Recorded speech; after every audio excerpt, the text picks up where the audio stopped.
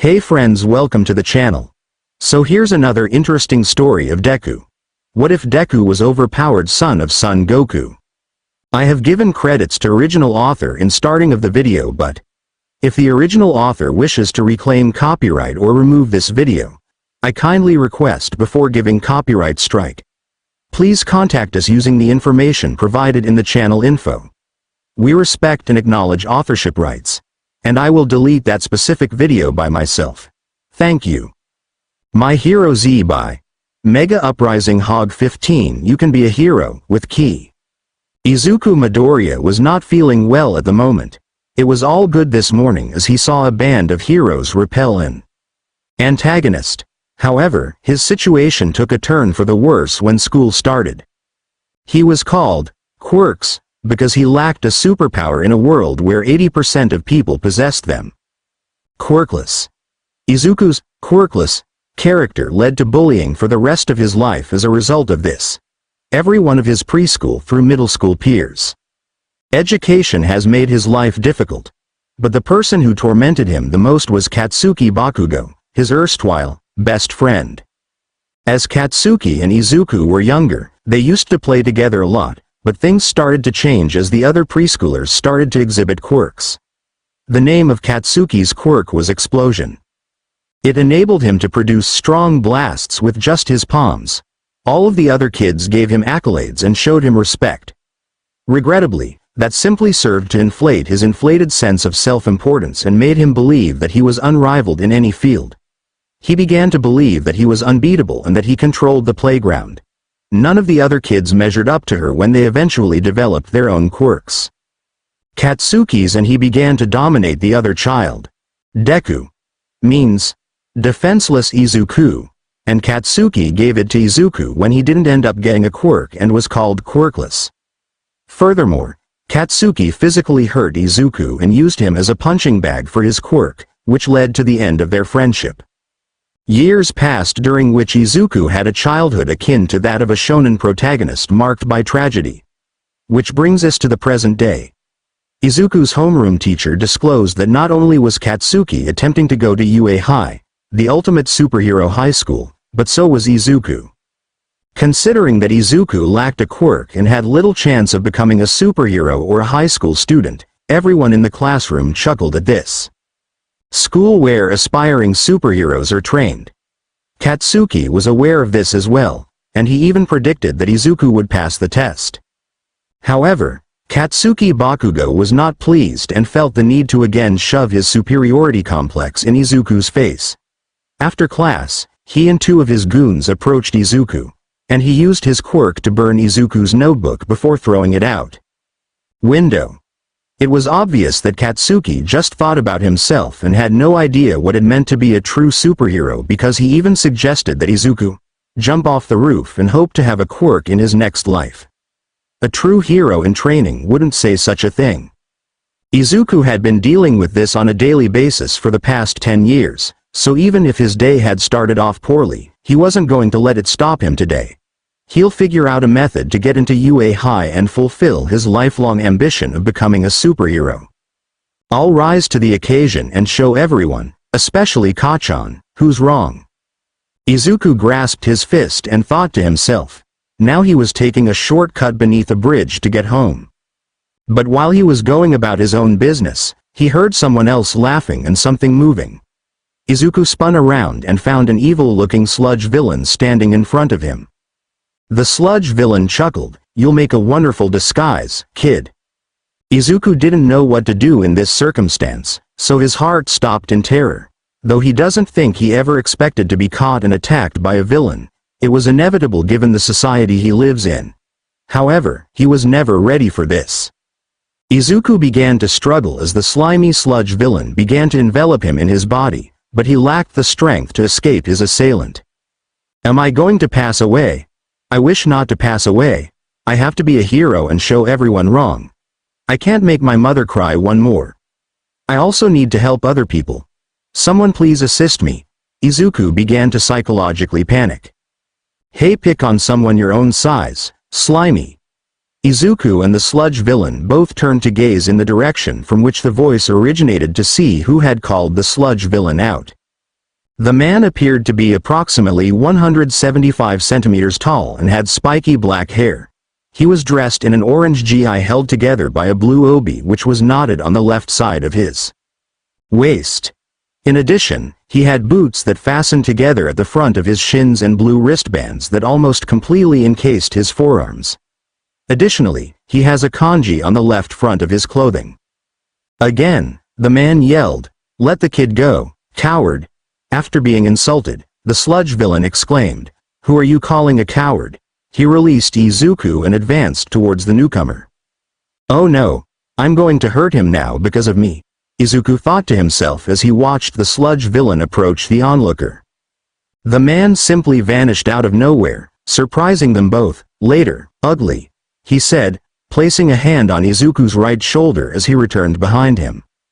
Izuku and the outsider vanished from the scene, leaving the sludge villain alone. It was reasonable to assume that he was not overly happy about this. "Curse you.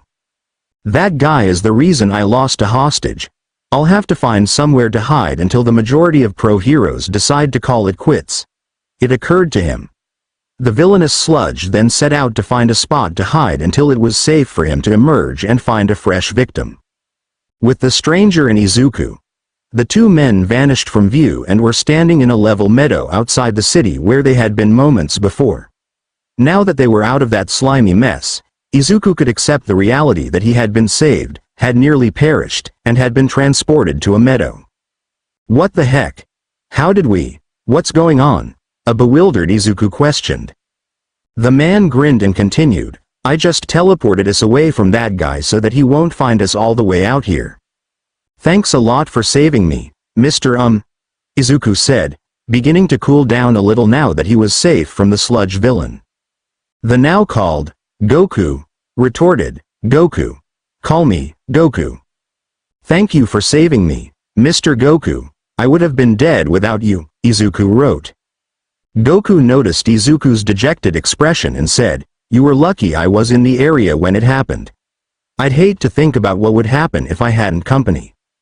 Izuku answered, "Oh, it's nothing." In actuality, though, he was troubled by the idea that he was helpless against a straightforward villain and need assistance from someone who was most likely not even a hero. He was starting to believe that perhaps Katsuki and all of his classmates had been correct when they said he wouldn't be able to become a hero without a quirk. By this point, he was beginning to feel very down about the whole thing. Goku put his left hand on top of the boy's head in an attempt to see what was wrong with him. Then he began to use his mental reading skills to figure out what was bothering him. "You should probably just give up. Your son is quirkless." "I'm sorry, Izuku. I'm sorry, Deku the quirkless wonder." "There's nothing you can do, Deku. You think a quirkless loser like you has a chance? Don't enter UA, nerd. You know there is one way you can be a hero. You can only hope to be born with a quirk in your next life and take a jump off the rooftop." When Izuku noticed that Goku had taken his hand off his head, he gazed up at him. Goku had a serious expression on his face, the expression of someone who has been deeply let down by someone they trusted. Izuku retreated from the man a little distance after becoming a little afraid. Next, Goku spun around so that the boy with the green hair was facing his back. Izuku Midoriya. When Izuku heard Goku utter his name, he briefly paused and thought, "How does he know my name?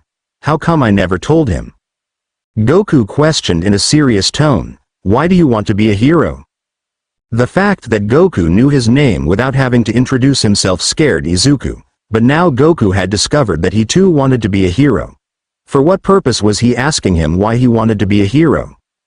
"I've spent my entire life looking up to superheroes because of all the good they do to make this world a better place. My classmates all think that I can't be one because I don't have a quirk. I just want to help people who are in trouble and save the lives of others.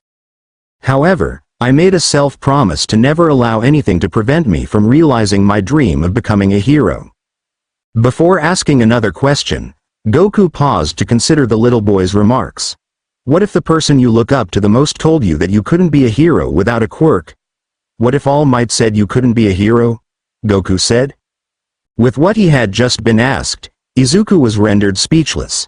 How come All Might, of all people, Would think he was incapable of being a hero?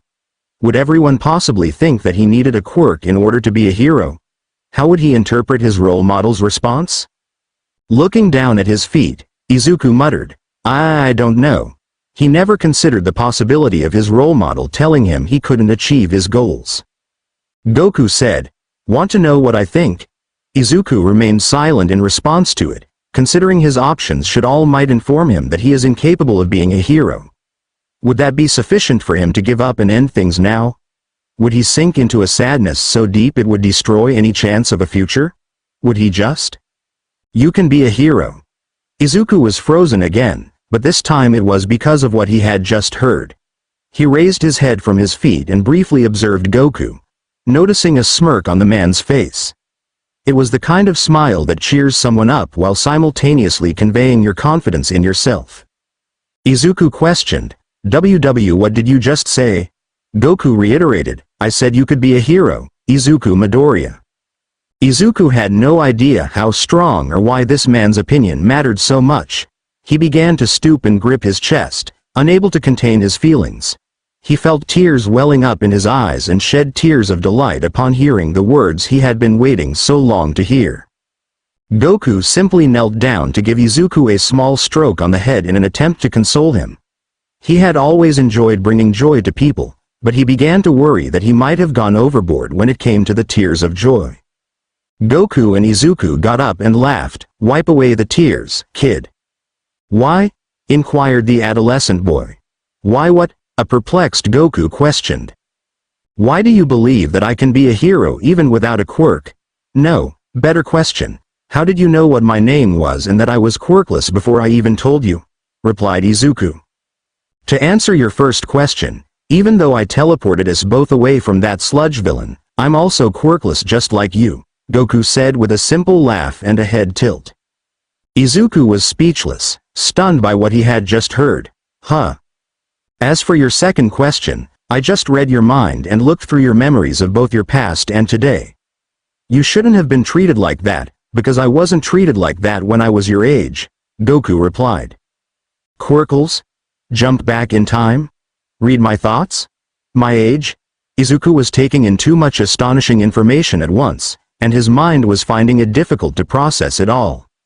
I'm guessing you're having a hard time believe that I could do all that stuff while being quirkless, huh? Replied Goku. He is aware that the suggestion of performing extraordinary feats without a quirk looked improbable, but he had a solid response ready. If you don't have a quirk, then how could you do all of those things, Mr. Goku? Replied Izuku. Going to begin his explanation, Goku said, there's a power in this world that not many people know about because it's overshadowed by quirks. It's a force that's inside every living thing, with most of it located in the center of the body. Anyone can use it on the outside of the body by drawing it out and practicing enough. I use this power, known as ki, every day ever since I discovered how to use it, whether I had a quirk or not. With his right hand, Goku formed a ball of yellow energy, which he displayed to Izuku. The youngster could see nothing in the man's hand, though. Ki? Izuku questioned, perplexed. Think about it as a quirk for the quirkless. With enough practice, you'll be able to use it too, laughed Goku. Izuku, looking again at Goku's hand to see if there was anything there, said, I don't see anything, Mr. Goku. Oops. I forget that you can't see my ki because you haven't learned how to use your own yet, sorry, Goku said, recalling a crucial detail. Izuku had the unexpected realization that this might work to his favor. When ki utilizes it to become a hero, he may surprise a lot of opponents in combat because only someone else can see him. How am I going to learn how to use ki, Mr. Goku? Izuku responded. Ha ha ha. From me of course. From this moment onwards, you're my student, Goku chuckled. Huh? Izuku asked, suddenly genuinely perplexed by all that was happening. After 2 days, Izuku was still in disbelief at everything that had transpired 2 days prior to this moment. It attacked him. After being saved by a regular person, the sludge villain discovered that he was also quirkless and that he could become a hero. Similar to him, discovered that there was a different kind of power in this planet called ki, and he was enrolled as his savior's student to learn how to use it. Since Mr. Goku is going to teach me how to fight without a quirk, I suppose this could work out well, Izuku pondered in his head. He was currently traveling to Dagoba Municipal Beach Park, the location Goku had instructed him to meet him so they could begin their training. When he arrived, he saw the location was disorganized. The entire beach was a complete junkyard, covered in tons of trash. Why do we come here to train? Izuku asked himself in his head. Then he began to down the stairs, arriving at the bottom to see Goku waiting for him. Glad to see you made it, Izuku, and early too. I'm happy to see that you're excited about this. Goku was pleased. I want to learn how to use ki, Mr. Goku. You mentioned that ki is a quirk for heroes, so that's what I want to do. The quirkless yourselves, Izuku answered, resolve screaming from his features. Take a stick from the ground and start drawing a line down the middle of the beach until you reach the point where the waves meet the coast. You'll be cleaning up the right side of the beach, while I get the left side, Goku said. Alright then, let's get started. Izuku took in the sheer amount of trash that littered the entire beach. Why are we cleaning it up? He inquired, relieved that he would only be cleaning up half of it. So that you can build up a bit of muscle. If I'm going to teach you how to use ki, you'll need to have a fit body for fighting. Ki is part of martial arts and you'll be learning how to fight in both hand-to-hand combat and long-range combat with ki, Goku clarified. Izuku was already thrilled at the prospect of being able to engage in close quarters and long-range combat with ki. With 10 months to go until the UA entrance exam, he questioned if he would have enough time. Izuku then made the decision to pose the question, Mr. Goku, why are you helping me at all in the first place? That he ought to have asked some time ago. Goku simply placed his left hand on Izuku's shoulder, gazed at him. Because it's the right thing to do. When I looked through your memories of your postie, didn't like what I saw. You were mistreated by the others kids for being different and not having a quirk. Even your best friend bullied you more than he should have. But that, jump off the roof and get a quirk in your next life, line is crossing the line. Izuku felt a little uneasy with the intensity of Goku's anger in his voice. He must truly find it offensive when other quirkless individuals suffer mistreatment. I wasn't treated like that when I was a kid and you shouldn't have been either, Izuku. You're a person, with or without a quirk. So I'm going to train you to use ki so that you can make it into UA High and graduate to become the hero you dream of being, Goku said. With assurance in her voice. Izuku shed more happy tears, feeling the wetness come back into his eyes. He was still in shock that there were people in this world who shared his dreams and would support him in realizing his destiny as a hero. Sighing, Goku muttered, Geez kid, enough with the waterworks alright. You need to toughen up a bit. Izuku began to dry his eyes and said, Sorry, I just can't believe you're going to help me. He grinned a little. Goku grinned and gave his new pupil the thumbs up, saying, I see a lot of potential in you, and I mean a lot. We're going to bring it out of you and show the world. Quirkless doesn't mean worthless. Izuku began to have a level of resolve that he had never experienced before. The fact that he was learning from another quirkless individual who could compete with those who have quirks on an equal footing thrilled him. We have 10 months until the UA entrance exams, which should be plenty if we work smart at this training, Goku replied. The knowledge that Goku had that he was attempting to reach UA High perplexed Izuku. How did Yo? Goku reminded Izuku by tapping his 2 fingers against his head and saying, Read your mind. I can't seem to remember. Izuku would think of that going forward. I've got to remember that he can do that somehow. All Goku had to do was say, Before we start, I need to know exactly just how strong you are. Izuku, who is now quite weak, was embarrassed by that section and stammered, Well, I'm not that strong to be honest with you. I can barely do 10 push-ups. Just telling me isn't good enough. I'll need to judge your strength by the power behind an attack from you. So, I need you to hit me as hard as you can. Goku exclaimed, briefly bowing down. That claim surprised Izuku a little. He was certain there had to be a more effective method to demonstrate his strength to Goku than by punching him, but if he wanted to get started right away, he would have to do it. Okay. I'll hit you. Goku interrupted him once more. Hold on just a second, I need to make myself clear about something. I don't want you to hit me half as hard, or some kind of percentage.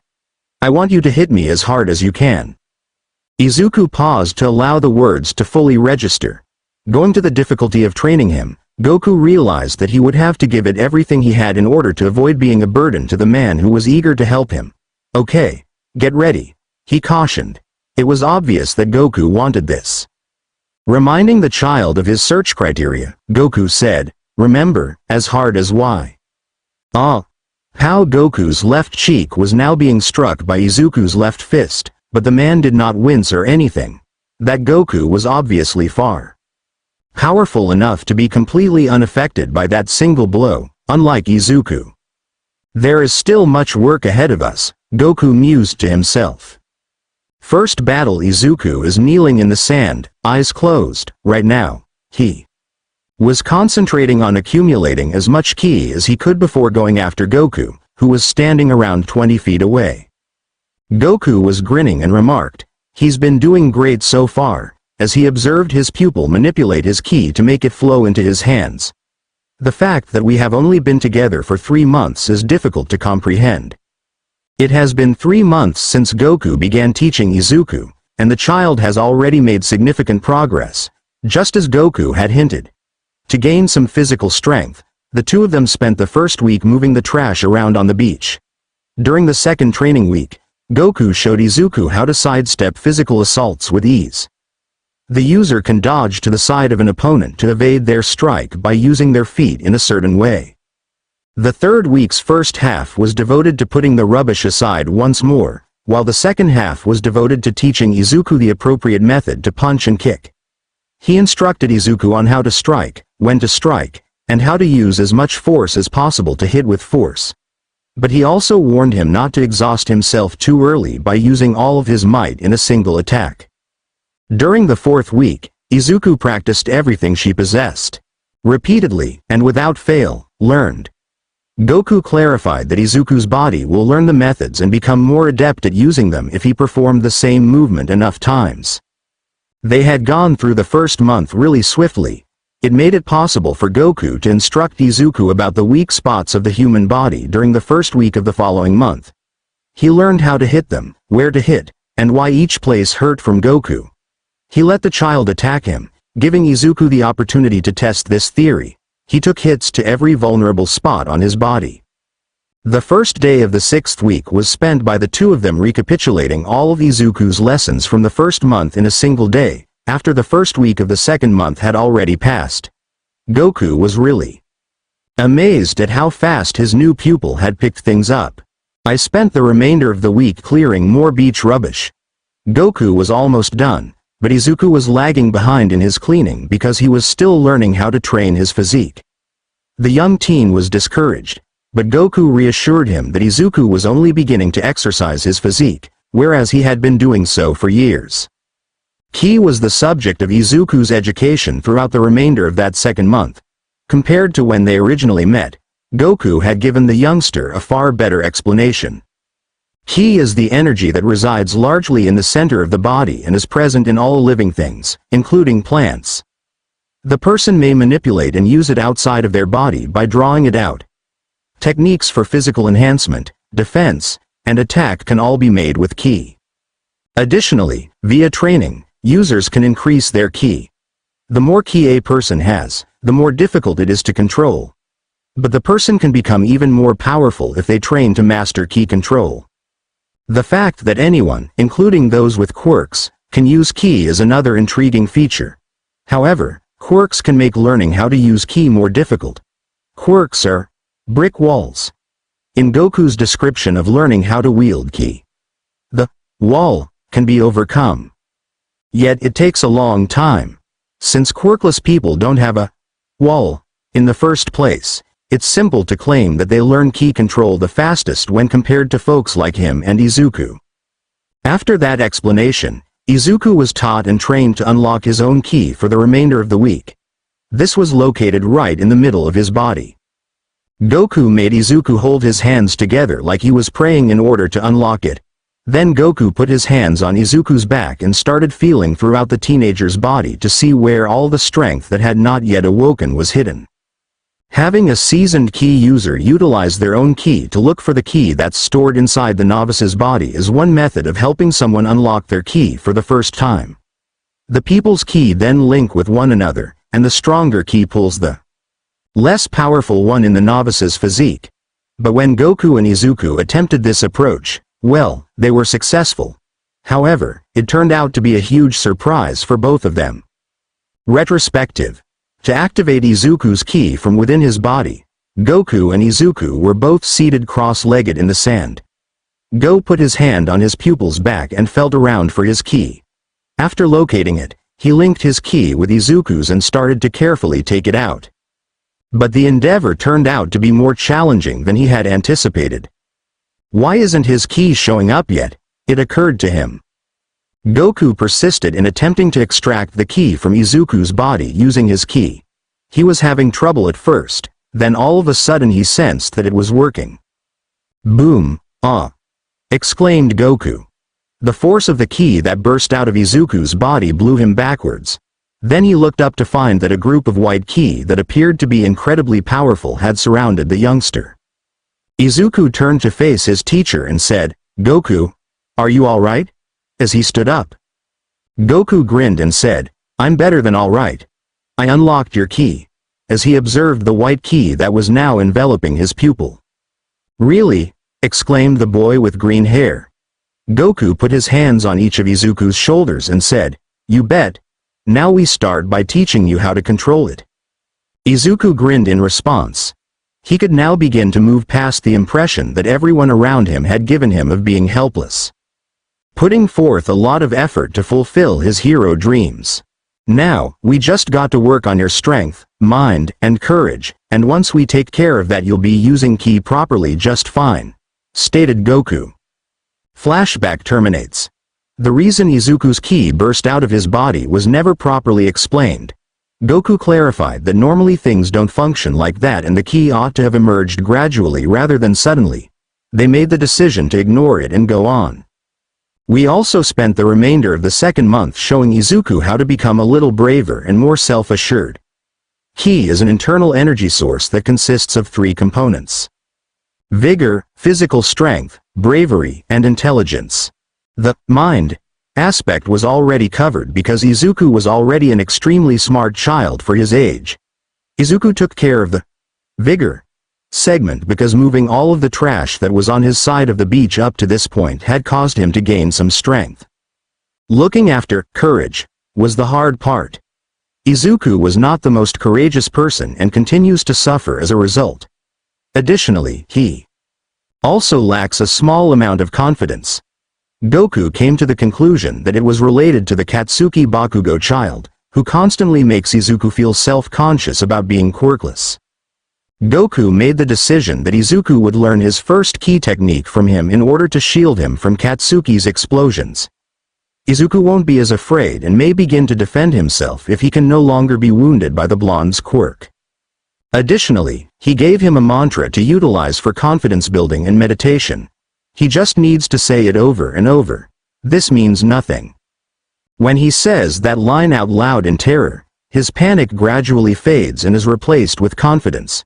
It will also assist him in handling all of the taunts that Katsuki and his classmates direct at him. They are currently on their 3rd month of training together. Finally, Izuku spent a week learning the defensive maneuver that will shield him from Katsuki's blasts. He was able to discover it in 4 days of training lasting 3 hours each, indicating that he acquired it in merely 12 hours. They'll have to practice with it for a little while longer to build up its power, though, as Goku wasn't sure if it was powerful enough to prevent Izuku from being harmed by the blonde bully's blasts just yet. This brings us directly to the present. Izuku is currently honing the new technique he discovered 2 days ago. Bright yellow ki was accumulating on his left hand and coalescing into a sphere. After Izuku had finished charging it, he shot his teacher. Ki blast. The yellow sphere transformed into a yellow beam that swiftly launched out of Izuku's hand and towards Goku. The adult with black hair, however, showed no signs of concern as he smacked it away from him with the back of his left palm. Izuku was astounded at how effortlessly his master was able to block his blow. He was even more shocked to see that his ki blast from 2 days ago was a little bit faster. Whoa! I'm finding that Goku's training style is quite effective, it occurred to him. As already mentioned, you can become more proficient at something you already know if you practice it. That's why, in order to strengthen it, Goku had Izuku repeat all that he had learnt in training. Glancing over at Izuku, Goku said, "That was awesome, Izuku. You really got the hang of this faster than I expected you to." The young man with green hair felt validated by his teacher's admiration. It was comforting to receive praise for his accomplishments from someone other than his mother. There are drawbacks to being quirkless, thus he rarely feels that from other people. He bowed his head and said, "Thank you, Goku. That means a lot," only to have his teacher turn to face him and place his right hand on his head. Goku grinned at his pupil, friend, and said, "I told you to stop with the bowing your head thing. I don't need it since I'm helping you as a friend, and not just your teacher." It was nevertheless a shock to Izuku that his personal trainer also went by the name of Buddy. It was weird, but very comforting, to have an adult tell him that he was his friend because he had no friends since everyone discovered that he was quirkless back in preschool. "Greetings. I apologize, I keep forgetting," he said. After taking his hand off the boy's head, Goku thought it was time to assess the boy's growth throughout the previous 3 months of training. He moved away from the youngster, keeping a distance of roughly 30 meters between them. Then, he pivoted and assumed a combat stance, signaling that he was prepared to go into battle. Izuku adopted a posture of his own after realizing what that implied. The two looked at one another, waiting for the other to initiate contact. The only sound that could be heard was how silent it was the waves that crashed against the beach's shoreline. Goku assumed a position where his left arm was raised slightly behind him and his right arm was in front of him. He also had his fingers slightly bent to allow him to receive an assault. To further lower his torso, he bowed his legs a little. Izuku was standing with his right arm bent back and his right hand in an upside-down palm, while his left arm was extended in a fist. His right foot was rotated to the right, and his left leg was positioned so that his foot was pointing ahead of him towards Goku. After maintaining their positions for some time, the two of them made the decision to begin. To begin the fight, Goku leapt towards Izuku using all of his leg strength. The following day, Izuku was going about his day like an ordinary teenager, walking to school on a lovely morning. Well, it was about as ordinary a day as can be for a quirkless guy. When he reached Aldera Junior High's gates, he was ready to walk. "Move it, Deku!" a snarling voice demanded. Izuku shuddered and hurriedly stepped to the right to clear a route for the irate shouter who had called him out. He looked over his shoulder and saw Katsuki Bakugo and his 2 goons strolling by. Izuku peered at Katsuki's left arm, which was bandaged and held up by a bandage around his neck. For the previous 3 months, everything had been that way. The day after everyone learned that he and Izuku were together, Katsuki showed up at school with his arm bandaged. We're submitting their UA applications. He gave Izuku the order to leap from the school and end his life, and Izuku encountered Goku after being attacked by the Sludge villain. Izuku knew about the latter too, nobody else did. It transpired that while returning home, they were ambushed by a street robber. Katsuki was furious with the 2 lackeys for revealing it, since it now cast him in a negative light. The mugger defeated Katsuki because he was very strong and possessed some sort of earth quirk. The blonde vowed to exact revenge on the mugger and threatened to tear him to pieces as soon as his arm recovered. He hasn't hurt Izuku physically since then, the majority of it was. It's probable that he wanted to hold off on injuring the quirkless adolescent until his arm recovered so he could get revenge on the mugger. It seems like he would rather hurt me with both of his hands than just one. Izuku ruminated in his mind. Deku, don't look down on me just because I'm down an arm. I'll remind you who I'm going to become the greatest hero ever as soon as I get that punk who stole my money. Enjoy your peace, will it? Finally, alerted Katsuki. Izuku answered without speaking, just nodding his head. He had to be careful that Katsuki didn't see any changes in him, or else he would begin to wonder why he had suddenly grown braver. The blonde would undoubtedly attempt to force the information out of him if that were to occur. Goku cautioned him that Katsuki's explosives would not be able to defeat him just yet with his current protective method. Therefore, until the technique was powerful enough, he would have to avoid conflict by acting like his natural terrified self. Izuku kept telling himself in his head, "This means nothing, this means nothing, this means nothing, this means nothing." The real effectiveness of that slogan astounded him. He feels less afraid, just as Goku had said he would. As Katsuki and the others vanished from view, Izuku resumed his stroll in the direction of the school building to begin the day. He truly was eager for school to end so that he could resume training with Goku afterwards.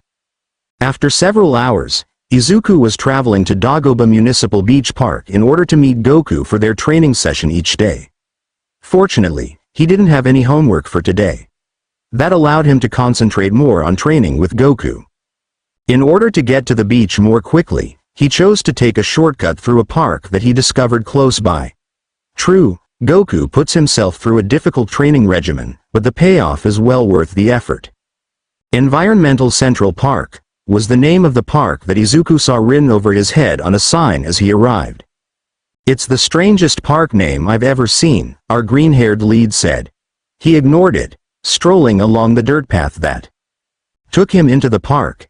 He was not aware of the pair of eyes staring at him. 5 minutes afterward, Izuku was taking in the beauty of the park around him. He glanced around and saw a lot of verdant trees that were robust and well. It dawned on him that the term, Environmental Central Park, was now appropriate. "This place sure is a breath of fresh air. It's nice to come here to get away from the busy city," he grinned. From behind Izuku came a new voice, "It's a shame that you won't be able to enjoy it in peace unless you do as I tell you to." Izuku was taken aback by the unfamiliar voice that materialized behind him, but before he could turn around and take a closer look at the person's face, bam! Izuku let out a painful cry, "Rah!" as the unexpected attack sent him flying and landing on his back in the grass. He looked up and noticed a brown dirt pillar made of a portion of the earth standing upright, which is most likely what struck him. He moved his head over to observe a man who was most likely his attacker after witnessing it. The man appeared to be of average height, standing around 187 centimeters tall. He wore a black beard on his face and his black hair pulled back in a ponytail. His gray eyes and other spots devoid of hair showed his white fair skin. He was dressed in pants, a white t-shirt with a few crimson blood stains on it, and a trench coat over the top. Izuku stood up fast and assumed his combat stance. He extended his left arm and closed his left fist. The right hand was open in a downward-facing palm, and the right arm was bent back.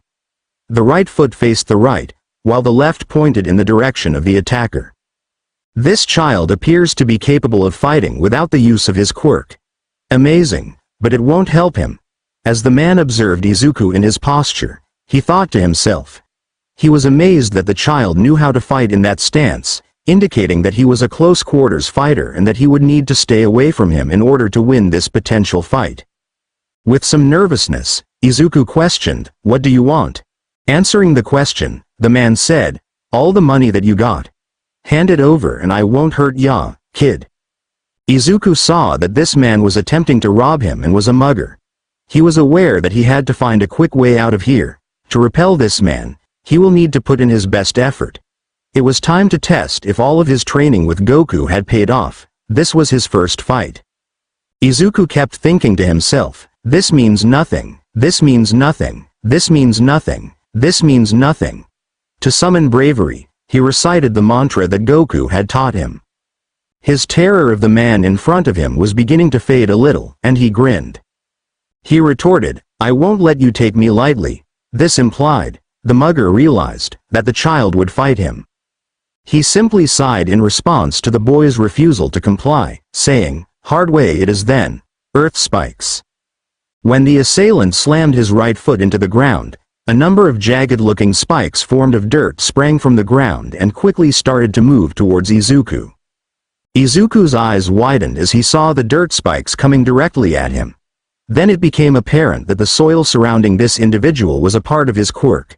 But he's in a fight, he'll worry about that later. He extended his right arm and right palm simultaneously. He had a ton of yellow ki in his palm to increase its hitting force and deal more harm. As soon as it touched the dirt spikes in front of him, they broke into minuscule fragments. The thief was taken aback by what he had just witnessed. His earth spikes were destroyed by someone. Ki blast. Izuku's palm was already outstretched when he fired a yellow sphere of ki at the mugger, watching it travel through the air until it hit its target. The blast sent the man flying back after striking him squarely in the stomach. As he landed on his back, he cried out in agony, "Rog!" His earth spikes had never been destroyed by anyone else before. But that's exactly what this youngster did. Izuku realized that this was his window of opportunity to get away. He spun around and began to flee from this man as quickly as could. His journey came to an abrupt end as the earth before him rose up, becoming a brown wall that kept him from moving on. It seems like the conflict was just getting started because it was obvious that this man would not be easily dismissed. Izuku was pinned to the spot and covered in dirt before he could even react, as the dirt moved to encase his red shoes. "Dirt luck," the robber murmured. He started to approach the child and get down to business now that he had his target exactly where he wanted him. "Now what do I do? This is where I'm stuck. Wait, if I don't do this, could I?" "Absolutely." As Izuku traveled, a plan immediately sprang to mind for when the mugger would get close enough to execute it. "I'll admit you're the strongest to have ever lasted this long against me in a battle. But you could have just made this painless by handing over your money to me from the beginning. Instead, you chose to fight and make me use force. You brought this upon yourself, kid," stated the robber. Then he raised his left arm and balled his fist. As it was going to strike Izuku in the face, all of a sudden. "Big fist blower. Pow! Ah!" The assailant exclaimed as he glanced down and saw that the Izuku had his right fist embedded in his stomach. The blow was so strong that he stepped back from the teenager a few feet and wrapped his arms around him. Throughout his body to reduce discomfort, he was in such much pain that he had to open his mouth and let some blood drip out.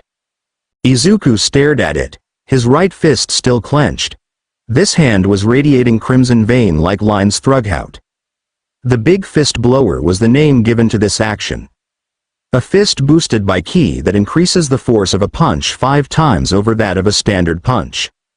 "Yes, I did." Izuku grinned. He had been practicing that move with Goku for the past 2 days or so. It wasn't too difficult to learn and required little time. His feet were still buried in the soil that had ensnared him as he looked down at the ground. He slammed both of them into the ground and began to pour ki into his other fist. Bam! Izuku was freed from the trap when the impact was strong enough to break the ground and allow him to lift his feet out from under the earth. The assailant quickly regained his strength and turned to face Izuku in a furious manner. That this wasn't going as well as it had the prior time infuriated him. This child was more simpler to take down than the last one he robbed. However, this child is skilled in combat, unlike the last one. Without his quirk's assistance, the father yelled, "You're going to regret that big time, kid." Then he threw open his left fist and began to charge at Izuku. But this time, the stones were growing out of his flesh and covering his fist, unlike the last time. Stone fist. The man hurled his fist covered in stones at the youngster, but Izuku caught it with his right hand. Next, he turned his body to face the mugger's direction by twisting his right arm while it was still holding the man's fist, put his left hand on the man's stomach, and exerted all of his remaining power to throw the man over his shoulder and smash him against the earth. Slam! Izuku began to dash for it as soon as he saw his opportunity. With any luck, he would be able to outrun the man and reach the beach in time to lose him. Unfortunately, that was not going to occur since the robber had gotten back up and slapped his fist against the ground, saying, "Earth pillar." "Woo!" Izuku exclaimed as he was startled into seeing the grass surrounding him pull him into the air and create a dirt pillar. Right now, he was perched on the 10-meter-tall dirt pillar. Not that he was alone for long, because the mugger quickly constructed an earth pillar of almost the same height as Izuku's. He then made a bridge for himself to walk over by placing his palms on the pillar's surface and joining the two pillars with more dirt. Izuku was now stuck with nowhere to flee. I'm stuck. I risk breaking both of my legs if I jump from this height. It appears that I will now need to confront this man directly. There's no other way out of this. Izuku began approaching the mugger as he strolled along the bridge he had built on his own. You're a smart fighter, kid. You lasted longer than that kid with an explosion quirk that I robbed 3 months ago, but not strong enough to beat me, stated the kidnapper. Izuku's eyes widened slightly at the sound of the man saying, explosive quirk. Izuku is an exceptionally bright child, yet it didn't take much intelligence for him to figure out 2 from 2. Ka-ka-chan. Is this the same dude that shattered his arm and robbed him? And he mentioned that more durable than he was. I'll tell you my name as a reward. The name's Slade. Slade Johnson. Declared the newly adopted Slade. You did make this kind of fun. After a brief glance, Izuku saw that Slade was not at his best. He quickly took advantage of an opening that he needed to seize. Slade couldn't see him because of the dust that was kicked up when he fired a ki blast at the dirt bridge. Then he knelt down and began to add more ki to his legs. Stilt leg sweep. With a great leap, he cleared the dust cloud and Slade. After landing on the opposite pillar, he turned to face the dust cloud. Remained in place. Now he knew what he had to do. He made his right arm glow so he could use the big fist blower once again after sprinting across the bridge. However, a stone-covered hand intercepted his hand as he was throwing the punch.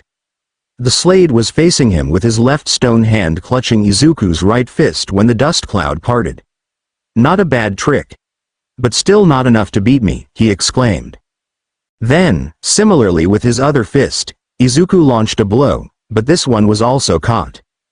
Both fighters had their hands full now, which gave Slade the literal freedom to utilize his head. He gave Izuku a headbutt so quickly that the boy was knocked off his feet and onto his back before he could react. Slade then jumped on top of him and began punching Izuku quickly. However, the young man with green hair simply shielded his face with his forearms and began to move his body left and right to deflect the punches. Every time Slade hurled Izuku would slant his body to the right to dodge the left hook and vice versa. This continued for 20 seconds, at which point Izuku extended both palms towards Slade's abdomen and released a ki blast with both hands. Slade was launched from him by the collision and fell on the opposite side of the dirt bridge. They both sprang up as quickly as they could, but Izuku was first to stand and charged at Slade once more, hoping to hit him in the face with big fist blower and knock him out to put an end to this fight. But Slade was up fast enough to throw forth a stone fist with his left hand. Izuku was in motion. Running himself into the fist as it slammed squarely in his gut, he was too quick to respond. He simply remained silent as he retreated from Slade's stone fist step by step, encircling his stomach with his arms before bending to his knees. The anguish he was experiencing at the moment made it seem as though all of his physical power had suddenly vanished. And the only sensation in his stomach was heat from anguish. To exacerbate the situation, Slade struck Izuku's back with his right foot, causing the boy to fall onto his stomach. He gave a sharp cry of pain as Slade trod quickly on his back. There was no point in his trying to stand up. He was in too much agony to move. No way could he stand up again, he was defeated. Slade put his foot on top of Izuku's back and stated, "I warned you what would happen if you didn't listen to me, but you did make this more fun than the blonde kid. It was fun, but you should just empty your wallet now." A fresh voice spoke up behind Slade, saying, "Maybe you should pick on someone your own size." He looked around to find out who this guest was, but pow! The force of the unexpected blow to his face knocked him flying back.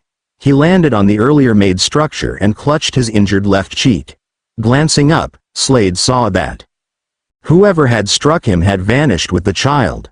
In partnership with Izuku, there was a sound of food crunching in the teeth of the green-haired boy as he chowed down. Beside him, Goku sat cross-legged, watching as his pupil ingested the bean. That's when he felt better. When he witnessed Izuku's injuries vanish from his body, he appeared brand new, without the ripped Gakuren. The young lad stood up and turned to face his teacher. "Thanks, Goku.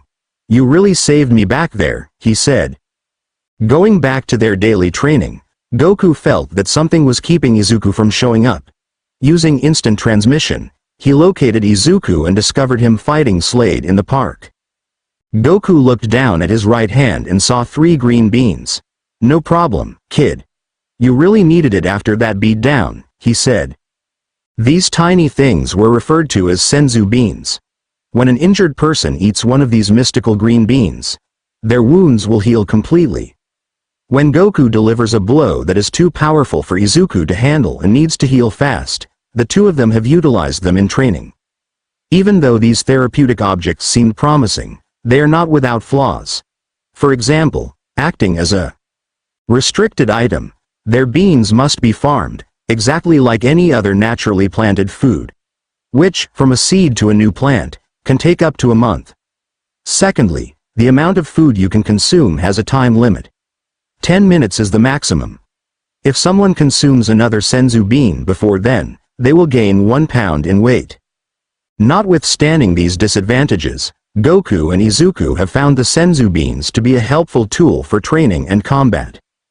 "If only I had thought of a better strategy, then I could have found a way to win," Izuku lamented in sadness. "I wish I could have seen him coming sooner. He'd been training non-stop for the past 3 months to grow strong enough to pass the UA entrance exam, but he wasn't even able to defeat a basic street mugger. Despite his best efforts, it was insufficient." Goku observed his pupil's melancholy after his passing. However, despite his training, he wasn't assured a victory in this, his first actual bout. "Izuku, you shouldn't feel upset over that one loss today. It was your first fight and you did a great job at holding your own. The man even mentioned that you outlasted the Bakugo child in their confrontation." Izuku felt a little better after hearing his master's encouraging words. If it weren't for one small issue, he would have felt much better. "How did you what he said?" he inquired. "I might have been hiding behind one of the trees in the park to watch the fight and see how you did on your own," Goku said, anxiously scratching the back of his head. "What? Hey, I came through for you afterwards, didn't I? I also found a few techniques for you to strengthen yourself so that you'll be ready if you ever run." Goku thought, "I'm turning into that guy again." Izuku didn't stop gazing at his instructor. He was still angry that Goku had abandoned him in the face of Slade. Goku was rarely dishonest about his attempts to sharpen his fighting skills, so if he claimed to have discovered a method to assist him be better prepared the next time, he had to be telling the truth. He said, "Well, what do you have in mind? We need to raise your defense some more in order to make you durable enough to take powerful hits from opponents. Once your defense is strong enough you'll be able to take hit from others who are about 3 times your size," explained the man with spiked hair. Izuku understood that this meant they would continue honing the defensive maneuver that would come in handy if he ever had to engage in combat with Katsuki. It was a move he had to master if it would aid him in deflecting strikes from other fighters. "We'll be strengthening your defense over the following 2 weeks so you'll be able to withstand hard hits in the future." "Got it? You practice it for 2 hours every day, right?" Goku inquired earnestly. Izuku asked, enthusiastic and wearing a determined look. "When do we start?" "Tomorrow. I already had today's training planned out for us," Goku answered. To select the ideal location for training, the two of them strolled down the beach's sands. Being quirky doesn't make you unworthy. Izuku was standing on the sand, his eyes closed for concentration. He wore his red shoes and a blue cargo short tucked under a black shirt. Gathering ki in between them, he had his hands clasped together on the right side of his torso. Watching Izuku gather ki in between his cupped hands to execute the new technique he had begun practicing some time ago, Goku was sitting cross-legged on the beach. "Kid, you're doing great," Izuku opened his eyes and exclaimed, "Ha!" as he extended his arms in front of him when he was certain he had received enough ki. He sent a ball of blue ki fire that soared across the sand, hit the door of an ancient washing machine, and landed there.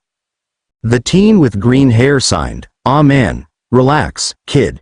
That was a pretty impressive Hadoken," Goku said to his trainee as he rose from the sand. But it was just a fireball, not a beam. I just started teaching it to you yesterday. Exactly. Don't worry about it right now, you'll learn how to do it properly with more time and training. Izuku simply returned his teacher's smile. For now, let's get back to working on that move. It's almost strong enough to take a blast from him, Goku replied. Let's do it, Izuku exclaimed, knowing just who Goku was referring to. 1 week later, Goku and Izuku began training together 4 months ago, and it has been 3 weeks since Izuku was vanquished by Slade. He and Goku headed to the police with Slade's information after their training for the day was over. Since he considers kids to be such easy prey, it turns out that Slade has been robbing them for approximately a year. The only information available about him is that they had been looking for him for some time. Once that was resolved, Goku and Izuku continued their training to enhance their abilities. They fought, Izuku cleared the trash off his portion of the beach, they got better, etc. Izuku had made great strides in his defensive technique, which was supposed to shield him from Katsuki's blasts. He continued to practice it. Goku told Izuku to keep training just in case, even though he was confident he was prepared to use it against the irascible bully, hero wannabe. After clearing it out, Goku started teaching Izuku another of his trademark skills. The young man had been practicing it for the past week, but it kept coming out wrong, so it was taking him a long time to learn it. However, Goku's words of encouragement let him realize that he had made progress. Which gave me cause for pride. Izuku is currently en route to his school once more. Though Goku's restriction on their training hours had made it difficult for him to balance training and school, he had so far managed to get the hang of it. Like everyone else, he was dressed in his black school uniform, but as he was ready to pass the main gate into the grounds of his school, he noticed something that attracted his eye. He noticed Katsuki, his lackeys, and some students from his class when he turned to look to the left. His attention was genuinely drawn to Katsuki's left arm, though, for it was no longer broken. Katsuki utilized it to try it out by making a few explosions because it was no longer supported by a case and was moving around without any problems. It appeared to have fully recovered from before Slade had damaged it. That implied that the moment he laid eyes on Izuku today, he would immediately resume his bullying of him. Fortunately for our green-haired hero, all of the other pupils in the group turned to face Katsuki. Izuku noticed the building's main door when she peered up ahead. Was available. He would be able to attend class and have a few quiet moments before Katsuki wrecks the rest of his day if he could only make it to the door. Stiletto leg sweep, he mumbled. To give his legs greater power, he began to infuse additional ki to them. When he was certain he had enough in them, he ran as quickly as he could across the school's front yard while unintentionally creating a dust cloud in the process. He was able to halt a short distance inside the main hall and turn to face the rear to see whether anyone had noticed him from the outside. He figured he made it in just fine because he didn't notice anyone in his path. He hurried down the hallways, saying, "Time to get to class." When he entered the building, he had no idea that some of the pupils in the hallway had noticed him. After 10 minutes, Izuku was waiting for the teacher and other pupils to come into the classroom while he sat at his desk. For whatever reason, he always enjoyed being the first person in class. It was presumably so he could have some privacy and not have others tease him about his quirkiness. Deku. Well, while it lasted, the piece was fun, the teen with green hair wrote.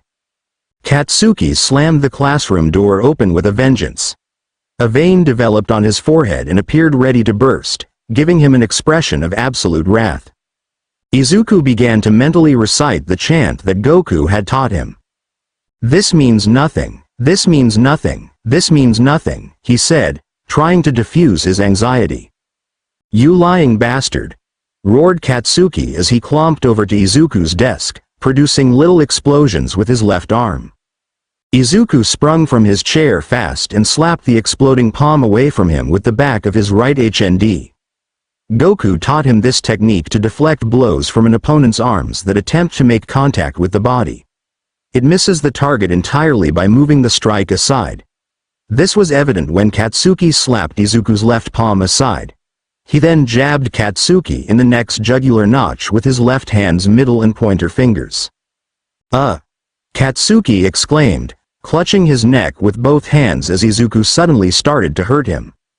Stiletto leg sweep. Izuku covered his left leg in red veins, making it sparkle. Then he gave Katsuki a sidekick to the gut, which caused the blonde to fly across the classroom and crash against the wall next to the door with his back. Bam! Rog! The green-haired lad exclaimed as he grabbed his stomach in agony from the kick he had just received. The boy was staring at Katsuki in total bewilderment at what he had just done. I retaliated against Kachan. Izuku was experiencing intense joy and exhilaration as he had just accomplished something he never would have had the guts to achieve. He defended himself against Katsuki. While Izuku was reveling in his feelings, Katsuki was shocked by what had just transpired and wasn't feeling quite as happy.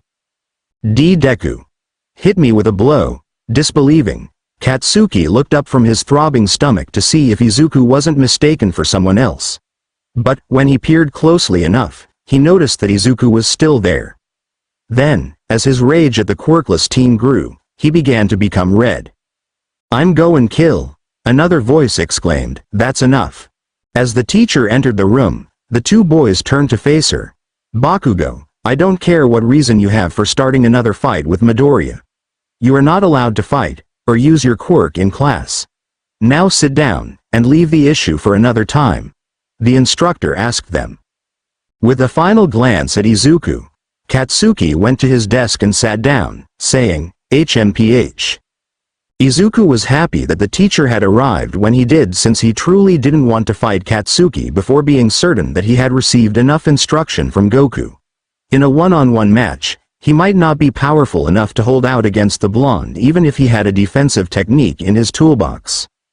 The classroom had become somewhat less tense, but Katsuki was obviously not going to let this event go, especially since quirkless Deku had confronted him head-on for the first time in their lives. How in the world did that nerd learn how to hit that hard? Does it make sense? He asked himself. After several hours, now, Izuku was preparing for the day's end by packing. He was packing his belongings into his yellow rucksack and by himself in the classroom. When he was finished, he went out of the room and began to go down the hallway. He was considering how powerful his defense method, as it was at the moment, and whether it was truly powerful enough to withstand hits from Katsuki's explosions, considering he hadn't used it against the blonde before. I wonder if I can ever perform the K. Something familiar yelled out, not so fast, Midoriya. Izuku turned around and looked behind him, moaned, oh no. Katsuki was always accompanied by his two lackeys. One had short black hair, the other shoulder-length gray.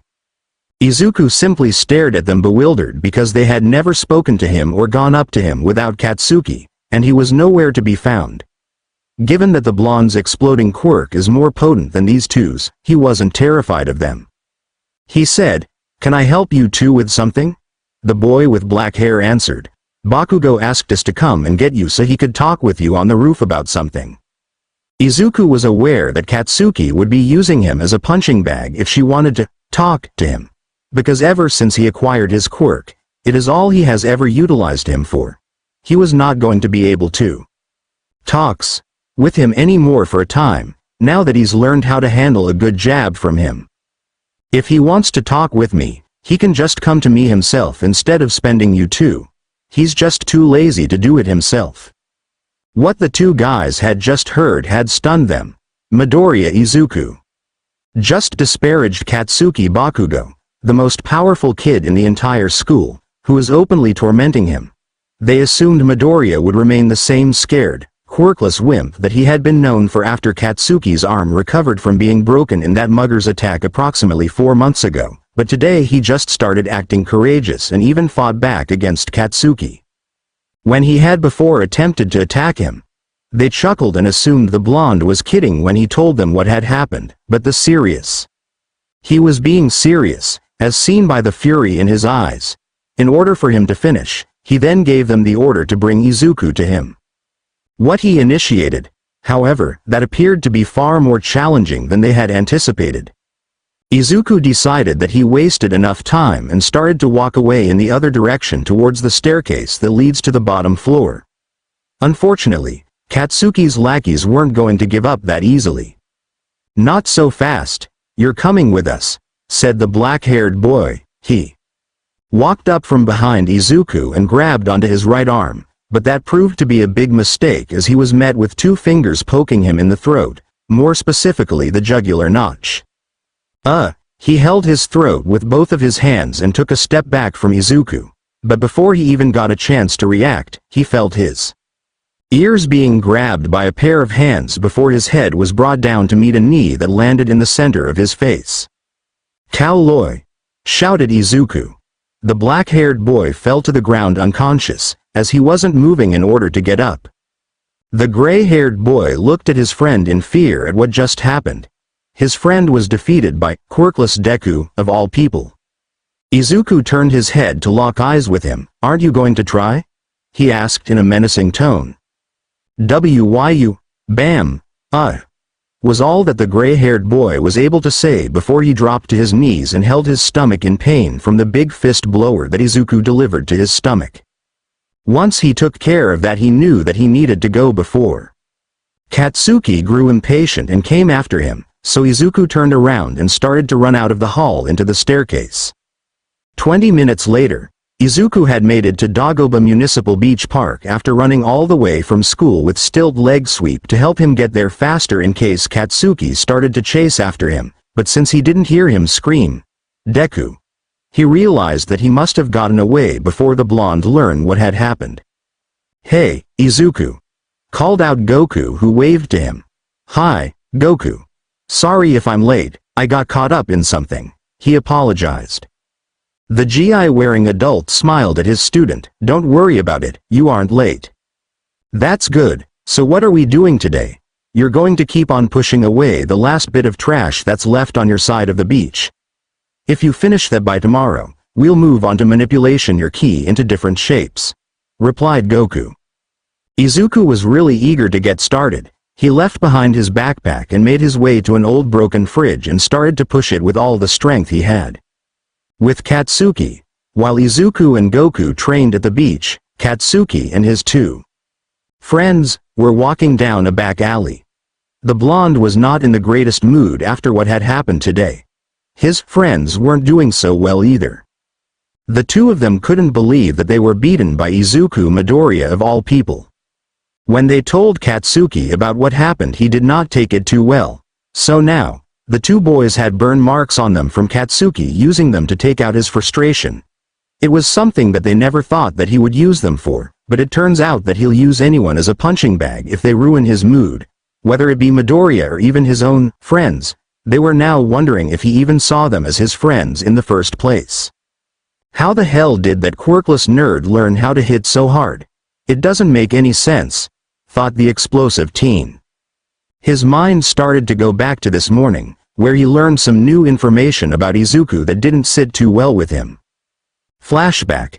Katsuki was walking down the hallway to reach the staircase that would take him to his first class of the day. He was in a good mood since his arm had finally healed up from the mugger's assault on him. With his arm all better, he was going to spend most of the day reminding Izuku that he was the strongest and most capable student that was going to be the next #1 hero and make it into UA High all alone. "Your peace and quiet is over, Deku. 'Cause now I'm going to blow you to bits, you quirkle." He zoomed in like he had a speed quirk. "It's like he's been hiding it this whole time or something," said a voice. Katsuki turned his head to the left in the direction that the voice was coming from. He saw 3 students by the lockers as they were talking about someone with a speed quirk or something. "Hey, what are you extras talking about?" he called over to them. The 3 students jumped in surprise from Katsuki's voice as he started to approach them. He was now curious about what they were talking about. "Bakugo? It's Midoriya, he somehow has a quirk." "Ha ha ha ha ha, good one. Quirkless Deku. Having a quirk after the age of 4. Laughed the blonde as he held his sides from the pain he was receiving from laughing so hard. The 3 students just waited for him to stop laughing before they started to explain. "I'm serious. We saw him run into the building from outside a few minutes again. It was way too fast for anybody that's quirkless to move. He ran through the door in less than a second while leaving behind a trail of dust from outside. Katsuki's eye widened for a moment when he heard, "trail of dust." He remembered dust flying up outside of the entrance of the school's property a few minutes ago, but he thought it was just a strong gust of wind. He also remembered that they said, hiding it this whole time. Deku, quirk, trail of dust, hiding it. Katsuki's then started to feel anger and rage flow through his body as he now started to think about everything that he just learned in the last few minutes. He then came to a single conclusion that could explain everything. That nerd had a quirk this whole time and has been hiding it from me. Katsuki then turned around and started to stomp his way towards his classroom because he knew that Izuku is usually the first one there. If what the three students said was true, then Izuku had been hiding a quirk from him and the rest of the school for years. His only thought now was blasting Izuku to kingdoms come. You lying nerd, he thought. Flashback ends. Katsuki then crushed the soda can in his hand with rage as he was too caught up in his thoughts about today. Deku, having a quirk and hiding it all this time, him standing up for himself and even fighting back, him defeating his two lackeys, it didn't make any sense at all. What had that nerd been doing while my arm was healing? Hey, Katsuki, said the black-haired boy. What, you useless moron. The two boys flinched at the blonde's sudden outburst at them, as it rarely ever happened when directed at them. It was pretty obvious that he was still upset at them for not bringing Izuku to him. Unknowns to any of them, a pair of eyes were watching them from afar. The owner of said eyes looked at Katsuki for a moment. You're just what I need. With Izuku and Goku, Izuku was pushing an old wooden desk across the sand in order to add it to the mountain of trash that he had been creating for the last few minutes. While he was busy with that, Goku was throwing random punches and kicks in the air while he waited for Izuku to finish up with his junk pile. He turned his head to look at him and saw that he was doing pretty well on pushing the desk through the sandy beach. It's hard to believe that you were struggling with an old tire about 3 months ago, he thought. Izuku kept pushing the desk until he lined it up with the rest of the pile that he made earlier this week. Phew, that was tough, but I did it, he smiled. Great job, kid. You've got your arms and legs a whole lot stronger since last week. That's not an easy feat to accomplish in such a short amount of time, praised Goku. Izuku just stretched the back of his head while blushing. Well, you did give me the right motivation to use in order to work harder. Goku smiled at how Izuku was opening up to him. Back when they first met and he looked through the boy's memories, he couldn't see Izuku's dad anywhere besides a few pictures on the walls of his apartment. Since Izuku's dad wasn't around, he didn't have a father figure to help him with his problems. Even though he still had his mother, everyone needs some kind of father figure in their lives to help them out with specific problems. Goku decided that it was time to get ready for today's proper training. Alright, get into your workout clothes and let's get started for today. Right, let's do this, replied Izuku with a determined face. 2 hours later, Izuku was laying down on the sand with heavy breaths escaping his mouth, as he was exhausted from what Goku had just put him through over the last 2 hours. They went from sparring to practicing the defensive technique to practicing the new key technique, and that all lead up to where they were right now. Man, I feel so tired after today, it's like it never gets any easier the more I train, huffed Izuku as he continued to breathe heavily. Goku walked up to him and looked down at him. That not true, you really are improving. I'm just making it more difficult in order to get you to work as hard as you did when we first started training together. What? Asked a confused Izuku. I just increased the difficulty of each of our training sessions a bit in order to make you struggle about the same amount as when we first started 4 months ago, that way you won't notice your physical improvement for a while until I told you. It was to make you see how much took a chance without noticing it, explained Goku. Izuku decided to just accept what Goku told him and move on from there. It was Friday and he wanted to get home and rest until tomorrow. He got up from the ground and looked down at his clothes to see that they were very wet from all of his sweating. He was in his black shirt, blue cargo pants, and of course, his red shoes. They seriously needed a wash after today. Well, let's change and get ready to head home. Izuku got up and started to walk towards the staircase that led him to the street above, but suddenly remembered something important. Hey, Goku, said person turned their head and looked at the teen. What is it, kid? I kinda need your help with something. You see, my mom wants to meet you. Goku was now confused as to what he meant by that. What ya mean? He asked his student. Well, when we first started training a few months ago, I didn't tell my mom what I was doing, so she asked me about it last week because she started to worry. I told her about you training me to get stronger so that I could go to UA and how you're quirkless just like me. She was surprised to hear that but was happy that I was getting help from someone like me and that I wasn't as powerless as we thought I was. She asked me to introduce you to her, as she wants you to explain key to her as well. So you think you could come by someday soon? Asked Izuku. Goku smiled in response to his question. Sure thing, kid. I'll come with you today in fact. Really? Sure. Just let me call my wife to let her know that I'll be running a little late tonight. Izuku then left confused for a moment. Wife? You're married? He asked. Yeah, you didn't know? You never mentioned it. Goku then had a sweat drop run down the back of his head. I guess I never did, he chuckled. Izuku just smiled at how goofy his teacher could be, but that was one of the things that made him so lacale. He truly felt happy to have him as his first real friend. He just hoped that the meeting between him and his mother would go well. 1 hour later, I got to say, you really learn fast for someone who's only been able to use ki for about 4 months. You should feel proud of yourself, kid, said Goku. The two were now walking down the street in order to get to Izuku's apartment. The young teen had now changed from his workout clothes to his middle school uniform since it wasn't sweaty and stinky. Well, it only because I have an awesome teacher that knows a thing or two about how to push the body and mind, replied Izuku with a smile. Thanks, kid. I wasn't sure if I was going to be a good teacher, but it turns out that training you is no different than training with my kids.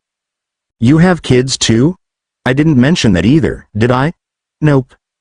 Oops. Yeah, I'm a dad. Cool, so what are they like? Izuku was now curious about what Goku's family was like. Well, my first son is G. Hold on, what's that over there? Izuku looked over to where Goku was looking at and saw that a crowd had formed on the street ahead of them. How did we not notice that sooner, he asked himself. Come on, let's go see what's up, said Goku. He then started to run ahead to get closer to the crowd and get a better look at the situation. Izuku followed his mentor to see what all the fuss was about. The two started to push their way through the crowd in order to see what was going on. When they got to the front of the crowd, they just stood still in shock of what they were seeing. The street in front of them was full of chaos. There was fire on multiple locations of the street. Chunks of the road were cracked from the damage. People that were too scared to move away from the blazing street, all because of the one responsible for causing all of that destruction in the first play. It was the Sludge villain. Goku and Izuku both looked at each other for a moment before turning their attention back to the scene in front of them.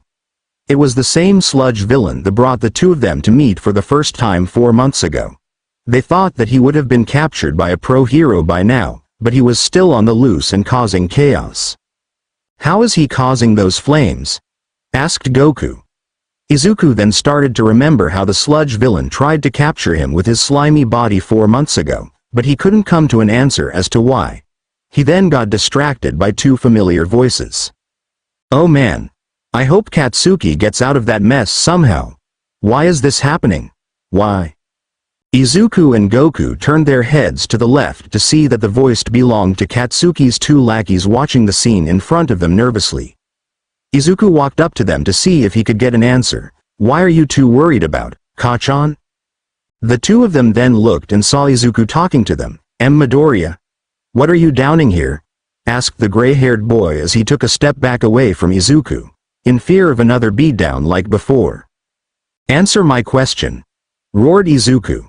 He didn't know if he was getting stressed out from the situation that was occurring, or his angry for them from years of bullying. The black-haired boy just pointed at the Sludge villain in fear, which caused Izuku to look at the scene again. He didn't see anything other than the Sludge villain causing chaos, but when he looked a bit harder he suddenly gasped at who he saw that was being controlled by the Sludge villain, Katsuki. Katsuki was being held hostage by the Sludge villain at the core of its body, while the villain himself was using his quirk to cause explosions and destruction throughout the street. Izuku looked closer as he saw that Katsuki was struggling to break free from the sludge that was keeping him trapped. Never before had Katsuki felt so powerless in all of his life, since he was so used to being the strongest and believed that no one could match him in power, but reality was showing him just how much all of that was a fantasy. For the first time in his life, he felt scared. Izuku looked at Katsuki's face as it was being coved by slime. The villain's teeth were now covering the lower part of the blonde's head, while the higher part of his head was still visible. But Izuku saw something in Katsuki's eyes that was a look he'd never thought he would see from the blonde. He saw fear, hopelessness, and doubt. Izuku didn't know what happened as his body suddenly burst through the crowd, as he was now heading towards Katsuki and the Sludge villain in a full-out sprint. You say run. Starting at 022 My Hero Academia. Everyone was left shocked and breathless at what was happening. Izuku was rushing towards the chaos that was ahead of him as he got closer and closer to the dangerous Sludge villain. No, you idiot. Stop, yelled a pro-hero named Death Arms. Izuku, what are you doing? Yelled Goku, as he watched his student head towards danger. What's happening? Why am I running towards the Sludge villain? Thought Izuku. He didn't understand why he was running towards danger as his legs started moving on their own before he could even think. He realized that he needed some kind of plan if he was going to save Katsuki from the Sludge villain, but was struggling to think with the Sludge villain getting closer. His legs just wouldn't stop running. Come on. I got to think of some kind of plan. Think. His mind suddenly remembered one of the pages from his many notebooks that he wrote in over the years. That's it. Both the Sludge villain and Katsuki saw Izuku approaching them at an alarming rate of speed as were surprised to see him coming at them. Deku? Katsuki thought as he slightly saw Izuku running up to him. It's that kid again. Perfect, with both him and this kid together, I can use both of their quirks to defeat the pesky heroes. The Sludge villain had no idea of what was about to happen next, as Izuku wasn't as defenseless as before. Izuku kept on running up to him before he suddenly raised his right arm and aimed his palm at the Sludge villain's eyes. He then fired multiple ki blasts at the villain's eyes as he started to yell in pain from the invisible yellow spheres that were hitting his eyes and blinding him. Wah? Oh. My eyes. With his foe now distracted, Izuku covered his fingers in yellow ki and used them as claws to take a swing at the Sludge villain's body that had Katsuki held prisoner. He used his ki-enhanced fingers to dig through the villain's body until he found Katsuki and kept on swinging his arms to get him out. What are you doing here? Asked Katsuki with a loud voice so that Izuku could hear him over all of the noise. You looked like you needed help, replied the green-haired teen. He kept on clawing away at the sludge until he had enough room to pull Katsuki out. He increased the amount of ki in his arms to give himself some extra strength, grabbed onto Katsuki's shoulders, and pulled as hard as he could. Ah! With a mighty yell, he pulled Katsuki out of the Sludge villain's body and threw him back a few feet so that he was now behind him. Katsuki landed on his back behind Izuku, about 5 feet before looking up and seeing the green-haired boy cup both his hands together on the left side of his body. What are you doing? He asked. K-A-M-E-E. Izuku started to gather ki into his cupped hands and formed it into the shape of a sphere that started to grow a bit. H-A-A-A-A-A. Goku and the rest of the crowd watched as Izuku got into position.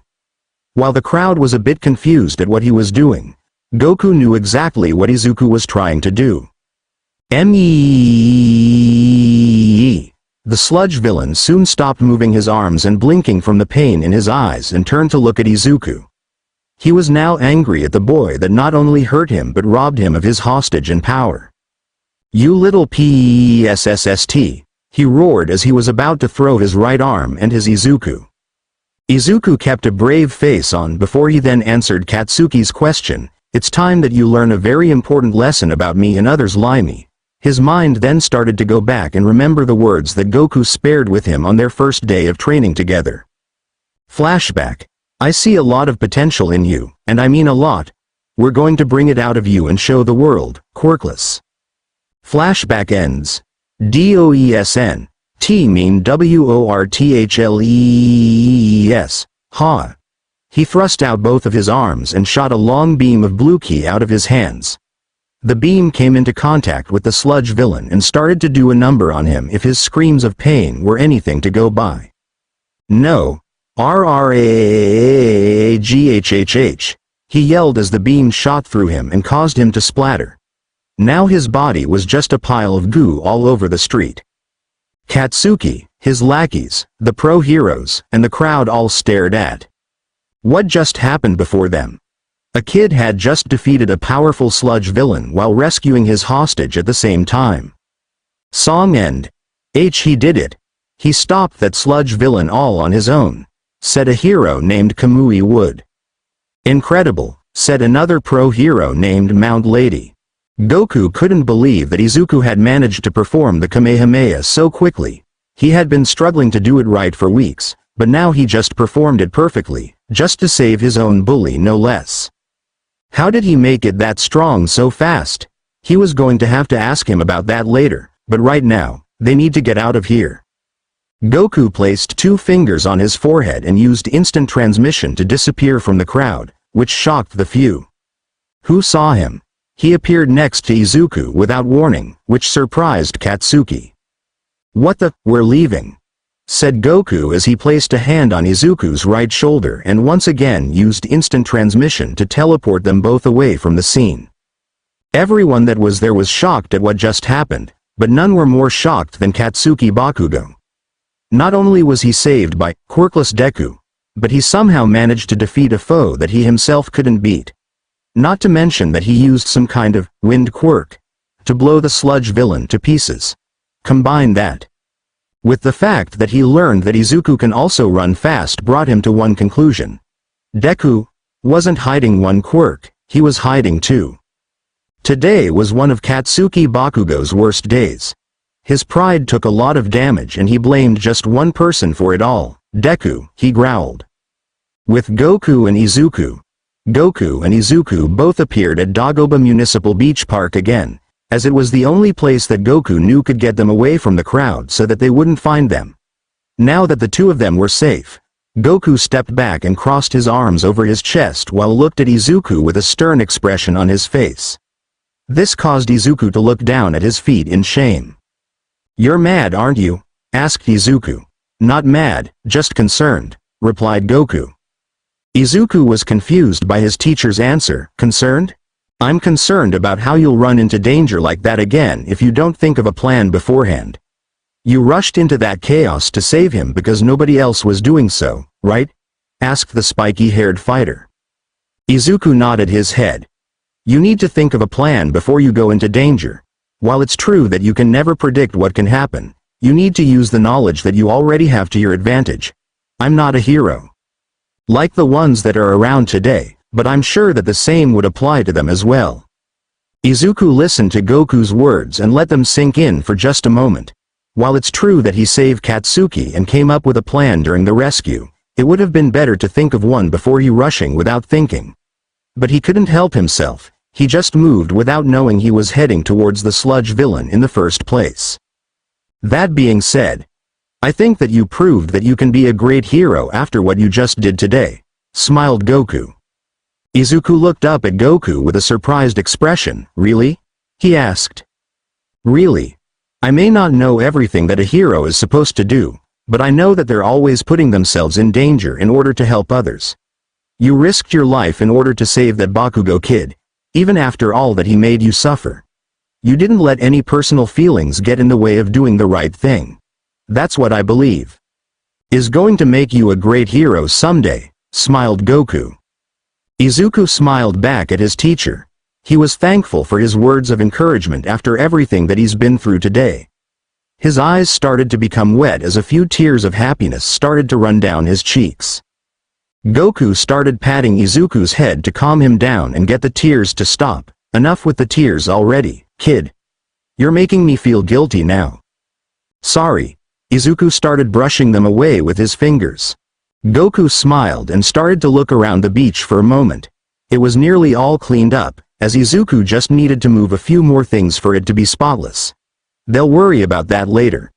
Right now, they had bigger issues to worry about. How are we going to get to his apartment without being seen by anyone?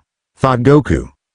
Things don't seem to be slowing down for Izuku, as Katsuki is now more furious with him than usually after saving him from the Sludge villain and learning about his quirks. How much time is left for Izuku and Goku to train until the UA entrance exam? How is Katsuki going to act after this little episode? What is this defensive technique, and how long until we get to see it? How does this Kamehameha work? Stay tuned for answers and more action in the next chapter of My Hero Z. Hope that you all enjoyed what this chapter had to offer. It's been a real blast writing it. It will be a while until the next chapter comes up, but I'll be working on it really hard once I get started on it. See ya, until then. I'm Deku, not Goku. Hello, everyone. Welcome back to the next exciting chapter of My Hero Z. Where we last left off, Izuku had shown to his progress by being able to perform the Kamehameha wave to defeat the Sludge villain that had captured Katsuki, rescuing him and proving that he wasn't the same defenseless kid that was always getting bullied for lacking a quirk anymore. However, the UA entrance exam is still 6 months away, meaning that Izuku has got to use all of that time left to grow even stronger if he wants to get into UA High without a shadow of a doubt. How are Izuku and Goku going to grow in the rest of the time that they have left? How is Izuku going to handle the few months of middle school that he has left with Katsuki now knowing that he has his own quirk? Find out today on My Hero Z. My Hero Z Opening 1, The Day, Porno Graffiti. The scene opens up with quick screenshots of Son Goku. Shizuki-sa ga Shimikoma. Yudaiki wo Tomita Gozen Goji. The scene changes to Izuku in the middle of a bright golden light as he slowly looks up to see the martial artist. Hijo Kaden de Sume wo Kamu, Asu wa Doki da? Izuku slowly reaches his hand out towards Goku. The day has come. Goku slowly looks over his shoulder to see Izuku, guitar solo. Screenshots of Ochako, Tenya, Katsuki, Tsuyu, Eijiro, Minoru, Momo, Denki, Kyoka, Hanta, Fumikage, Yuga, Mashirao, Mina. Rikido, Mezzo, Koji, Toru and Shoto appear on screen before it stops at the logo. My Hero Z. Kashite Akanai Yuru Mo, Furi Tazuketi Yamanai Aim Mo. Kono Rokudemonai Sakai ni wa Arun Dayo. Izuku looks up at the rainy sky for a brief moment before frowning and walking away. Tsukoshi mo hen de wa nai no, Madaromi ni ashi wo torerteru. Anata wo semite iru wake ya nine du yo. As he keeps walking, Izuku thinks about all the notes of every hero he wrote down. Hitori kuso ni asobu. A serious Izuku is looking away from a serious Katsuki as the background shows them as little kids. Soko de. The two heroes in training scowl for a moment. Omoi Egaida Kodo made Hajiru no Ka. Izuku and Katsuki turned around and collide their fist with each other. Tamura Shigaraki appears with a dreadful glare in his eyes. Goku clenches his fist before throwing a punch. Karami o Maikyu, sword demo yuk dai you know? Goku dodges and parries attacks from Nomu before the two trade punches, causing the ground to shake from the intensity of their fight. Chisaki Tabibato ga. Kanaderu Hajimari no Kane no Ne. Kurogiri expands his head as he covers the screen with a black foggy mist. The fog disappears as villains appear, only to be taken out by Shota Aizawa, aka Eraserhead. Yuku Atemo don't know, Hantu wa Kawain ya nai no? Ochako puts her hands together before floating in the air while smiling. Tenya performs a roundhouse kick with his legs. Tsuyu bounces into the air while carrying a nervous Minoru with her tongue. Shoto then slides on the ice he created with his ice quirk. Fumidasu sono ippo ippo ga katate yukeru sa, Ejiro hardens his skin before punching the air. Katsuki creates explosions in his palms. Izuku runs forward and then throws a punch, while his fist glitches between his fist and Goku's. The day has come. The scene cuts to Class 1A standing in front of Uehai with All Might, Eraserhead, and Goku behind them. I'm Deku, not Goku. Meditation is a very useful activity that has many benefits to it. Reducing stress, enhancing self-awareness, improving sleep, helps control pain, etc. What some people might not know is that 3 benefits of meditation that involve ki are that it can increase the amount of ki a person has in their body, improve their control over their ki, and make them stronger by little bits at a time. It's because of those 3 benefits that both Goku and Izuku are on Dagoba Municipal Beach Park, meditating on the sand. Both of them were sitting cross-legged near the shore as they had their eyes closed and were being as still as statues to concentrate on emptying their minds from their surroundings. Both also had different sets of clothes on as well. Izuku was in a blue tracksuit and track pants with a white line down each side. Goku was wearing a different gi that was also orange like his last one, only it had no kanji. He also had a blue undershirt, and kept his wristbands and boots the same. His gi for most of Dragon Ball Z. The two have been meditating for the past half hour in order to help Izuku understand the importance of mental training, as it's just as important as physical training when becoming a combatant of any sort. White ki had surrounded their bodies after 15 minutes of meditation, and it continued to grow by little amounts as time went on. Goku decided that now was a good time to end and stated to get up from the sand. Time's up, Izuku. The green-haired boy got up from the sand and then looked at his hands for a moment. He could feel the increase of ki and strength running through his body. It felt amazing. How ya feeling? Asked Goku. Incredible. I can feel like I have just a little bit more control over my ki and I didn't even need to move at all, replied Izuku as he looked up at Goku with a smile on his face. That's why most people sometimes meditate, to increase the amount of ki that their body can handle and to gain better control over it. Some people think that it's too slow and don't bother with meditating because of it, explained Goku. But every little bit counts. If you do something for a short period of time repeatedly for a long period of time, it adds up, replied Izuku. Goku just signed and placed his hand on his student's shoulder. What you said is true, but remember that as time moves on, people want to make things easier for themselves. They come up with inventions that make a hard task even easier in less time, so they don't take the time to do things the old way because of how much harder it is compared to today. Izuku somewhat agreed with what Goku was saying to him. People defiantly don't work as hard as they used to with the most simple of things these days. While it does have some benefits, it also makes people less thrilled and willing to put up more of an effort when it's needed. Izuku, yes? Asked the green-haired boy as he looked up at Goku. Remember that hard work always pays off. You might not receive the results you want right away, but you'll never get anywhere if you just complain about it. Izuku just listened quietly as he knew that there was a point that Goku was trying to get to. You're as strong as you are now because you worked hard to earn this strength. You've overcame your limit of being quirkless just like me, to become strong enough to stand up against people with quirks just fine. Izuku felt joy and accomplishment at hearing his teacher say those words to him. But remember, you need to keep on training even after you make it into UA so that you can stand up against any enemy that'll try and mess with you in the future. Why are you telling me this, Goku? Asked Izuku with a bit of confusion. I want to teach you something that one of my masters taught me years ago. Something that I remember even to this day, and I want you to remember from now on. No matter how strong you are, there'll always be someone stronger. Izuku just stood still and let those words sink in for a moment. He then started thinking about all the times that Katsuki had showed off his quirk to everyone and how he thought himself as the strongest. He then thought about all the times that Katsuki used his quirk on him to beat him up for fun. His mind then started to think about 2 people that ended up challenging Katsuki's mentally and supporting Goku's quote, Slade and the Sludge villain. Izuku thought about the day that he was first attacked by the Sludge villain and how Goku saved him because he didn't stand a chance on his own.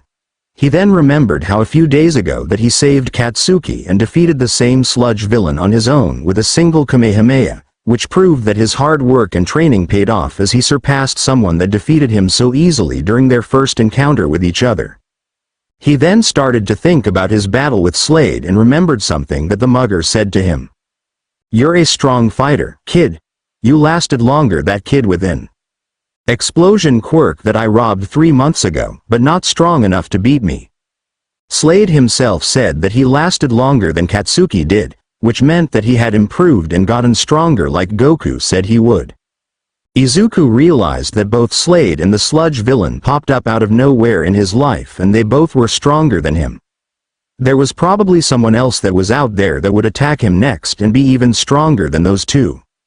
Izuku then looked at Goku and nodded his head to show that he understood what his teacher was trying to teach him. Goku smiled and decided to change the subject to something that he noticed during their training recently. Almost every time that the two of them sparred with each other, he took notice that Izuku fights exactly like him, using the same moves, the same techniques, the same fighting strategies, the same everything. Izuku was trying to become more like him. "Hey, Izuku, let me ask you something. What is it? When you look into a mirror, what are you supposed to see?" asked Goku. Izuku replied with the most obvious answer there could be to that question, "My reflection." "Right, your reflection. So who are you?" "I'm Izuku Midoriya. And that's why you need to try and be more like you and not like me," replied the spiky-haired martial artist. "What do you mean, Goku?" asked Izuku. "I've noticed that you fight almost exactly like me whenever we spar together. You use all of the same moves, strategies, methods, etc., explained Goku. Izuku was a bit confused by what Goku meant by that. "I'm just using what you taught me." Goku then listened to his student's words carefully and realized that he was right. He realized that Izuku was copying him because that's what he set out to do in the first place, to teach him. "Ha ha ha. I guess you're right. I have been teaching you what you know," laughed Goku. Izuku just looked at Goku a bit confused for a moment. "What exactly are you trying to tell me, Goku?" he asked. Goku looked at his student and gave him the most straightforward answer he could think of. "I think that you need to come up with a fighting style that's a little bit different from mine, but has enough similarities that you can still use what I taught you.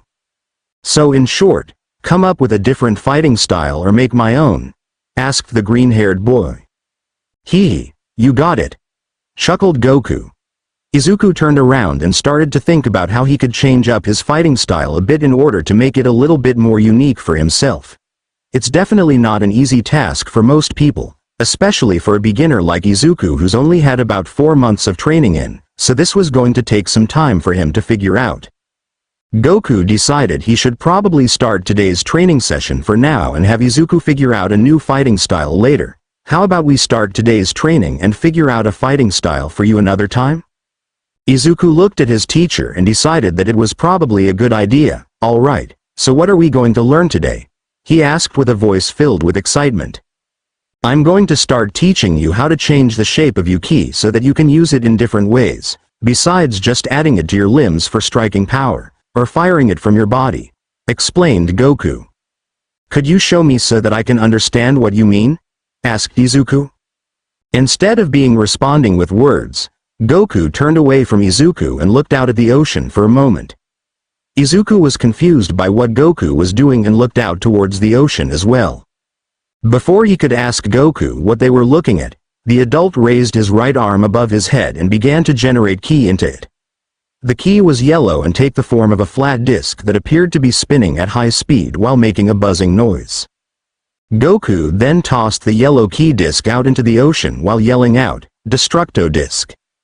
Izuku looked at the yellow ki disc as it flew out over the water at high speed. It kept on getting smaller and smaller as each passing second made it go farther and farther until it disappeared out into the ocean and the buzzing sound couldn't be heard anymore. Izuku was amazed by the Destructo disc. He'd never seen ki be used as like that before. He only thought that it could be used to enhance strength, speed, durability, and shoot beams and blast. Goku turned back to his student and smiled. "What ya think?" he asked. "That was amazing," cheered the quirkless teen in excitement. Goku laughed at how his student was geeking out at his demonstration of ki control. He remembered acting the same when he first saw the Destructo disc for the first time back when he was just a child. Goku then decided to give another demonstration to help Izuku really understand what he meant by changing the shape of one's ki. "If you think that's something, then you'll love my ki sword." Goku extended his right arm out to the side and created a sword made out of yellow ki that was looked to me about 50 centimeters in length. Go to the Dragon Ball wiki and look for Azure Dragon Sword Model Energy Blade. Man, that's a mouthful. I'm just going to call it Ki Sword, for short. Izuku was now left even more astonished at what his mentor had just shown. A disc and a sword. He can control his ki to create weapons from his own body. That's amazing, he thought to himself. Goku then made the ki sword disappear and looked at Izuku. "So, ya get what I'm saying now?" he asked. Izuku nodded really fast with excitement. "You want me to learn how to change the shape of my ki and create it into some kind of weapon, right?" he asked to see if he got his answer correct. "It doesn't have to be a weapon, it can be anything that you think will help you in combat," said Goku. Izuku's mini then started racing with so many possibilities of what he could shape his ki into to help him out in a handful of situations in the future. From combat to rescue and everything in between. The possibilities were limitless. "Let's get started," he said with a smile. Goku replied with a smile of his own. "That's the kind of language I speak." 3 hours later, Izuku was now laying down on the sand, tired and bruised from his sparring match with Goku. "Man, I know he's always holding back against me, but the force of each of his strikes tells a different story," he thought. Izuku then painfully turned over onto his front and looked up at his mentor, who was sitting on the sand with his legs crossed like earlier during meditation. "Does your body hurt, buddy?"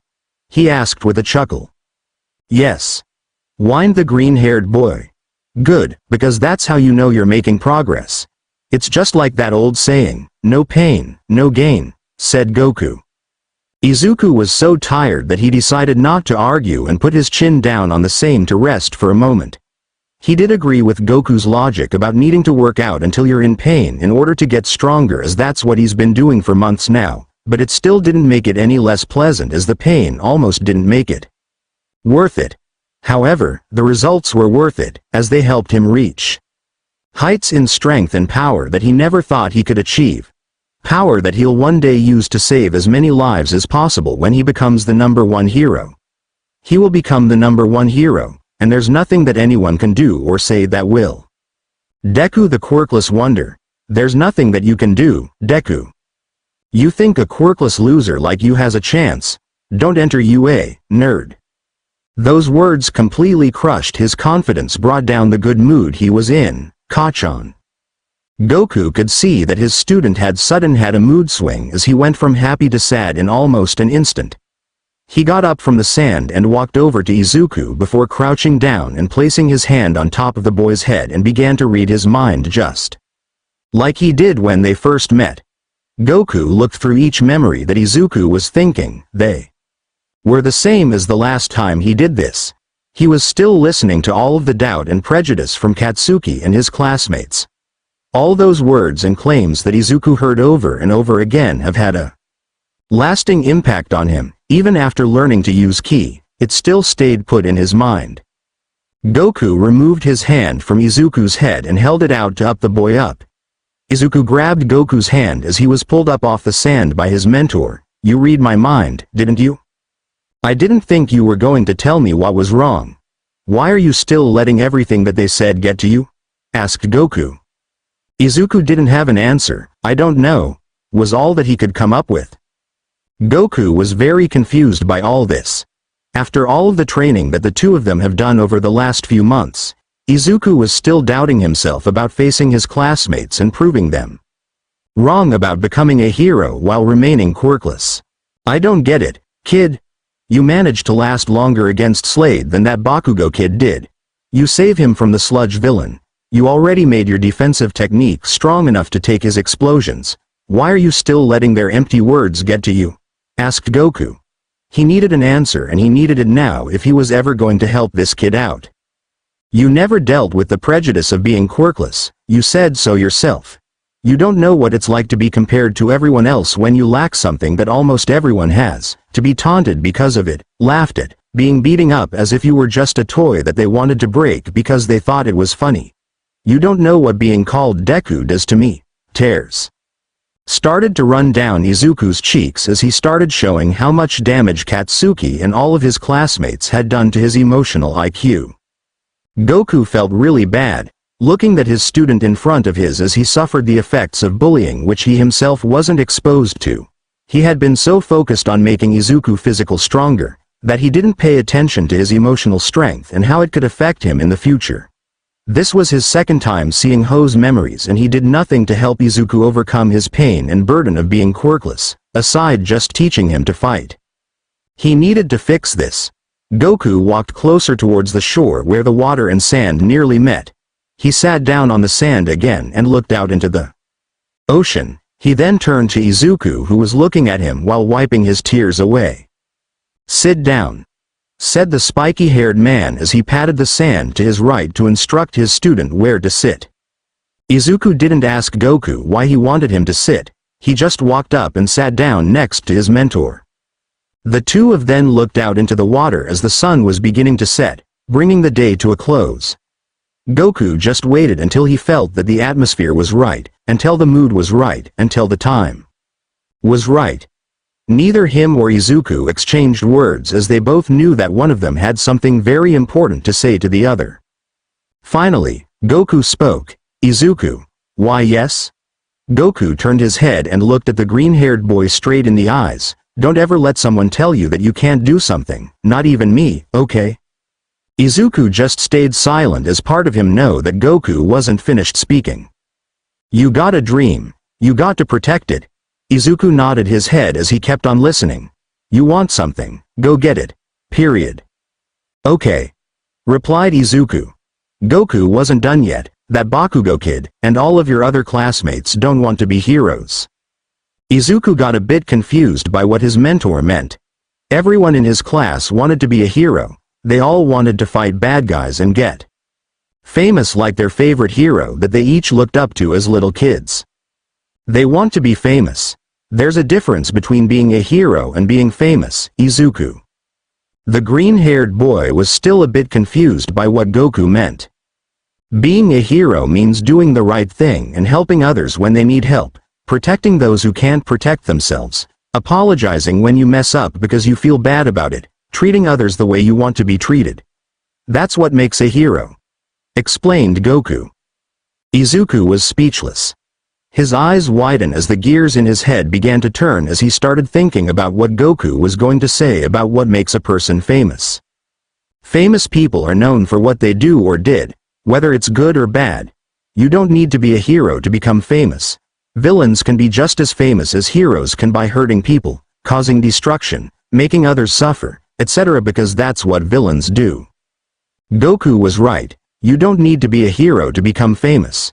You could still become well known for doing something horrible. Everything in Izuku's mind was starting to come together and understand what Goku was trying to explain. Villains use their powers or quirks to hurt others for whatever reason they have, whether it's because they need to, think it's funny, or just want to. The point is that if you use your power for any of those reasons, you're technically a villain. "So, what has that Bakugo kid been doing to you with his quirk for the past few years?" he asked his student. Izuku kept on thinking about how Katsuki always used his quirk to beat him up every time he mentioned how he wanted to be a hero. Despite lacking a quirk of his own, meaning that even though he's underage, Katsuki could kind of be considered a villain by now. He doesn't care about what happens to you or feel sorry about what he did to you. None of your classmates do, meaning that they won't be very good heroes at all. They just want to be heroes for the fame, not to help people, which is why you'll be a better hero than any of them. Those words really helped brighten Izuku's mood, as he now felt happy that he had such a kind man as his mentor. Think about the Sludge villain incident a few days ago. Imagine if you switched positions with Bakugo. I bet he probably would just laugh at your suffering and use it as proof that you couldn't be a hero without a quirk. He wouldn't try and save you like you did for him. Izuku realized that Goku was right again. Katsuki wouldn't try and save him. He'd laugh and make fun of him if he was the Sludge villain's victim. Even after all that he made him suffer, Izuku remembered how he rushed out to help save Katsuki despite their bad history with each other. Goku then continued to talk. You know what else I think? He asked. What? Izuku responded with a question of his own. I bet that none of them even train to get stronger or improve their quirks at all.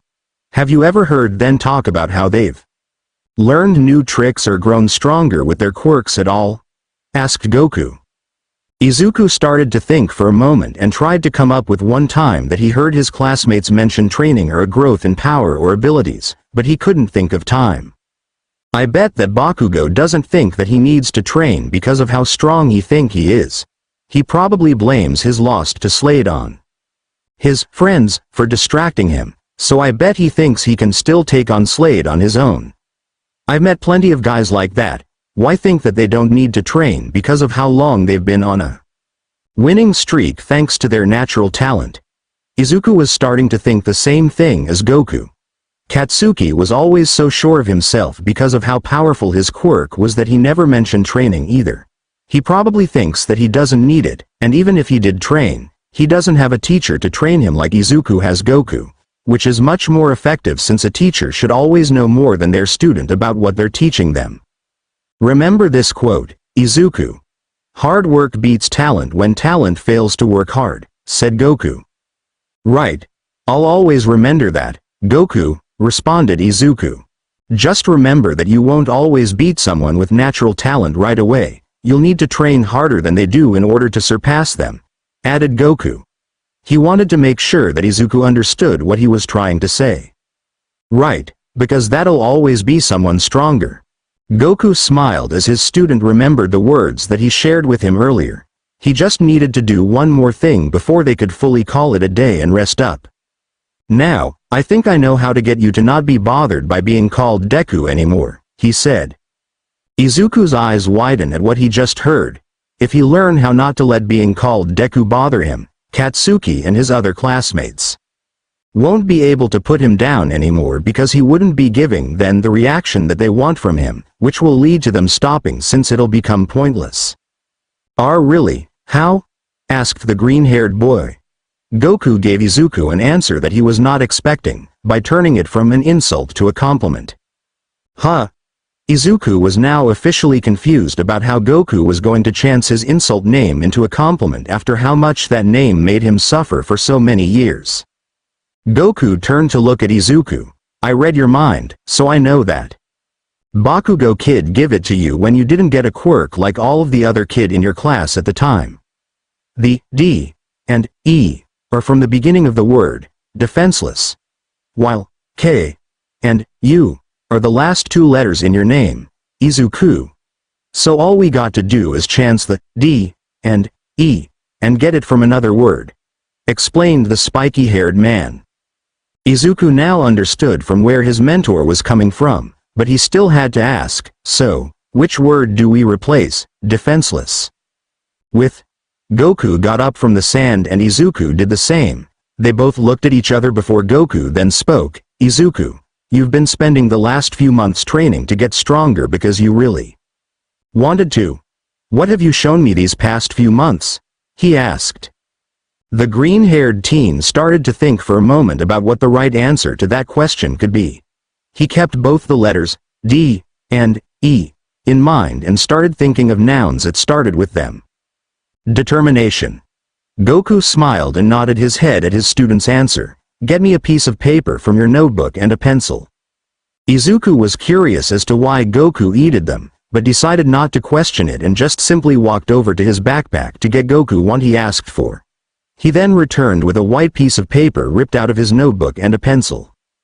He handed them over to Goku, who then started to use the pencil to write on the paper. From now on, Deku has a new meaning. One that'll make you work harder and feel proud. He then showed Izuku what he wrote on the paper and waited to see what his student thought. The quirkless teen looked at what was written on the slip of paper and stared. He looked at the first word, then the second one, which was his name, and finally the third word that was the name that tortured him for so long, but it now had a new meaning. He kept on staring at the three words for a bit longer before his eyes started leaking water. Unlike the last set of tears, these tears were of happiness and joy. Izuku wrapped his arms around Goku and proceeded to cry on him as he let his joy and emotions control him from this point onwards. "TT, thank you, G Goku," he sobbed.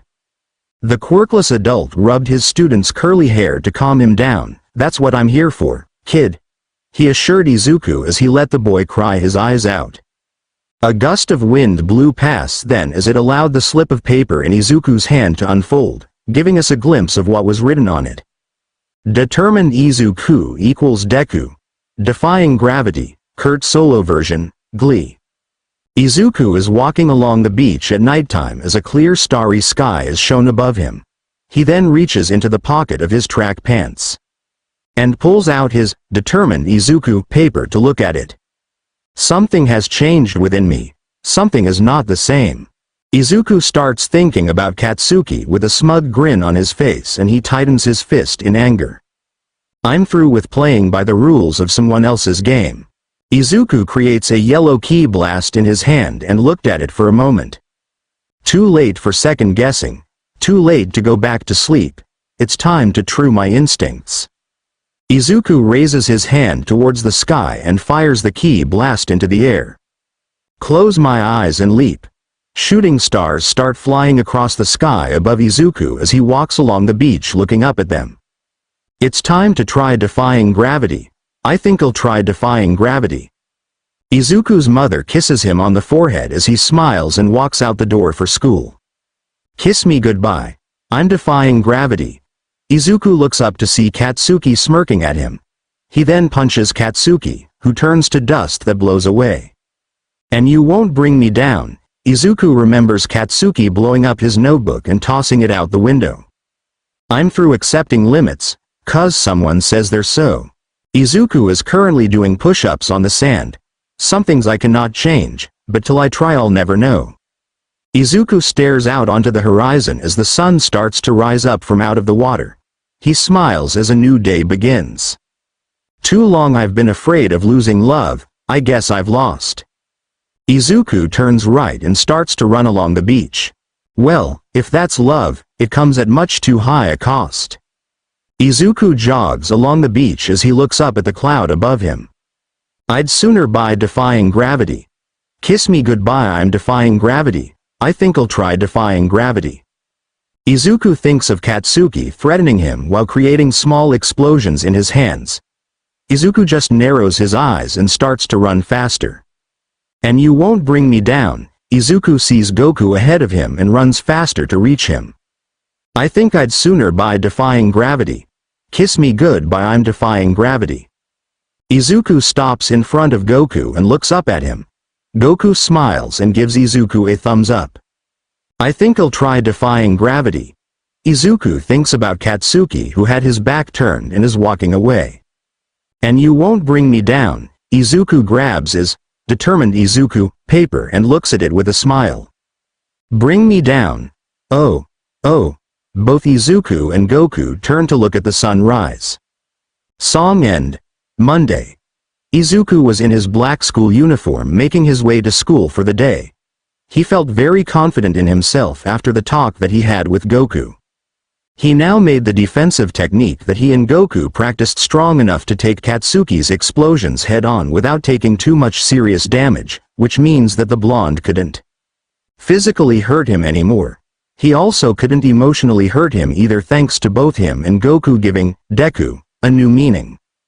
Today was going to be a day that he finally stood up to Katsuki and proved to him and all of the others who laughed and taunted him that he can be a hero.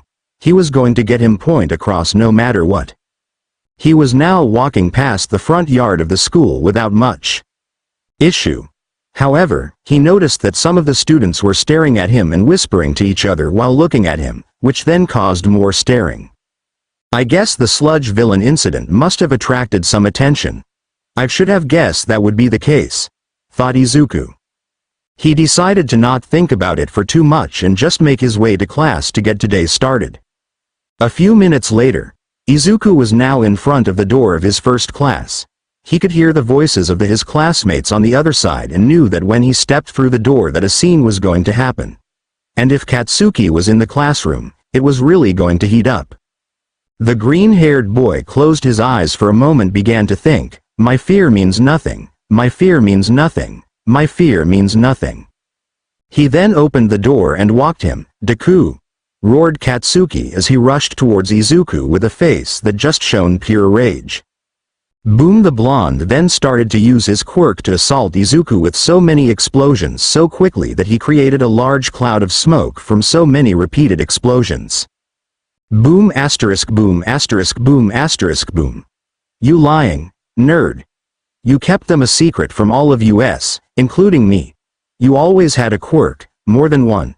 And you pretended to be quirkless to make me think that I was better than you, that I was ahead of you. You lying nerd, roared the blonde hothead as he continued his assault on the quirkless boy. The rest of the students stared in horror at the strongest student in the school viciously attacked Izuku. They all moved back into a corner of the room to get as far away from the blast as possible. Now while the rest of the class did think of Izuku as a joke for wanting to be a hero, knowing he doesn't have a quirk, they never wanted him to be attacked in such a brutal manner, especially by Katsuki of all people. It just seemed too unfair. Everyone knew that Katsuki's drive to become the next #1 hero was strong, but they didn't know that he would attack another person that would threaten to oppose his goal. And with him being saved by Izuku of all people, who was thought to be quirkless, during the Sludge villain incident a few days ago, they all know that the blonde was going to be less than thrilled in seeing Izuku again. But to attack him as wildly as he was doing right now, it was simply too much. Katsuki! Stop it! You're going to kill him! Cried out the blonde's black-haired lackey. He deserves it for lying, replied the blonde as he continued to let out his frustration and anger. Boom asterisk boom asterisk boom asterisk boom. Bakugo, stop it. A hero doesn't kill someone when they're angry. You could go to jail for murder. Katsuki just ignored his classmates as he continued to take out his frustration on Izuku by blasting his away with as much explosions as he could. He couldn't let the embarrassment of being saved by him slide, as he always thought that he never needed help from anyone. Once he was finally calmed down a bit, he stopped blasting his target. If you really do have more than one quirk, then don't hide them and remember that you can never hold a candle to me, ya nerd. The other students held their breath as they know that Izuku couldn't possibly be in any condition to answer. He was probably going to be in a hospital bed for months after taking that many explosions to the face so quickly. Is that all you got? Everyone in the room was speechless, and they heard an all too familiar voice and looked at the smoke that Katsuki's explosions left behind. Goku Super Saiyan theme, starting at 103 Dragon Ball Z. The smoke started to clear away, and when it did, it revealed an unharmed Izuku, who was now staring at Katsuki with an angry expression on his face. Everyone in the classroom was shocked to see that Izuku was just fine after taking so many explosions from Katsuki at a point-blank range. His clothes also looked like they didn't suffer any damage from the onslaught as well. The reason for that is that Izuku had used his ki to create a skin-tight barrier of white ki to surround his body, which protected him from the explosions and reduced the damage to a point where he could hardly feel any pain at all. This was the defensive technique that he and Goku had been practicing. It worked. The ki barrier was finally strong enough to take Kachan's explosions, thought Izuku with a smile. The same barrier that Goku and Vegeta used against Lavender in the Tournament of Power. I decided to call it ki barrier because I couldn't find an official name. Katsuki was the most shocked of all to see that Izuku looked just fine after all those explosions that he just received. He couldn't understand what was going on. Not only did Deku save him a few days ago, but he also took a handful of explosions to the face and looked just fine. Katsuki that started to remember about what happened during the day of the Sludge villain attack. He remembered a group of students telling him that Deku had some kind of speed quirk that made him run so fast that he left behind a trail of dust. He then remembered how Deku defeated the Sludge villain with some kind of wind quirk, and finally, he was standing in front of him without any damage after taking so many explosions to the face, so he must have some kind of defense quirk. 3. He's got 3 quirks. How? Katsuki asked himself. Song end. Izuku just looked at his classmates and decided to just walk over to his desk and wait for class to start, but Katsuki wasn't going to let him do that so peacefully as he blocked the green-haired boy's path. You're dead unless you explain to me how you have 3 quirks that you kept a secret, ya nerd. Izuku just looked at him and narrowed his eyes in frustration. What are you talking about? I don't have a quirk. You of all people, besides me, should know that, since you're always picking on me for it, he replied. Don't give me any %, dollar, $, and, ya nerd. I know you can run fast, shoot wind from your palms, and you just took about 17 explosions from me and didn't feel a thing which you've never done before. Till now. Roared the blonde in rage. I don't have a quirk and you know it. I learned how to do all of those things you, racist, said Izuku with a bit of anger. The room was silent as they heard Izuku just insult Katsuki for the first time in his life. No one had ever dared to call the blonde any insult names as they feared getting blasted to kingdoms come by his powerful explosion quirk, but Izuku, Deku, Midoriya had just gotten the guts to talk back to the blonde without a hint of fear in his voice. Katsuki's anger grew a bit more, but he was also a bit confused by the racist comment. What you mean by racist, ya nerd? Izuku wasn't surprised that his choice of word would confuse the blonde as his ego was too big to have noticed what his actions over the years fell into the racist category. You're racist to quirkless people. I'm the only one that you've ever known and all you do is beat me up, insult me, and make me suffer. Therefore, you're just a racist, replied the quirkless teen. Katsuki squeezed both of his fists tight before responding to, Deku, I only do that to you to get you to realize that someone like you can't be a hero without having a quirk to use. Someone with a quirk as powerful and as perfect as mine. You're wrong, interrupted the green-haired teen. The rest of the class jumped a bit as Izuku's sudden outburst scared them a bit and caused them to start wondering if this really was the same quirkless boy that they've always looked down on. He was so different, he became brave enough to stand up to Katsuki, and was able to save the blonde while claiming to not have a quirk. Everyone was confused by everything as they watched the greenhead and the blonde argue with each other. You're not the strongest there is, you're not a perfectionist, and you have no right to call yourself a hero after everything you've ever done or said to me. The only 2 things that you're best suited to be called are a racist and a villain, argued Izuku.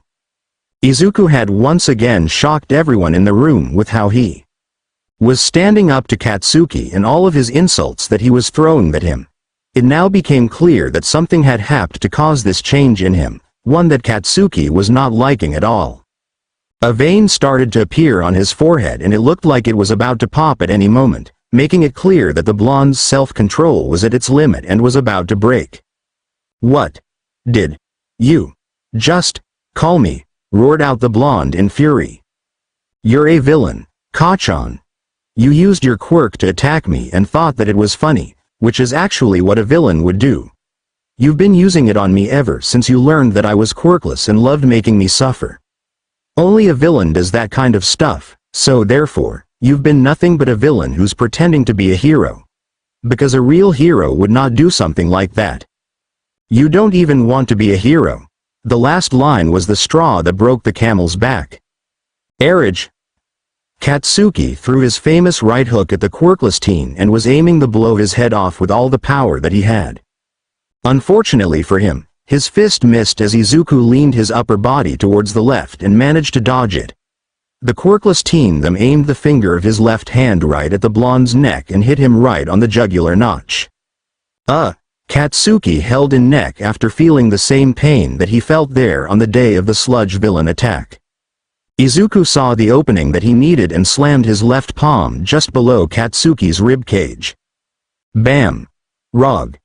Katsuki bended over in pain and fell to his knees at the 2 blows that he had taken. He never thought that this would happen again. Deku, out of all people, made him feel pain. This shouldn't be happening.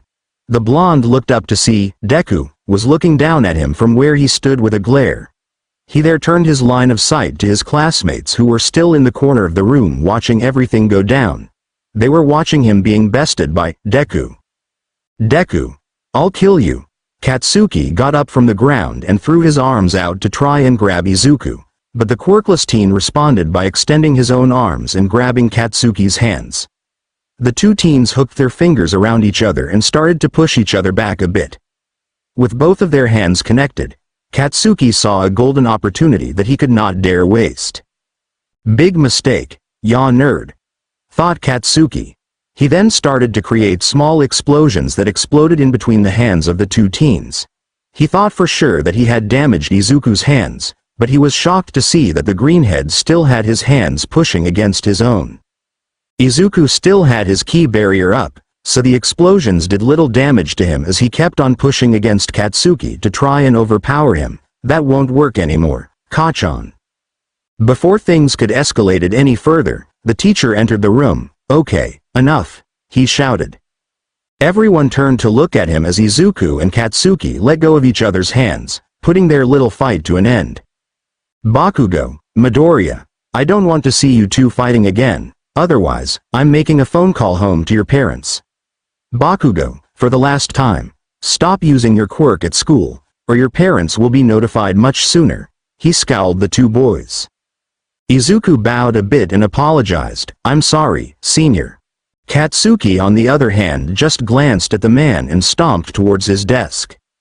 The teacher then turned towards the rest of his class that was in the corner. As for the rest of you, get to your desk before I call every set of parents in this classroom. The other students immediately rushed towards their own desk to avoid being in trouble. However, they won't be forgetting what they just saw took place anytime soon. Izuku sat down at his seat and dropped his ki barrier before looking at his right hand with a smile. It worked. It actually worked, he thought to himself.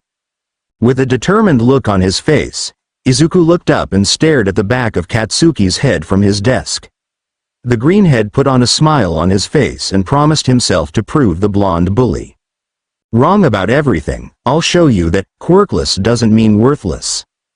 A few hours later, the end of the school day had come once again for Izuku as he was packing his bag to go home. This time, he didn't have his hero notebook in order to avoid having it damaged by Katsuki again, so he left it at home for safekeeping. Can't have him taking a look inside and see what I've been up to, thought the greenhead. With his bag now hanging from his back, Izuku started to left the classroom. Slam, only to be shoved against his desk by Katsuki. The greenhead bent backwards as his back was against his desk while his 2 feet were still on the floor. Katsuki placed his left hand around Izuku's neck and had his right hand filled with small explosions. Lights out, you little $, he cursed as he then swung his right arm and aimed for Izuku's face. Not happening.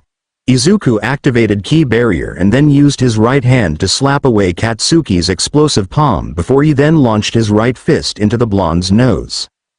Rog hggghhhh, yelled the blonde in pain as he let Izuku go and used both of his hands to hold his nose. Izuku had the opportunity that he needed and took out a small device from his pocket and pushed a red button on it. Without warning, Goku appears in the classroom thanks to his instant transmission and places a hand on one of Izuku's shoulders. Remember this, Bakugo. Quirkless doesn't mean worthless. With that out of the way, Goku teleports the 2 of them out of there, leaving Katsuki to hold his nose that was now red due to it leaking blood. The blonde looked at the red liquid on his left hand and began to shake in rage. Deku made him bleed. First, he finds out that Deku has been hiding more than one quirk for years. Then, he was saved by Deku from the Sludge villain as if he couldn't defend himself and needed saving. Next, Deku insulted him in front of their classmates and told him that he didn't want to be a hero, and finally, Deku had punched him in the face and made him bleed. This was the last straw. You're dead, you $% nerd. Environmental Central Park. Goku and Izuku suddenly appeared on the middle of the forest area of the park. Izuku looked around and remembered that this was the same park where he battled against Slade. Thanks for the save, Goku. Bakugo was really about to take things a bit too far that time. Thanked Izuku. Since he's no longer afraid of the blonde, he realized that there's no need to call him by his nickname anymore, since the two of them have stopped being friends a long time ago. No problem, pal. Glad to see that you used the emergency collar when you did, replied Goku. Izuku took the adhesive out of his pocket again and looked at it. It was a small black box that had 3 buttons on it, each of them colored red, yellow, and green. The buttons send out a signal to Goku to alert him that his student was in trouble and needed his help to get out of it. The red button means that Izuku is in danger and needs to get out quickly. The yellow button means that he and some companions are in danger and need to get out. And finally, the green button tells Goku that Izuku and an opponent need to fight and have to go to an open area where their powers would cause property damage. Since using quirks in public without a license is illegal, Goku decided that if his student ever needed to fight, if there was no other choice, he'd take him and the opponent out to a desert, forest, field, anywhere where the laws wouldn't get them into trouble about using their powers out in the open. The quirkless boy put the device away and looked around the park. What are we doing here? He asked. Goku smiled. I decided that we should change the location of our training for today, since doing it in the same place could get kind of boring somethings. Izuku smiled and nodded in response to his mentor's decision. A change in scenery would be kind of every now and again. So what do we have today? Asked the quirkless teen. It's going to be kind of easy for today. We're just going to meditate in whole time and increase our ki reserves, answered Goku. Sound great. Let's get started, said an eager Izuku. 3 hours later, both Goku and Izuku sat cross-legged under a large tree in the forest area of the park. The two of them have been clearing their minds and sitting still to increase the amount of ki that their bodies could contain for a while now, and have felt the results pay off as they both felt a bit stronger. Time's up, kid, said Goku as the two of them then started to get up from the ground. Izuku could feel that the amount of ki in his body had increased compared to before they started mediating. It wasn't a very large gain, but it was better than no gain at all. He was more than satisfied with today's results. So, that's it for today, huh, Goku? He asked. Yup, we'll meet back at the beach too. Goku stopped mid-sentence as he looked out towards a faraway area in the park. Izuku got confused as to what Goku was looking at. He turned his head in the direction that Goku was facing, but couldn't see anything. Is something wrong, Goku? He asked. The spiky-haired man looked back at his student and had a smile on his face. Hey, Izuku. Yeah? How would you like to test out how much stronger you've gotten over the past few weeks? Asked Goku. The quirkless teen thought about it for a moment and come to the realization that his mentor had some kind of test for him to help see how much he's improved over the last few weeks of training. He was a bit eager to see how good he was now, so he decided to answer, I guess I would like to see if my hard work has been paying off.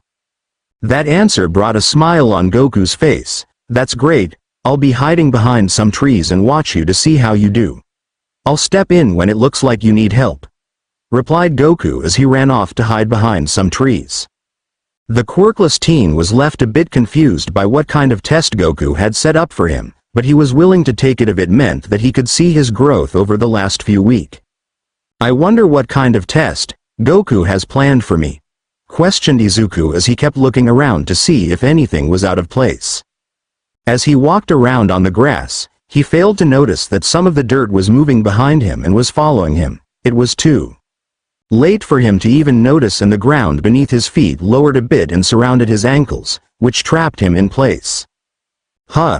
He looked down and saw that his feet were now buried in the dirt. How did this happen? Why are my feet bare? Izuku suddenly remembered where he saw this trick before, or more specifically, who it was from. Slade. Stone fist. Called out a very familiar voice.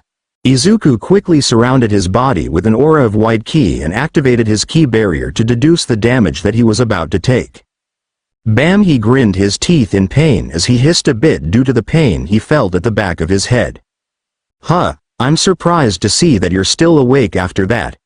Most people fall unconscious after taking a hit to the head, replied the voice from behind him. Slade, said Izuku. He knew that this must have been the test that Goku had in mind. Glad to see that I left an impression on ya, kid. Hope you didn't miss me too bad, replied the mugger with a smug tone in his voice. I would have been better off if you minded your own business and have forgotten about me, complained Izuku. Slade just laughed. Haha, don't say that, you were the most fun out of all of the kids I've ever tried to. Izuku didn't let him finish as he dropped the ki barrier and fired a sphere of yellow ki from his right hand behind himself at Slade. Ki blast. Slade was caught off guard as he felt a burning pain in his stomach from the ki blast that sent him off his feet and flying back a few meters. Ah! He cried in pain as he fell on his back. He held his stomach carefully to ease the pain a bit, but it was still there. Now wanting to waste any more time while he still had the chance, Izuku used stilled leg sweep on both of his legs to make them strong enough for him to pull his feet out of the dirt that Slade trapped him in. With his feet now free, Izuku turned around to look at his opponent. Slade was laying on the ground after being caught off guard by Izuku's surprise attack. He had the trench coat over the white t-shirt, the bread, the black ponytail, etc. It was Slade all right. Looks like this is the chance for a rematch, thought Izuku. Slade slowly got up from the ground and looked at the green-haired boy. Looks like you've got a few surprises up your sleeve, kid. I'm impressed, but you're not going to be getting away from me that easily like last time. And what makes you say that? Asked Izuku. Slade just smiled, because last time, I had a special technique that I didn't use cause. The rest of his sentence was cut off by Izuku rushing towards him and pulling his fist back to punch him in the stomach. He managed to hit him and send him flying backwards again. Pow! Rag! Cried Slade as he fell on his back again and slid across the ground until he stopped. I need to end this quick so that Goku and I can get out of here, thought the quirkless teen. Slade got up from the ground again and decided that it was time to stop playing around. Alright, kid, you want a rematch, I'll give you one. Stone armor. He slammed his left fist into the ground, which caused a small crater to form underneath his fist from the impact, but then the strangest thing started to happen. Slade's fist was beginning to turn to stone as rocks started to cover his fist, but they didn't just stop at his fist, they continued to appear on his arms, legs, body, and his neck, until his whole body was covered in rock, with the only place that stones didn't appear being his face. Izuku took a step back in shock of what he was looking at. Slade had now covered himself in rocks and stone like it was some kind of armor, meaning that his defense went up and can now take much harder hits with ease. You like? Not only does this armor give me an increase in defense, but in offense as well, since I can now hit with the force of a rock. Let's see how you get out this, kid, laughed Slade as he charged at Izuku. The green-haired boy activated his ki barrier again and rushed towards the incoming opponent. The two of them collided as they each slammed one of their forearms into each other. Slade then lifted his right knee to hit Izuku in the chin, but the boy used his free arm and caught the knee with his hand before it made contact and pushed it back down to the ground. He then jumped back in order to create some distance between the two of them and quickly tried to look for any openings on Slade that he could hit that didn't include the face. No good, only his face is unprotected. But I can't just keep on attacking his face over and over or else I'll kill him, panicked Izuku. Slade then rushed forward and tried to slam his right shoulder into Izuku, but the boy simply sidestepped out of the way. Izuku then quickly dropped his ki barrier and poured more ki into his left leg to use stilled leg sweep and kick the back of Slade's left leg, which ended up making the stone man fall on his face. Izuku then added ki into his left fist and jumped up before slamming it down onto Slade's back, big fist blower. Pow! However, The impact didn't seem to do much damage to Slade as his back was also covered in stone. He then rolled onto his back and grabbed Izuku by the face before getting up off the ground and slamming the boy into the ground. Slam, ah! Cried out Izuku as the impact was a lot harder and more painful than he expected. Nice try, kid, but I don't think you'll get me to let go until I smash ya to sleep. Laughed Slade as he slammed Izuku into the ground again. Slam. Unlike the last time he was smashed into the ground, Izuku didn't scream in pain. This caught Slade's attention as he was sure that Izuku couldn't have been knocked unconscious just yet, don't they? Pow! Arg! Screamed Slade as he let go of Izuku and held his nose in pain from the punch that he just received from the green-haired boy. Izuku got up from the ground and had his ki barrier up again, which he activated before Slade slammed him into the ground the second time.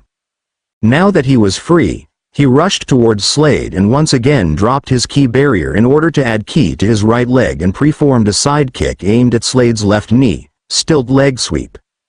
Bam! The ki-enhanced kick landed on Slade's knee like it was supposed to, but the rock surrounding it kept it from receiving any damage.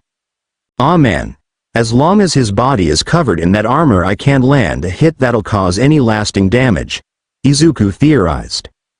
That's it, kid, you're dead, threatened Slade as he threw a punch at Izuku, who caught it in his left palm and then attempted to do the same with his right fist as he threw his own punch, which was caught by Slade's left hand that was covered in rock. The two combatants used his upper body strength to push against each other and try to overpower their opponent, but they were both evenly matched. Izuku started to notice something about Slade while the two of them struggled to overpower each other, and that something was that they both matched each other in strength. It seems like his stone armor increases his defense and offense, but not his strength, he thought. The two of them continued to struggle on overpowering each with their arms until Izuku got an idea. He once again surrounded his body with ki barrier and then headbutt Slade in the nose, which caused his to let go of Izuku's hands to hold his nose in pain again. This gave the opening that Izuku needed and he rushed closer to Slade and dropped the ki barrier in order to use a stilt leg sweep on his right leg and kicked Slade in the same knee from earlier. This time he saw that the rock surrounding Slade's knee began to crack a bit. Alright. I just need to break his armor and then I'll be able to beat him. Izuku quickly exited this thought as he activated the ki barrier again to use the back of his right hand to slap away the fist that Slade threw at him. Slade threw another punch with his right fist, but it was also slapped away like the last one. Izuku then began to punch Slade in the nose repeatedly until he was given another opening and used his right leg to sweep Slade off on his feet and onto his back. With his opponent down, Izuku dropped to the ground and landed his left elbow on Slade's knee again, which caused the stone in that area to crack further. "You're really starting to bug me, kid," said Slade as he got up to slap Izuku with his left stone-covered arm. But the teenager was able to back up in time to avoid it. "I get that a lot. Most people really aren't too fond of me," replied the quirkless teen. "As much as I would love to sit down and exchange information about our personal lives, I need you to stand still so that I can take every piece of cash you've got," smiled the mugger. "Not happening. Huh?" shouted the green-haired boy as he threw out his two hands with his palms connected to each other like he was shooting a kamehameha, but he wasn't. Huh? Izuku was now really confused about what was happening. What was that supposed to do? Laughed Slade. Huh?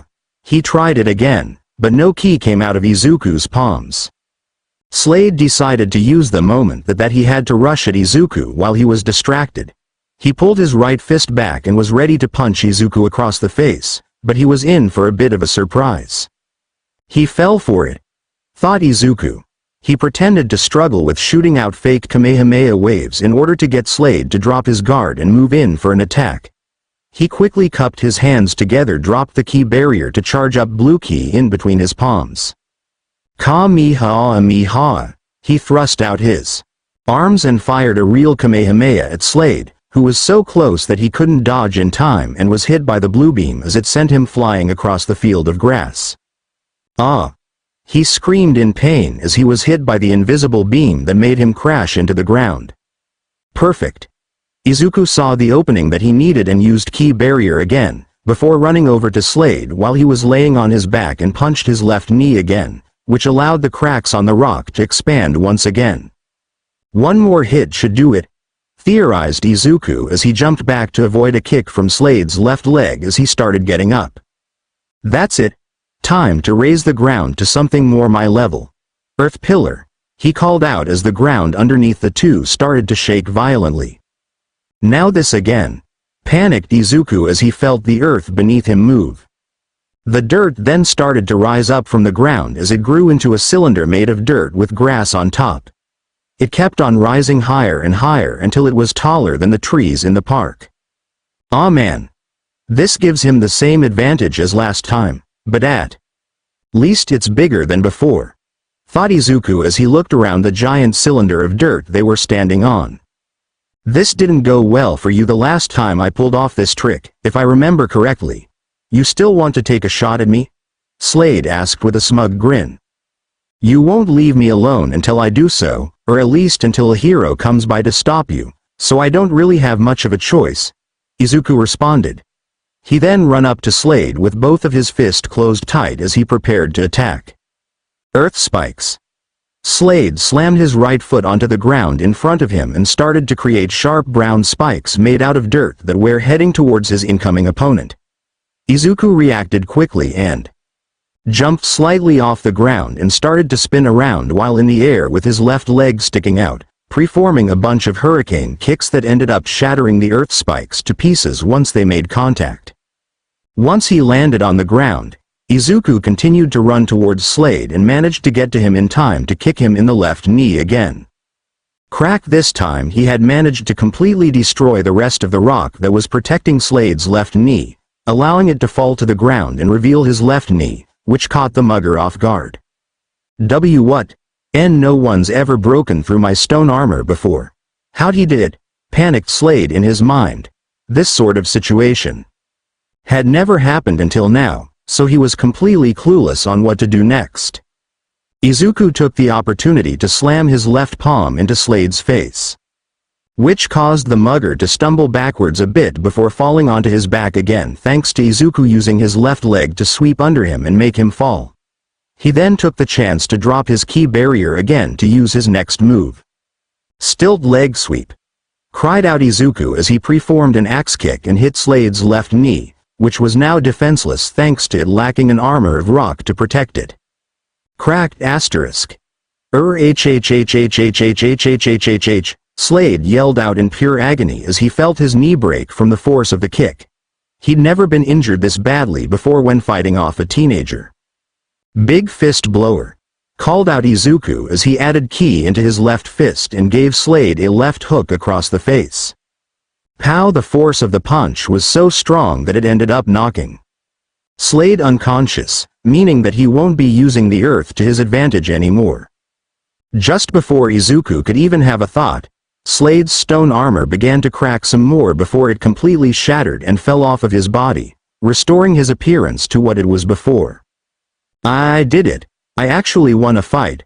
I won. The quirkless teen was completely shocked at the face that he out of all people managed to win a fight. And against someone like Slade, who defeated Katsuki out of all people, he won this rematch. I won.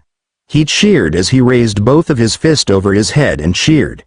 He had never felt so successful in his life before until now.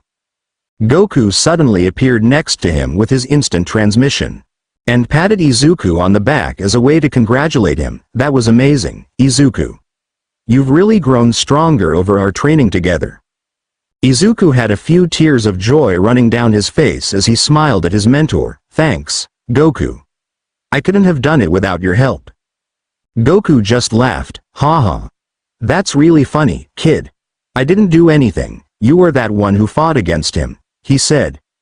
But, you're that one who trained me to become stronger. If it wasn't for your training I wouldn't be where I am right now, replied the green-haired boy. Goku won't going to have any of that credit. Who's the one that do all of the training after I told him what to do? He asked. Izuku nervously replied, Me. Who's the one that continued to pull through when the going got tough? Me. Who has a dream that he needs to fight for and work hard to protect? Me. Exactly. You're the one that fought him. You're the one that did all of the training because you had a goal, and still do. This is your victory, Izuku, explained Goku. Izuku was never really one to be proud of his own accomplishments because of his lack of confidence, but everything that had happened in his life recently, he can now start to see that he can do stuff, he can do good, and he can be a hero. You're right, Goku, I did win. He smiled. Goku returned the smile and placed his hand on Izuku's head, before using instant transmission to teleport them both to a safer location. Slade was left behind on the ground unconscious. That meant he couldn't hear the sound of police sirens getting louder and louder as the vehicles made their way towards Environmental Central Park. Dagoba Municipal Beach Park. The quirkless duo was now back at the beach, relaxing by just watching the sun set from the sky. It had been a long day for the two of them, and they decided to just take it easy after the battle with Slade. The two of them were now sitting cross-legged on the sand and were drinking from some water bottles to stay hydrated. The trash is almost all gone on your side of the beach, kid.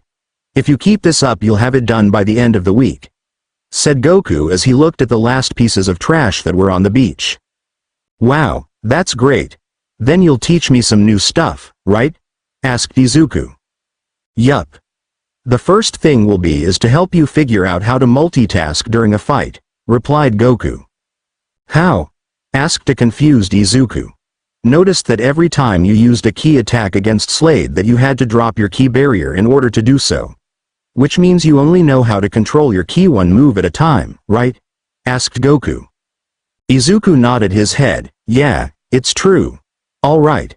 Once you finish pushing away the last pieces of trash, we'll start improving your ki control so that I can teach you how to use ki to do multiple tasks, declared the quirkless adult. Izuku was now very excited. If he could learn how to use his ki for multiple tasks at the same time, he'll be able to fight even more effectively. In a few days after you rest from that fight against Slade, Izuku just fell on his back in shock and disappointment. The next day, Earth Mugger caught by unknown circumstances. That was the headline for the newspaper of the day as it reported about Slade's capture by the police when they arrived at Environmental Central Park. Izuku was reading through the article on his way to school as he wanted to see just how big of a deal Slade was. It turns out that he was just like what the police officers at the station described him as when he and Goku went to report about Slade after the first fight he and Izuku had. A mugger that robs teenagers because they're easy targets in his eyes. It turns out that he was just doing it for the fun and thrill of battle, but he won't be doing it again from behind a jail cell anytime soon. I guess if I was able to defeat both a villain and mugger, then I'm definitely improving at the rate that I'm growing at, thought the green-haired boy. He then took off his backpack and put the newspaper inside so that he could read it again later. He then put his backpack back on and continued to walk towards school. Once he got towards the front gate of the building, he could see that Katsuki was there and was looking in his direction with a frown. Izuku knew that it was time for another confrontation with the blonde. He raised his ki barrier to prepare for the worst that could happen as Katsuki came closer and closer until he finally stopped in front of the green-haired boy. The two of them stared at each other with narrowed eyes and frowns on their faces. The students that were watching from the sidelines were wondering if a fight was about to break out. Since when did you grow a backbone, nerd? Since I learned how to not let all of the racist garbage from your mouth bother me. Katsuki grabbed Izuku's school uniform and with his right hand and made small explosions in his left one, threatening to hurt Izuku if he didn't stay silent, which was clearly not going to happen. Let me go or else I'm telling a teacher afterwards, said Izuku in the threatening tone. You think you can scare me by telling a teacher like a baby, ya nerd, growled Katsuki. Izuku was done with this. He grabbed onto Katsuki's forearm that held him and twisted the skin under his right hand to the left while twisting the skin under his left hand to the right. The resulting pain was enough for the blonde to let Izuku go and curse in pain, $%, he said while shaking his right arm. Izuku decided to just walk past him and ignore him as he was now tired of all this nonsense, but doing it would be easier said than done when you're dealing with Katsuki Bakugo of all people. You dead, Deku.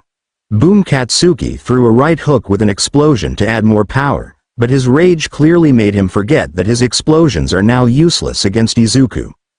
The quirkless teen just raised his right arm and the right hook hit, which hardly did any damage because of his key barrier still being active. He didn't even turn around and blocked the attack while facing away from his assaulter. Everyone that had been watching was surprised that Izuku was able to block Katsuki's right hook without even looking at him. It was so cool. Katsuki didn't think it was cool at all. Izuku turned around to face the blonde bully and glared at him. What's the matter? Afraid that I might be stronger than you? Don't give me that %. I'm the strongest in his whole school. I'm going to UA and becoming the next #1 hero after I surpass All Might. I don't care how many quirks you've been hiding from me all those years. You'll never be better than me. You're beneath me, roared out Katsuki as he showed pure rage. Everyone was silent and a bit scared after that outburst from the blonde. But the only one that had no fear was Izuku. He was done being this guy's punching bag, so it was time he get his message across. I've never hid anything. I learned how to do all of that stuff from working hard. I want to be a hero too, but I'm quirkless and you know that's the truth. All of those things I did weren't the use of quirks. But that doesn't matter, because I still going to UA, and you can't stop me, Bakugo. This speech caught everyone off guard. Izuku always called Katsuki by his nickname, Kachan, so why didn't he use it? Katsuki was now filled with murderous intent as he never felt this threatened before in his life. While the Sludge villain attack was scary, he was currently feeling a different kind of threat. The threat of his point of view being challenged, and by Deku, of all people. I'm not afraid of you anymore, or am I one of your lackeys that does what you say without thinking? But most importantly, I'm not going to be your worthless punching bag forever, from this moment on. Deku will be the name of a hero, announced Izuku with a determined look on his face. Katsuki growled in frustration as Izuku just kept on getting on his nerve more every single day. I'm going to UA. I'm going to become the world's first quirkless hero, and there's nothing that you can do to make me give up. So give up on trying to make me give up. Deku, who was once the laughing stock of this whole school, had just surprised everyone with his newfound bravery, determination, and confidence.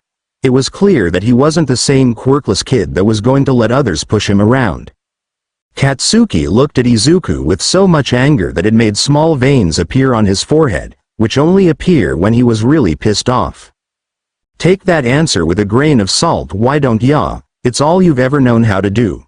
With that last bit out of his mouth, Izuku turned around and started to enter the school building to get ready for the day. As he left, every student that were there was witness the scene was shocked to see what just happened. Was that really Izuku Midoriya? As for Izuku himself, he was walking through the hallways with a smile on his face. He was getting more and more confident in himself with each pasting confrontation against Katsuki.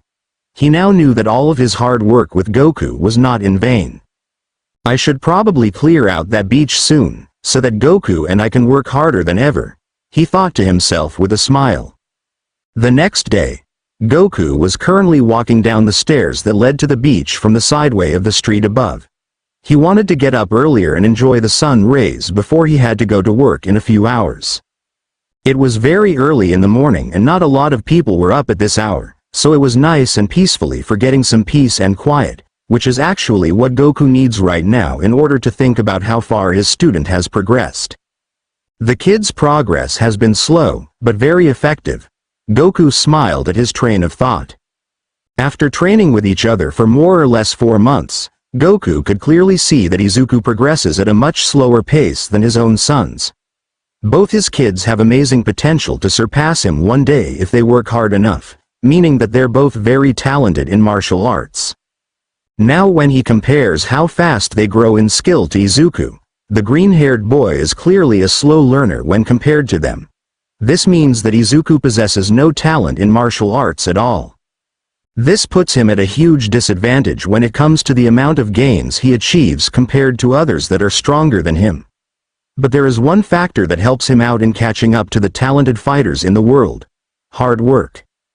Izuku had been pushing himself into getting stronger and overcoming his weakness of being quirkless for so long that it's been helping him increase the amount of time he spends training, while also to make sure he gains enough rest to not overwork himself.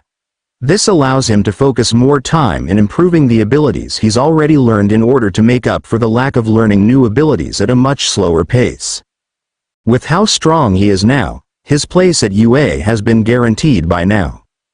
Goku's thought was quickly put to rest by the sound of a loud scream of a very familiar that he know all too well. Ah! Goku froze as he feared for the safety of the individual that was screaming, Izuku. He rushed down the stairs and ran towards the direction of the screaming and was expecting to see his student in great pain. Instead, he saw a sight that left him stunned. Izuku was standing on top of a pile of trash that he had just finished moving while screaming his lungs out to let the world know of his accomplishment. He was also shirtless, which allowed his bare chest and back to be exposed to all those who were near. Ah! Goku looked in awe as he then turned his head in different directions to see that the beach was completely clean and spotless. It lacked any of the trash that it held before thanks to the combined efforts of the two quirkless males. Holy moly! He cleaned out his share faster than I expected him to. Goku was expecting Izuku to have the last few pieces of trash moved by the end of the week, not today. Goku looked up at Izuku again with a smile on his face as the teen kept standing on the pile of garbage that he stacked. You're definitely one heck of a hard worker, kid. You're going to go real far one day. Smiled Goku with pride. Hey, kid, it's me. I'll catch you, said Goku. Izuku lost all the strength he had left in his legs and fell off of the trash pile. Goku caught him and held him for a moment so that he could rest for a while and regain some strength in his legs. Izuku was heavily breathing in and out from his nose and mouth to regain his breath back to a steady pace. He looked up a bit to see that Goku had caught him before he fell. "Gee, Goku?" he asked in a tired voice. "You bet. How are you feeling?" "I think I overdid it a bit. My legs are really sore," replied Izuku with a tired voice. Goku just shook his head with an amused smile. "You need to remember the rest is just as important as working out. I can't remind you that all the time." "I try," replied Izuku. The spiky-haired man held his student in his arms for a few minutes before placing him down so that he could stand up again. Goku took a step back and looked at how much Izuku had progressed in just a few months of training. The sun was shining brightly behind Izuku as it made him look like he was in a scene from some form of fiction. He had a very well-developed body now, thanks to all of the strength training they did together, which resulted in the quirkless teen now having a six-pack developed on his chest. He defiantly wasn't the same scared, defenseless, quirkless kid anymore. "You did it, kid. You surpassed my expectations," said Goku. "I wanted to get all of the trash cleared out so we could focus more on other stuff," huffed the still tired boy. "Well, you did just that, and that gives us more time for me to teach you plenty of things." Izuku smiled at Goku's remark and was pleased that his hard work had earned him more of his mentor's respect. He truly felt like he was finally worth respect from someone that wasn't his mother. The young boy then turned around to look at the sun shining over the horizon, enjoying its view as if it was a reward for his hard work. However, while he was turning around, Goku got a look at his back and saw something that took his breath away. Gaspy Izuku's back wasn't plain or empty like that of a normal person, he had a red Z on it. Izuku turned around to look at his mentor when he heard him gasp all of a sudden, "Goku!" His every woe. He was quickly turned back around to face the shore of the beach while Goku placed his hands on his shoulders to do so. He crouched down a bit to get a better look at the Z that was on Izuku's back. The letter was red and looked to be about 15 centimeters tall and 12 centimeters wide. "Kid, is this a tattoo?" asked Goku. "No, it's a birthmark. I've had it since the day I was born," answered the quirkless teen. Goku was now completely awestricken by the news. He couldn't believe that he was looking at the symbol of one of the great legend that he was told of as a kid, the Z Warrior. Goku. Are you alright? Asked Izuku. The spiky-haired man let go of his student's shoulders and turned around from his student's back to process the new information that he just learned. He then turned his head back to look at Izuku and thought for a moment about what to say to him. It's too soon for him to know. I'll tell him after he makes it into UA, he thought to himself. Don't worry, kid. I was just letting my mind roam free for a bit, he assured his student. Okay, replied a confused Izuku. He decided that if his teacher was hiding something, it must be important and he'll probably say something when he feels ready. Goku turned around and looked at Izuku in the eye. Izuku, now that you've cleared out all of the trash on your end of the beach, we can finally start focusing on just training martial arts and ki training alone. Which means that you need to work as hard as you can in order to earn your place in UA and show everyone that quirkless doesn't mean worthless? Alright? Right. I'll show everyone that hard work is what's needed to reach your goals, declared Izuku as he tightened his fist with determination. If that's the case, then what does Deku stand for? Asked Goku as he folded his arms over his chest. I stands for determined Izuku, replied the quirkless boy. Goku smiled at the drive to grow stronger that his student had. He punched his left fist into his right palm to signal the start of their next level of training. Let's get started. Super Smash Bros. 4 main theme. Izuku and Goku both start doing a set of push-ups. Izuku aims a kick at the right side of Goku's head, but it ends up getting blocked by Goku's right forearm. The two of them start doing a few sets of sit-ups. Both quirkless males start charging up a Kamehameha and fire them out into the ocean. Izuku and Goku have a sparring match as the two of them trade and block punches from each other. Izuku is sitting on the sand with his legs crossed as he has his ki barrier activated. Meanwhile, Goku is firing a multiple ki blast at Izuku to see how strong his defense is. Goku starts to repeatedly kick the left side of Izuku's head with the teen blocking with both of his forearms shielding his face. The two of them are now jogging across the shore of the beach alongside one another. Goku goes on the offensive as he attacks Izuku quickly, while the green-haired boy responds by ducking under a punch, slapping another way with the back of his hand, and taking a few steps backwards to create distance. Goku is seen doing a few push-ups, while Izuku is doing bicep curls with a few dumbbell weights. Izuku is seated at his desk while writing in his notebook during the lesson. Both Goku and Izuku are sitting cross-legged on the sand as they both meditate. Goku holds out his right palm as Izuku is repeatedly punching it at a fast pace. Izuku is now holding his left hand over his right one, while trying to make the ki surrounding his left arm change shape a bit. It ends up working a bit as the green rectangle and sphere around his arm and hand slowly connect to each other. Goku is now doing a few push-ups with Izuku sitting cross-legged on his back to add more weight. Goku easily catches Izuku's right elbow and shoves it away towards the right, which causes Izuku to tip over to the right a bit. However, he uses the momentum to spin around and kick Goku with the heel of his left foot, but Goku blocks it with his left forearm. Goku is now preforming an axe kick and brings it down on Izuku, who blocks it by crossing his forearms over his head. Izuku is now writing in his notebook some ideas on how to improve his training. He quickly writes down a new idea before Goku calls him over to start their daily training. Izuku jumps into the air and starts to preform a bunch of hurricane kicks, which cause Goku to take a few steps backwards to avoid most of them. Goku delivers a powerful punch to Izuku's stomach, which results in the teen bending over and holding his stomach in pain before dropping to his knees. Goku can see that Izuku is going to need to learn how to increase his durability without the ki barrier, as he can't relay on it all the time. Both Izuku and Goku are at Izuku's apartment home eating a bowl full of rice. Meanwhile, Inko Midoriya is watching with a surprised expression on her face as Goku has already eaten 3 bowls and looks like he can keep going, while her son looks to be just about full with his second bowl of rice.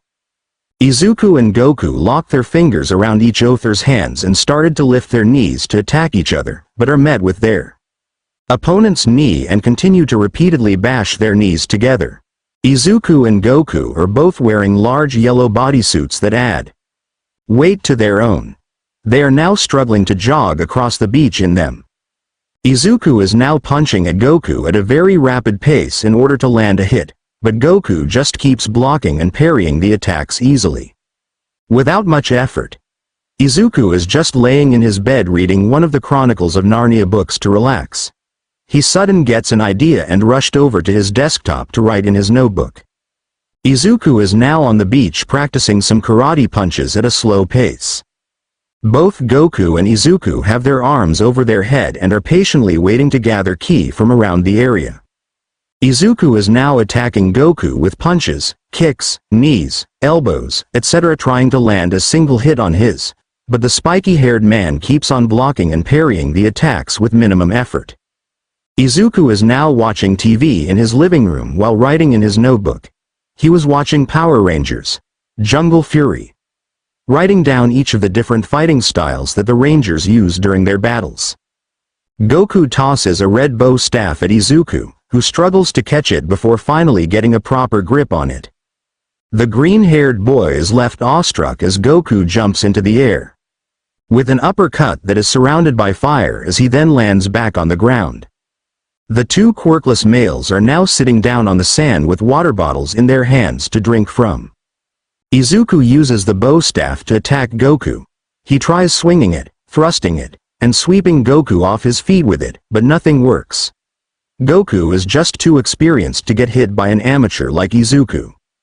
Izuku is now drinking from his water bottle as he's seated at his desk, waiting for class to begin. Izuku is now defending against Goku as he's been pushed back by an onslaught of attacks. He manages to hold his own quite well. He blocks, parries, and dodges each of Goku's strikes as they keep on coming. Goku places a glass of water on the sand and closes his eyes to focus on something. Before Izuku could ask his mentor what he was doing, his words quickly stopped in his throat as the water starts to slowly come out of the glass in the form of a cylinder. Goku then opens his eyes and the water drops down to the sand and splashes in their faces. Both Goku and Izuku are seen doing push-ups with the weighted bodysuits on to make it more difficult for them. Izuku is now charging up a Kamehameha while his body is surrounded by his ki barrier, but as he continues the attack, the ki barrier completely disappears from his body. He then stops charging the Kamehameha and decides to try again. The green-haired boy is now surrounding his arm and hand in a green ki rectangle and sphere. He manages to connect the two, before the spheres start to grow a bit of fur for some reason. The two quirkless males are now practicing their punches and kicks while imitating as they practice. Izuku rushes at Goku while pulling back his left arm to use a big fist blower, while Goku pulls back his right fist as he rushed in as well. The two of them collide their fist and the resulting clash causes sand to be blown away by the wind that the collision made. The two quirkless males smile at each other. Song end. The two training partners were now looking out at the ocean on a very early morning. It was the day of the UA entrance exam, which is that day that Izuku has been preparing for. He was finally going to see if all of the hard work that he'd done over the last 10 months was going to pay off. The two quirkless males looked at each other silence. No words were needed, as they both knew what they had to do today.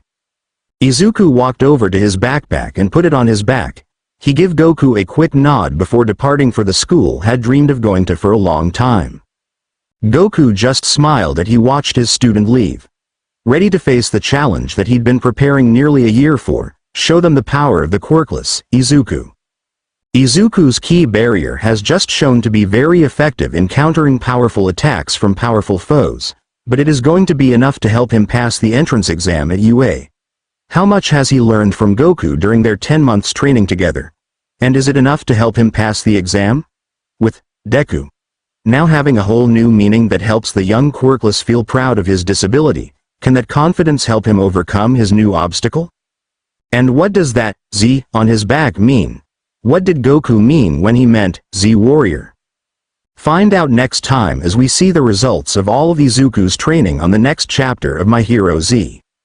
17,211 words, that's the most that I've ever written in a single chapter. I can honestly say that I'm very surprised that this chapter ended up being this long. However, I'm not complaining. And I'm sure you all aren't either, as you now have at least a half an hour worth of a chapter to read and enjoy. I don't know if you're reading this on December 31st or January 1st or 2nd, but all I said is that I'm really glad that I was able to close off the 2010s and start the 2020s with this chapter. I hope that you all enjoy it and have a very happy new year. I'll see you all again next time. Let's enjoy 2020. Results of hard work. Hello, everyone. Welcome back to the next exciting chapter of My Hero Z.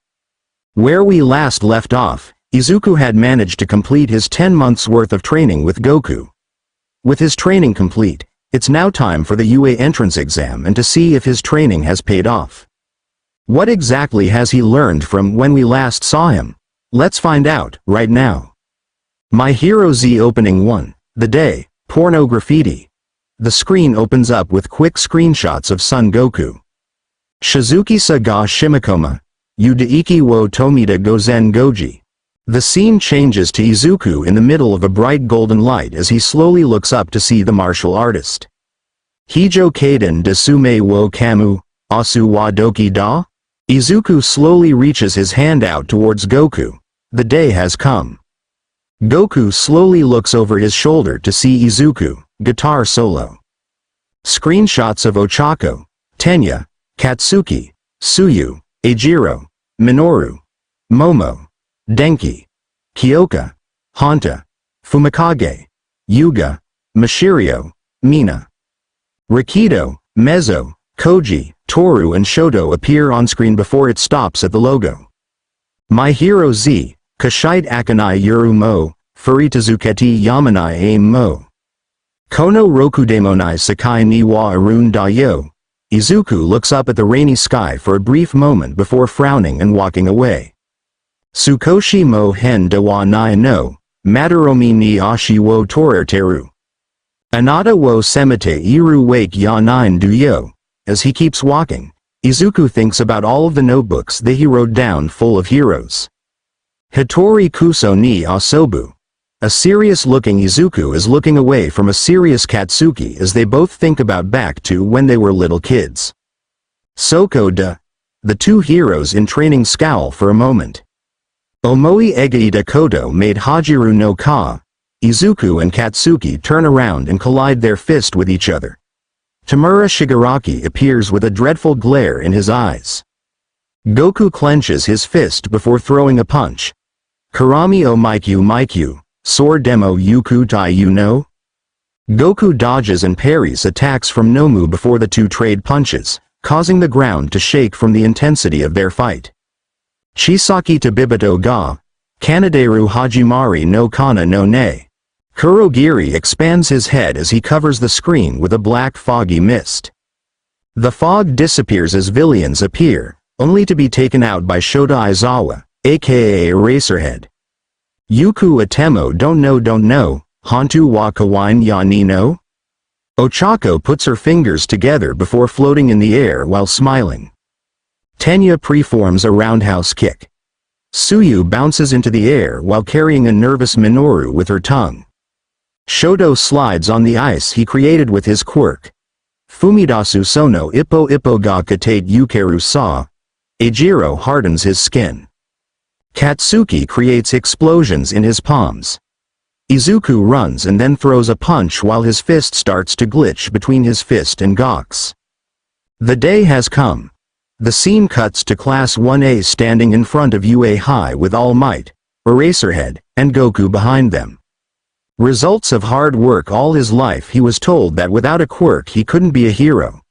He started to believe in what everyone told him after being unable to defend himself against those who had quirk that were great for combat, but that all changed months ago. After training with Son Goku in martial arts and the art of ki, Izuku was now ready to prove all those that doubted him wrong. Izuku Midoriya was now standing in front of the high school that helped train some of the greatest superheroes that protect the peace of today. This is it. This where I can finally see if all my hard work paid off. Thought the young quirkless teen. Izuku had pushed himself hard in order to achieve the strength he currently possessed. Strength that could defeat a low-threat villain like the Sludge villain, a mugger that was strong enough to defeat Katsuki, and withstand a full power blow of Katsuki's quirk as well. Izuku once thought that he could never possess such power, but thanks to Goku he could now use that strength to be a hero. Shove, wah. Izuku was pushed to the ground and fell on his knees, while his hands were then planted on the ground to hold up the rest of his body. Don't get in my way, Deku. Izuku looked up to see the back of an all-too-familiar hothead. Katsuki stomped away and into the building. That jerk still hasn't learned, even after everything that's happening. After Izuku stood up to Katsuki in front of the schoolyard at their middle school, the blonde had surprisingly stopped bothering Izuku for some reason. Most people thought that since Izuku could now take explosion from Katsuki with his quirk and come out harmed, the blonde decided it was pointless to continue to assault him and just gave up. But that didn't change the fact that Katsuki was still a bully and that he despised Izuku for hiding his secret quirks, if his recent action is anything to go by. Are you alright? Asked a female voice at Izuku. The green-haired teen looked up to see a girl was offering her right hand to up him up. Izuku started at the girl for a moment, as this was the first time a girl ever willingly talked to him. She had fair skin with her cheeks blushing, big round brown eyes and shoulder-length brown hair that's bobbed and curved inwards at the ends, two longer clumps taking the same shape on each side of her face. For clothing, she was wearing a brown coat, pink scarf, and black leggings. Izuku quickly shook his head and accepted the girl's hand as she pulled him up. Thanks, I appreciate that. What's that guy's deal with pushing you? Someone who's looking to be a hero shouldn't do something like that, she said while looking at the front door of the school that Katsuki disappeared into. He and I have a very bad history with each other. He hates my guts and thinks that he can push others around because how strong he is. Signed, Izuku. A hero shouldn't think like that. That's the mindset of a villain if you ask me, said the girl. I just hope he gets a wake-up call sooner or later. By the way, thanks again for helping me up, smiled Izuku. The girl smiled in response. No problem, I'm Ochako Uraraka. Izuku. Izuku Midoriya. Good luck on the exam, Midoriya, wished Ochako as she walked off into the building. Izuku smiled for a moment as she disappeared from his sight. He hadn't even taken the exam to get into school and he already made a new friend. But something that he didn't notice finally started to enter his mind. IITT talked to a girl. A.N.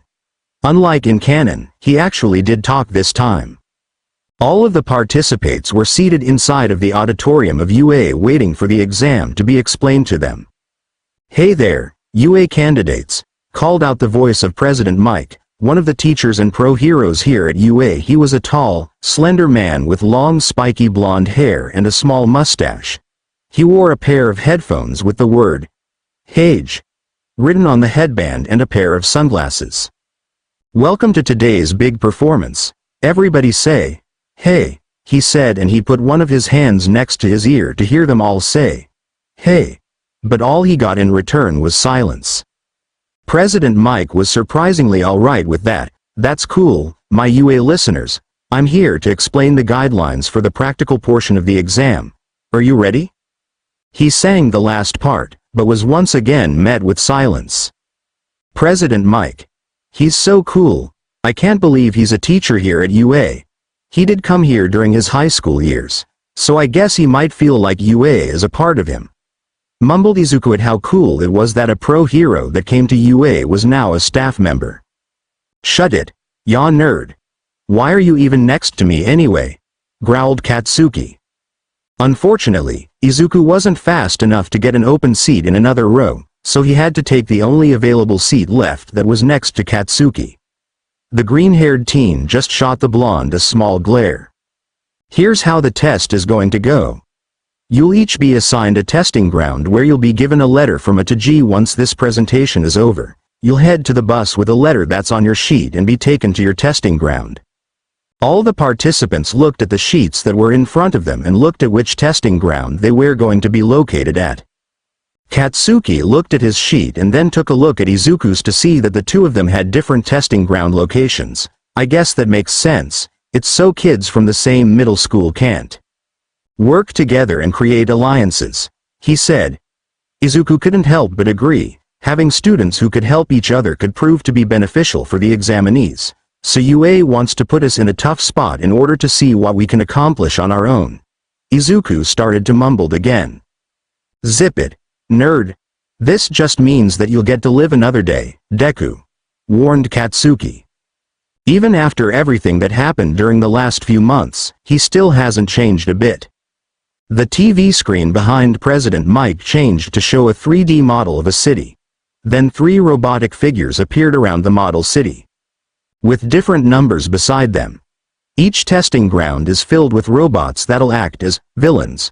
Your goal here is to try and destroy as many robots as you can in order to gain points. Some robots have more points than others, so destroy as many as you can to add up your overall score. But you're only allowed to attack the robots, and not other participants. No playing the anti-hero, explained President Mike. Of course that's the case. It won't be right to attack someone else when they're busy with the exam. I know that I won't want to be attacked while I'm busy doing my best on the exam. Izuku started mumbling again. Katsuki's fist was shaking very fast and was very close to punching Izuku to get him to stop. A student a few rows in front of Izuku and Katsuki stood up and raised his hand. He looked to be a tall and muscular young man with black hair and wore rectangular half-rim glasses. Excuse me, sir. May I ask a question? He asked. Sure thing. What's on your mind? Replied President Mike. There appears to be no fewer than 4 villain robots on this handout, while there are only 3 on the screen. An error like this, if it is one, is highly unbefitting of UA, Japan's top hero academy. Good eye. Examinee 7111. The 4th variation of the villain robots is worth 0 points. He's more of an obstacle than an opponent to face. There's just one of them in each testing ground, informed President Mike. The student who asked the question bowed in appreciation. Thank you for answering my question, sir. However, he wasn't done. He turned around and looked up at Izuku. And you, the one that's making so much noise. That's distracting and very unprofessional for someone who wishes to be here. If you're going to keep distracting the rest of us, then leave. Izuku gulped and looked down in shame.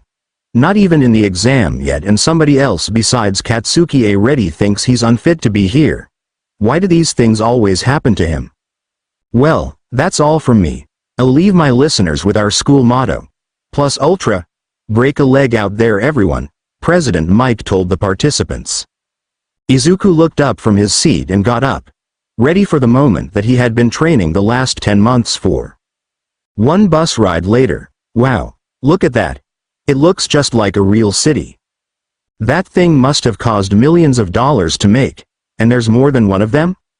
UA is amazing. Those were the comments of many of the participants that were getting off the bus that brought them towards the mock city that their exam was going to be taking place. Izuku was the last person to exit the bus and looked up to see that the mock city was surrounded by a huge wall that had a pair of gates in front of them. He looked determined on how he was going to give it his all and see if his training with Goku paid off. Izuku was outfitted with a light blue workout suit. He felt like it was enough to avoid too much attention. He looked around at the other participants and suddenly spotted Ochako preparing for the exam by doing a few breathing exercises. Izuku smiled a bit as there was someone that he knew that was nice, to an extent. He decided to walk over to wish her a bit of luck on the exam. But he didn't get far as a hand grabbed his shoulder to stop him from going any further. He looked over his shoulder and saw the same examinee that called him out for making too much noise back at the auditorium. He looked over and saw the Izuku had intended to walk towards Ochako. She looks like she's trying to concentrate on the exam. Do you intend to distract as well to make her fail? He said coldly. Izuku was a bit nervous by his voice, but his training with Goku had helped him raise his confidence in himself a bit. I just wanted to wish her good luck. I didn't mean to distract anyone in the auditorium, I just got a bit too excited for the exam. You must think that this is some kind of game. That this exam is just for fun and that anyone can enter it so easily, replied the examinee as he folded her arms over his chest. What gave you that impression? Only people who really want to be in UA are here and they all know that they needed to work hard in order to get this far. I know that I worked hard to be here since I'm even here in the first place, replied Izuku. He really didn't know what this guy's problem was. The two of them didn't notice that their little argument had caught the attention of a few other participants. A lot of them looked like very big and tough muscular guys with powerful quirk, others didn't look so intimidating, but had confident smirks on their faces. They all looked at Izuku and were unimpressed as he looked like a wimp in their eyes and didn't belong here where they were about to enter battle. Izuku looked at the guy that was belittling him and gave a slight smirk. I may not be the most intimidating guy around, but I'm not to be underestimated, I'm more than meets the eye. And, begin. Everyone was surprised by the sound of President Mike's voice appearing out of nowhere and started to look around to see where it came from. What are waiting for? Go. Get moving. There are no countdowns in real-life battles. That immediately got everyone's attention as they started to rush through the open gates to enter the mock city. Izuku ended up behind everyone, but that wouldn't be the case for long. His legs started to glow a bit yellow with red veins appearing around them, which ended up boosting the strength of his legs. With the stilt leg sweep technique activated on both his legs, he ran as fast as he could and passed the other participants that were ahead of him with super speed. He saw the first robot in sight and picked up the pace in order to get to the robot faster. He then leapt into the air and used a sidekick to take the robot's head off. He then landed on his feet and ran off to find more robots to destroy. The other participants saw what Izuku did to the robot and were shocked to see that the scrawny green-haired kid that they all underestimated was indeed more than meets the eye, just like he said. With Izuku, the green-haired quirkless teen was in front of another robot that looked ready to attack, but he used the big fist blower to uppercut the bot and earn more points. Izuku then started running again to search for more robots. He was using the stilt leg sweep to help enhance his leg power to give himself a speed boost so that he could find robots faster. Maybe if I get to higher ground, then I could find more robots quicker, he theorizes. Izuku spotted the closest building that has the lowest roof and used the power of the key in his legs to jump up as high as he could in order to reach the roof. He managed to land on the roof of the building and started running to the next building to jump on its roof. He continued to jump from roof to roof in order to find the right viewpoint, until he stopped on top of one of the buildings and looked down in between it and the building he came from to see two robots on each side of the alleyway. Seeing opportunity, he created a key blast in each of his hands and fired them at the two robots from above. The resulting explosion earned Izuku more points and a smile on his face. He turned around and started to look around from on top of the building he was currently standing on in order to see if he could find any more robots out in the mock city. As he looked around, he spotted another robot that was down in the street below him. He couldn't see anyone else attacking the robot, so he took the opportunity to fire another key blast from one of his hands and destroyed the robot. I'll need to keep searching if I'm to get more points. I can't just wait for a robot to show up, not when there are so many other people trying to destroy them, he said. Without wasting any more time, Izuku used stilt leg sweep on his legs again and rush off the building by jumping towards the next one. He continued to jump across the buildings until he spotted more robots that weren't attacking other participants and leapt towards them in order to earn more points. He landed on top of one robot and smashed it with the force of his landing. Then he shot another key blast towards the next robot. After that, he leaped towards another robot and used the big fist blower in order to punch it and destroy it. This is actually kind of fun, chuckled Izuku. He then started to run off again to find more robots to fight, but he wouldn't have to look far as he was soon confronted by a total of 5 robots that started to approach him. Eat this. Key blast. Izuku held out both his arms and started firing multiple yellow spheres at the robots over and over again. The blast ended up creating an explosion that further damaged the robots and destroyed them completely, earning Izuku more points. I probably should stop using the ki blast so much to avoid running out of energy. He then ran off to find more robots. Inside an observation room, a bunch of teachers' pro-heroes were watching the exam through a set of multiple TV screens that helped them see as many students as possible from the multiple testing grounds. We have a lot of good candidates this year, that's for sure. They all seem to be very skilled with using their quirks in combat. But they're also at a big disadvantage with not knowing how many villain robots there are, or their locations. Add in the fact that they have a limited amount of time and they have quite a few odds stacked against them. While that is indeed true, they are showing to use their quirks in very clever ways in order to find the robot villains. One TV screen showed an examinee that had wing-like arms standing on top of a building. Some use information gathering. The next TV screen showed the examinee that confronted Izuku earlier. Others use speed to get ahead of their peers. The next screen showed a boy blasting a robot from a laser that was on his belt. Another advantage is being calm while under pressure. Another screen showed Katsuki standing on top of a pile of robots he destroyed, as well as having sheer power and combat abilities. Another screen showed Izuku using the big fist blower to punch a robot repeatedly until he fell over. But some of the most effective heroes have a combination of all those traits. This year's set of students looks very promising, that's for sure. There's still plenty of time before the exam is over. But the real test has yet to come, so let's see how they'll react. One of the teacher's hands pushed a big red button. Back at the mock city. Smash **** bam **** clang. Izuku was punching one robot over and over again to make sure that it stayed down. It was the toughest one that he faced so far and it wasn't going down easy, but after enough hits the robot was down for the count. Man. That thing was no walk in the park, signed Izuku as he took a moment to catch his breath. The exam was nearly over and he had about 16 points. Most of the robots that he fought had just 1 point, with a 2-point robot showing up from time to time. The last robot that he just destroyed was the first one he faced that was worth 3 points, but 16 was way too lower for him to make it into UA. He needed more points and fast. Stomp. The ground started to shake a bit and Izuku tired to find his balance, but that wasn't the end of the shaking.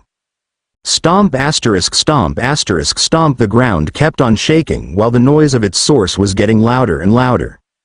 Everyone was wondering what could be causing the shaking, but they all looked up and saw their answer with absolute terror. It was a colossal green robot that made the ones they've been fighting look like ants in comparison in size. Let's get out of here. Move it. I'm out of here. One by one, the examinees started to run away from the giant robot that began to follow them at a very slow pace, which only motivated them to get away faster. I need to get out of here and find more robots to fight. Izuku was about to turn tail and run just like all the other examinees. Ow. But then, he heard a voice that sounded a bit familiar to him. He turned around and saw that Ochako was in the way of the giant robot as her foot was trapped under a bit of rubble. The examinee that had given Izuku a hard time ran past him, but then looked and saw that he was staring at Ochako, who was trapped. Izuku knew what he had to do. Upon instinct, he used stilled leg sweep to rush over to Ochako and made it to her in about 4 seconds flat. He then held out his left hand towards the rubble that had trapped Ochako's leg and started to use one of the key techniques that Goku had taught him. The rubble started to float in the air, before it landed beside Ochako. Bit by bit it kept on floating off her leg until she was free. This move was telekinesis. It allows the user to move things by using both ki and the mind. The user needs to learn how to manipulate the ki of an object without touching it. Then they use their mind to move the object that they're manipulating any way they desire, but need to concentrate to do so, or else they'll fail to move the object. Izuku only knows how to move small things and still needs a bit more training to get to a more advanced level, but he was able to remove the rubble from Ochako, which was good enough for now. Ochako looked at her leg that was trapped under the rubble and then looked at Izuku. Why, your quirk is no time. Hurry. Izuku interrupted her. He picked her up bride style and used stilled leg sweep to run away from the giant robot while carrying her in his arms. The ki in his legs being enhanced allowed them both to make it to where the other examinees all gathered. He put her down gently and then turned around to see that the giant robot was still making its way towards them. The robot even reached out and tried to grab someone with its right hand. "I'm beating it. Don't touch me. Ah."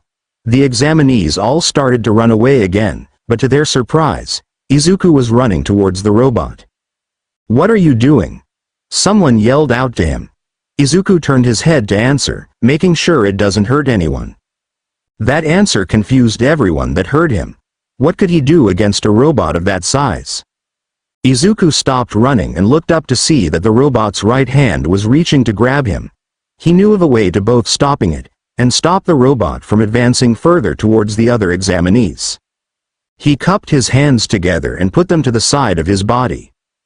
"Calm me." The other participants watched at what Izuku was doing. HAMEE. The robot's hand was about 5 meters away from grabbing Izuku. Ha! Izuku thrust out his cupped hand and fired a Kamehameha straight towards the robot's hand. The blue beam of ki collided with the palm of the robot's opened hand and pushed it back a bit, halting its advancement on the teen. The power behind the beam started to push the hand back a bit, but the robot started to use more power and push back against the beam.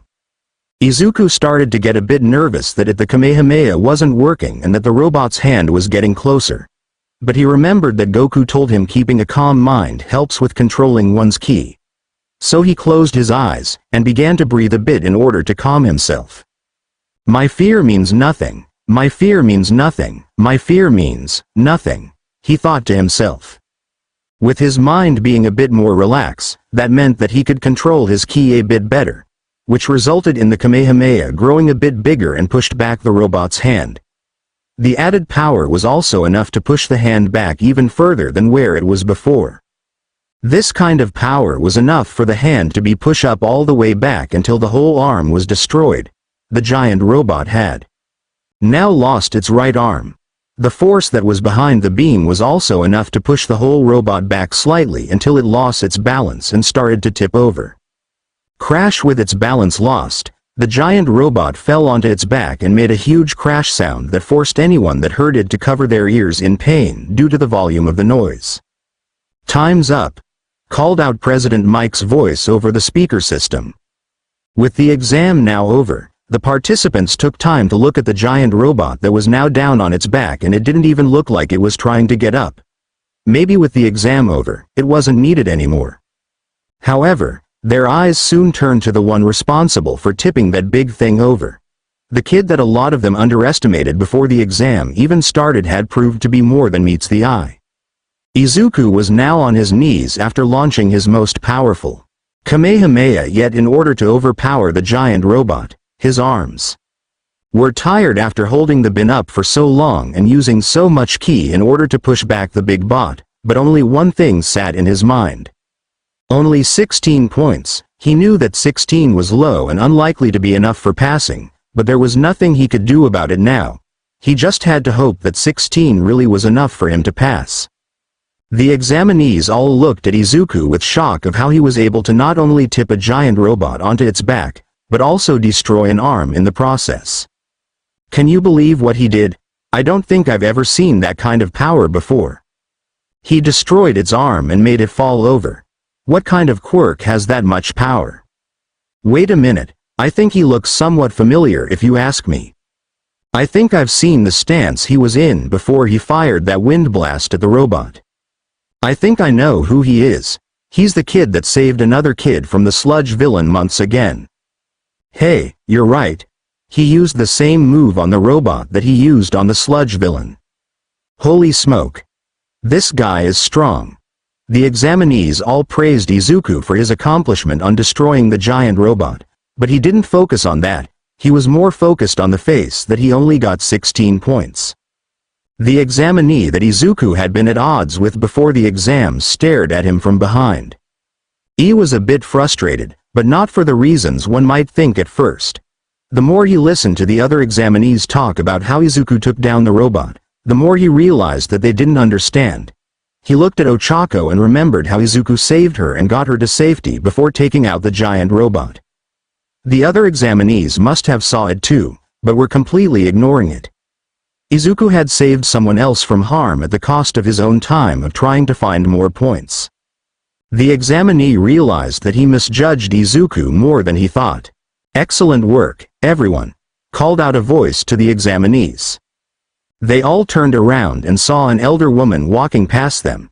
She was short and had gray hair tied in a bun with a syringe looped through it. She was wearing a doctor's lab coat with yellow and red vest-like designs on each side, 2 yellow buttons, and had a pink belt on. She was also wearing pink boots and had helmet on her head with a visor on. She also had a cane that looked like a syringe as well. Izuku recognized her as the pro hero, Recovery Girl. "Why, you're Recovery Girl," said Izuku. "Indeed I am, Sunny. Need any healing?" she asked. "No, I'm fine. But she could use some healing, her leg was crushed under some rubble," he said, pointing at Ochako as she blushed a bit. "Nothing I can't fix." She walked over to Ochako and kissed her leg. It turned out that Recovery Girl's quirk allows her to heal others by kissing them on the injury. Makes you wonder how popular she must have been with other heroes back in her younger years. Once she kissed Ochako's leg, it was then surrounded by a green aura that showed her quirk was working. "You should be fine, dear." The brown-haired girl got up on her legs and they both felt fine. "Wow, it feels all better, thank you," she said. "It's what I do," smiled Recovery Girl. Ochako then turned to Izuku, "And thank you for saving me, Midoriya." Izuku smiled in return. "I was happy to help." With the exam now over, there wasn't really a reason for the examinees to stick around, so Izuku started walking away. He walked past the crowd with a depressed frown on his face, still doubting that he scored enough points to pass, but after the tough day he had today, he just wanted to go home. 1 week later. A week has passed since the entrance exam and Izuku still hadn't heard from UA yet. He was getting concerned that he failed, but thanks to some meditation, his worries started to fade into the background. He was in the living room and was meditating on the couch with his legs crossed. Inko watched her son as he seemed so calm and free of worry when he was like that. She kept on thinking about how blessed he was that he ran into Goku that day and that the man offered to train her son in the art of combat and using ki to become a hero. She was surprised to hear that Goku himself was quirkless, yet could use his ki to do things that make it look like he had more than one quirk. She felt a bit disappointed in herself for not supporting Izuku in his dream to become a hero while a random stranger did more for him in 10 months than what she did in 10 years. She was eternally grateful to Goku for what he did for Izuku and hopes to find some way to thank him. The last time he was here, he said that she could repay him with food, which was an odd choice from her perspective. Izuku opened his eyes and got off the couch. "That always seems to get rid of any troubles I have. Wish I've learned about meditation years ago," he said. "Better late than, honey," smiled Inko. The green-haired teen returned his mother's smile with one of his own. He then walked off towards his room to rest for a bit. Once he got to his room he sat down on his bed and looked at posters of his favorite hero, All Might. Izuku had idolized the man since childhood and was determined to become the next #1 hero just like he was. But once he learned that he couldn't develop a quirk, his dream seemed a lot more impossible. Until Goku showed up and teach him martial arts and ki, which were available to him despite being quirkless. After how well he fought off the robots at the entrance exam, it proved that he really could be a hero without a quirk, so that meant he could still become the next #1 hero in the future if he trained hard enough.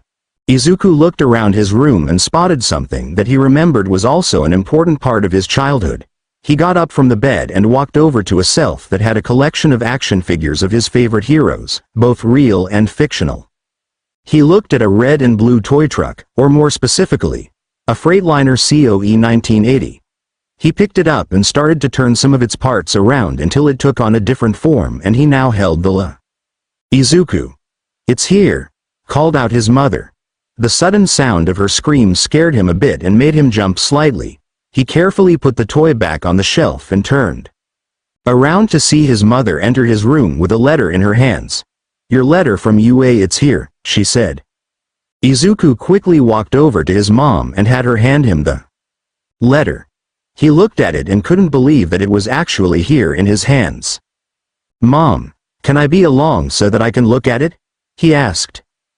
Sure thing, sweetie," she replied and walked out of the door while closing the door. Izuku was now all on his own in his room. He was ready to see if his hard work with Goku had actually paid off in the end. He walked over towards his desk and sat down on the chair so he could open the letter. However, instead of a piece of paper falling out of the envelope, out came a small device that was about the size of a potato chip. What is this?" asked the green-haired boy as he looked at it and then touched the top of the device until it suddenly lit up and the top showed a hologram with a very famous hero appearing on the screen. "I am here as a hologram to deliver you your results," said the booming voice of All Might as he appeared on the hologram. "What the All Might? What's he doing giving me my results?" Izuku asked himself in his mind. "Greetings, young Midoriya. You're probably wondering why I, the symbol of peace, am giving you your test results on your entrance exam performance. That's because I'm now part of UA teaching staff and I'm going to be a teacher to many students this year, which may include you," said the holographic All Might.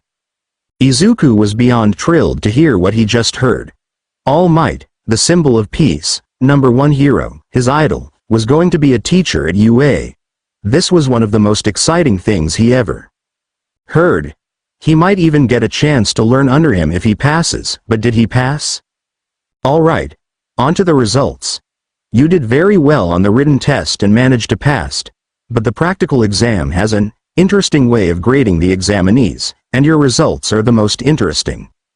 Izuku was confused on what All Might meant by that.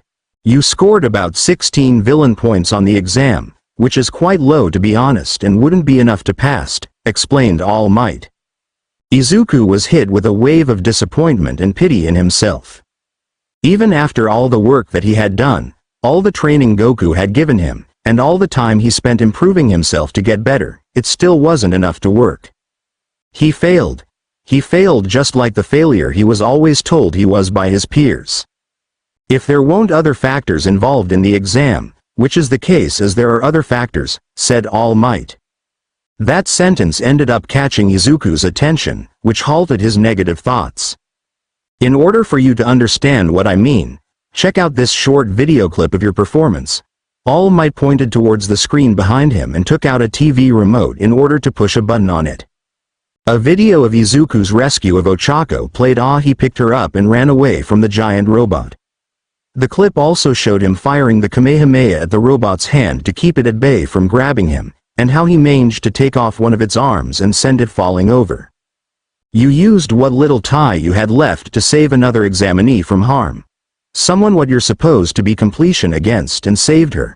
That is what being a hero is truly about. Helping others, no matter what the consequences your actions will have on you.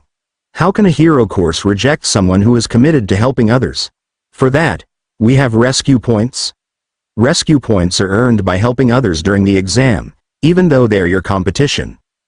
For your bravery and selflessness, Izuku Midoriya, you earned 60 rescue points to go along with your 16 villain points, explained All Might in a cheerful tone. Izuku's heart was now pounding with excitement and joy at what he just heard.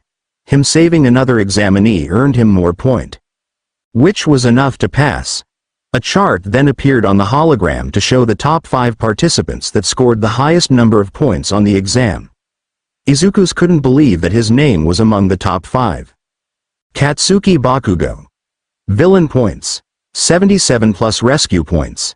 0 equals 77 points. Izuku Midoriya. Villain points. 16 plus rescue points. 60 equals 76 points. Eijiro Kirishima. Villain points.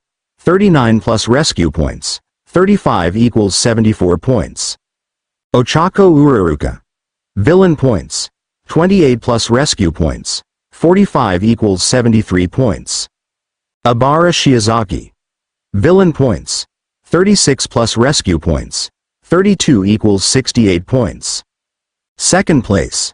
Him. The quirkless kid who only had 10 months to learn, control, and improve his new power got second place on the exam. This was too unreal to believe. Izuku's eyes started to leak tears of joy as he actually managed to pass the UA Intranace exam and is now an official student at the best hero school in Japan. You passed. Welcome, young Midoriya, for this is your hero academy. We look forward to seeing what you can do. Those were All Might's last words before he disappeared along with the hologram message ending. Outside of Izuku's room, Inko was pacing back and forth nervously as she waited for her son to give her the news. After what seemed like an eternity, the door to her son's room opened and he looked at her with a smile. I got in, Mom. I did it, he said. Inko smiled with a few tears leaking out of her eyes as she hugged her son in pure joy. Oh, Izuku. Words cannot describe just how proud I am of you. You overcame your limitation of being quirkless and proved that you can be a hero. You're my little hero. Izuku returned to hug. Thanks, Mom. I couldn't have done it without you or Goku supporting me. Inko's joy had decreased slightly as she really didn't do much to help her son out. It was mostly the work of Goku, a stranger, that believed in her son more than her. Someone mentioned my name? Ah, screamed the mother and son pair in shock at the new voice. They both turned around and saw Goku leaning against the wall with a cheerful smile on his face. Do you ever call before you teleport like that? Asked Izuku. Would you prefer I appeared in the bathroom or one of the bedrooms? Asked Goku. Izuku thought about it for a moment before answering, no, that would be worse. Well, don't worry about that happening, giggled the spiky-haired man. So, what are you doing here, Goku? Asked Inko. Isn't it obvious? I'm here to congratulate Izuku for making it in to UA, smiled the black-haired adult. You heard I made it in? Asked the teenager. I've been here for the last 2 minutes, replied Goku. Inko wondered how she didn't notice him if he had really been there for that long. Perhaps it was her own anxiety that prevented her from noticing. Izuku walked up to Goku and hugged him. Thank you, Goku. Thank you for training me these past 10 months and helping me be strong enough to take the exam. Thank you for putting so much time into helping me. Goku laughed and ruffled Izuku's hair once he let go of the hug. No problem, kid. But I also have another reason for being here besides seeing if you go into UA. Really? What is it? Asked Izuku.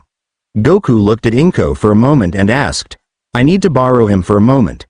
It should only take an hour at most, is that all right? Inko thought about it for a moment and decided that Goku was probably going to ask her son to help him with something. Guess I'm all right with it, just as long as he comes home before it gets too dark, she said. Don't worry, I said an hour at most, replied Goku. He then turned to Izuku and said, you should probably change into someone more comfortable for outside. Izuku nodded and went into his room to change. It took about 5 minutes, but he came out wearing his blue workout uniform that he wore during the entrance exam.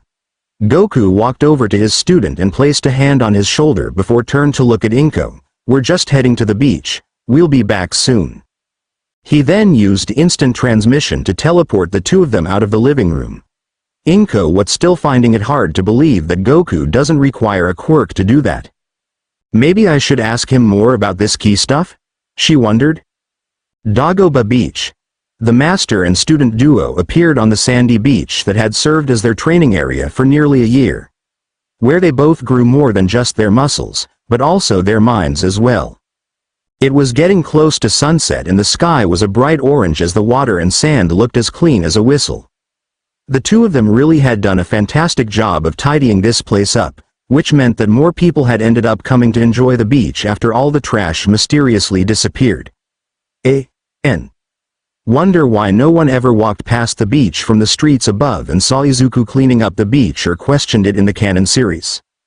We sure did put this place to good use, didn't we, kid? Asked Goku as he stared out into the ocean water. Yeah, you taught me so much here and helped me a lot. I'm forever grateful for that, Goku, replied Izuku with a smile. Now for the reason I brought you here. Now that you're in UA, we need to know how strong our time training together has made you compared to when we started out. There's only one way to find out for sure just how much you've improved, said Goku in a serious tone of voice. How exactly? Asked Izuku. He felt a bit uneasy Goku's serious tone of voice. Goku then replaced his serious face with a cheerful happy one. We going to fight?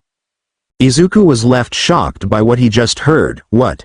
After months of training, Izuku has successfully completed the UA entrance exam and earned himself a place as a student in one of the greatest hero academies in Japan. However, now that his master wants to test him out in a full-on battle and see what he's capable of, it looks he'll be getting a taste of possible future opponents that he'll have to face later down the line. Can Izuku hold his own against Goku? Did he learn more in the 10 months of training than what we saw in the exam? Find out next time as we witness a mighty clash of teacher versus student on the next chapter of My Hero Z. Done. I hope you all enjoyed what this chapter had to offer. Izuku had made it into UA like in canon, but his time he was a bit more successful and earned second place. No, I only had Izuku show telekinesis during the exam, but that's only because it was the only thing I could think of that he could show off during the exam.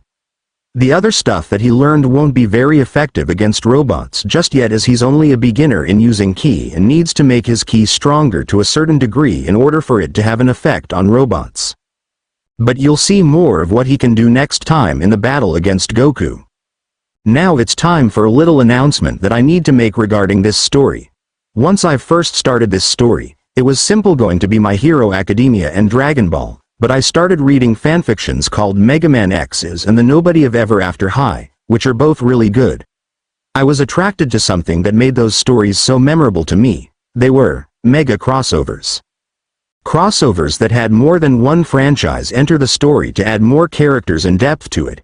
It loved the idea and could pass it up, so I decided to turn this story into a mega crossover.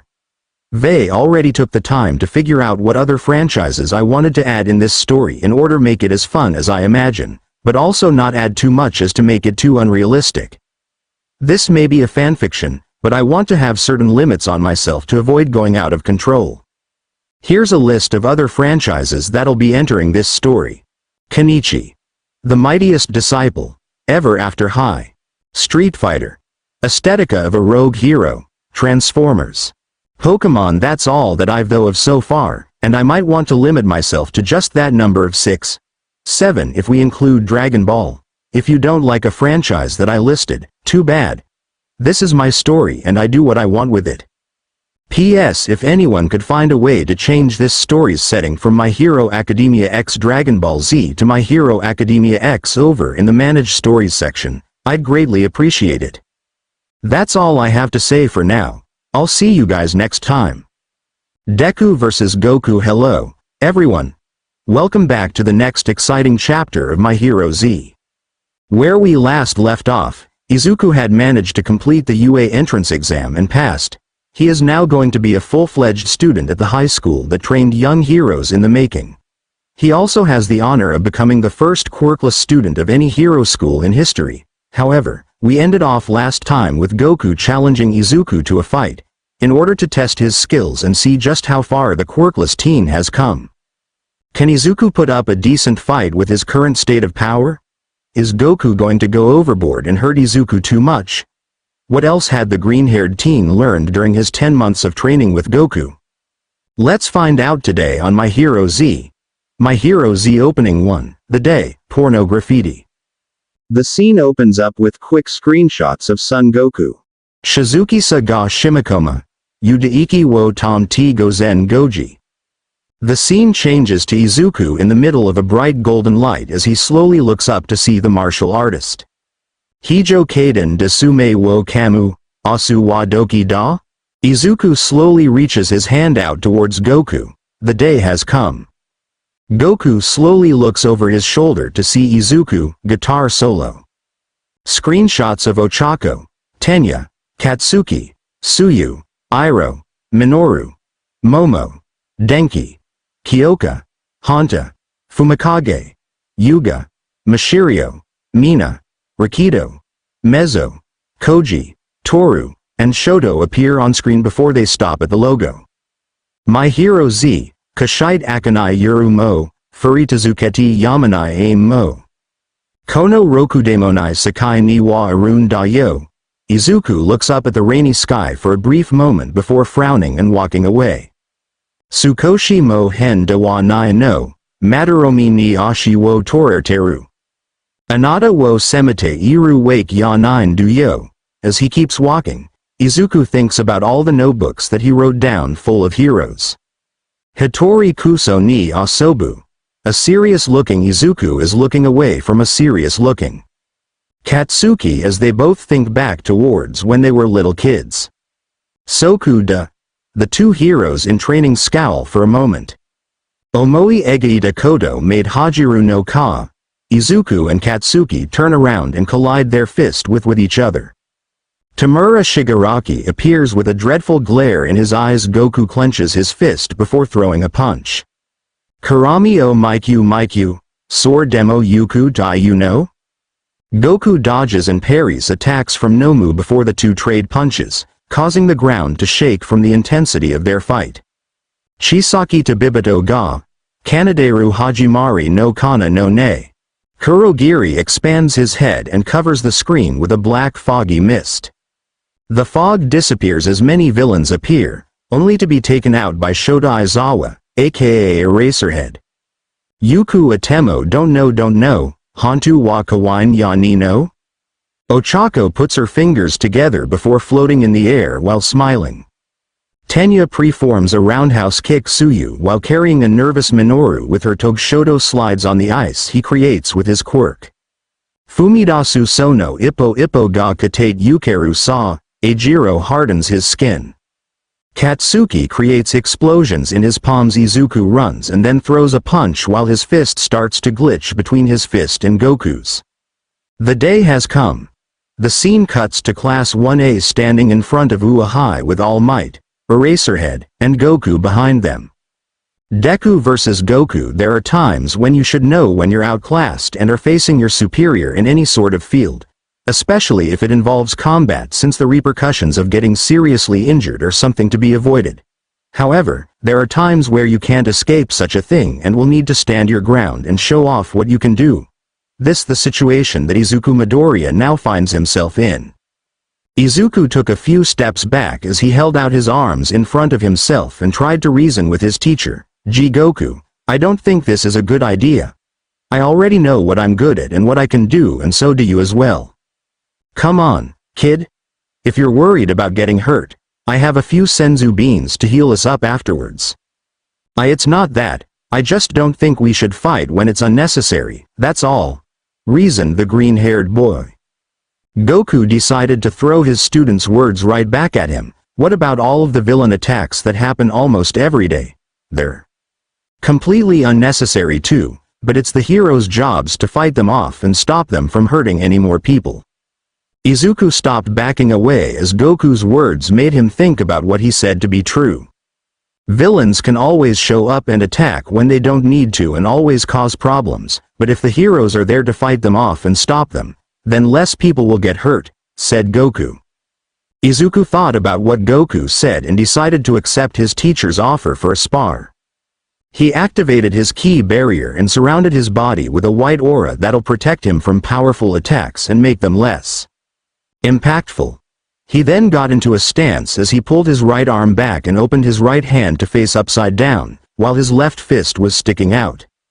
Goku got into his own stance and looked at his student, but he suddenly felt an above-average source of ki nearby and turned his head slightly in the direction that it was coming from. Dragon Ball Fighters.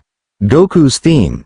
Izuku saw that his opponent had taken his eyes off of him and rushed at him as fast as he could, while adding a bit of ki into his legs to get a speed boost. He lands a push kick on Goku's stomach, which sends the older man back a few feet, but Izuku had sparred with Goku plenty of times to know that his teacher allowed that attack to hit him on purpose. Why did you let me hit you? We both know you could have dodged that, even if you were distracted for a moment, asked Izuku. Sorry, I just wanted to let you land the first attack to make you feel excited for a bit. I won't do that again, warned Goku. Izuku nodded in response. He then started to throw punches at Goku, who dodged and blocked each one of them. But the quirkless teenager then grabbed Goku's hair and yanked his head down towards his right knee as he lifted it up.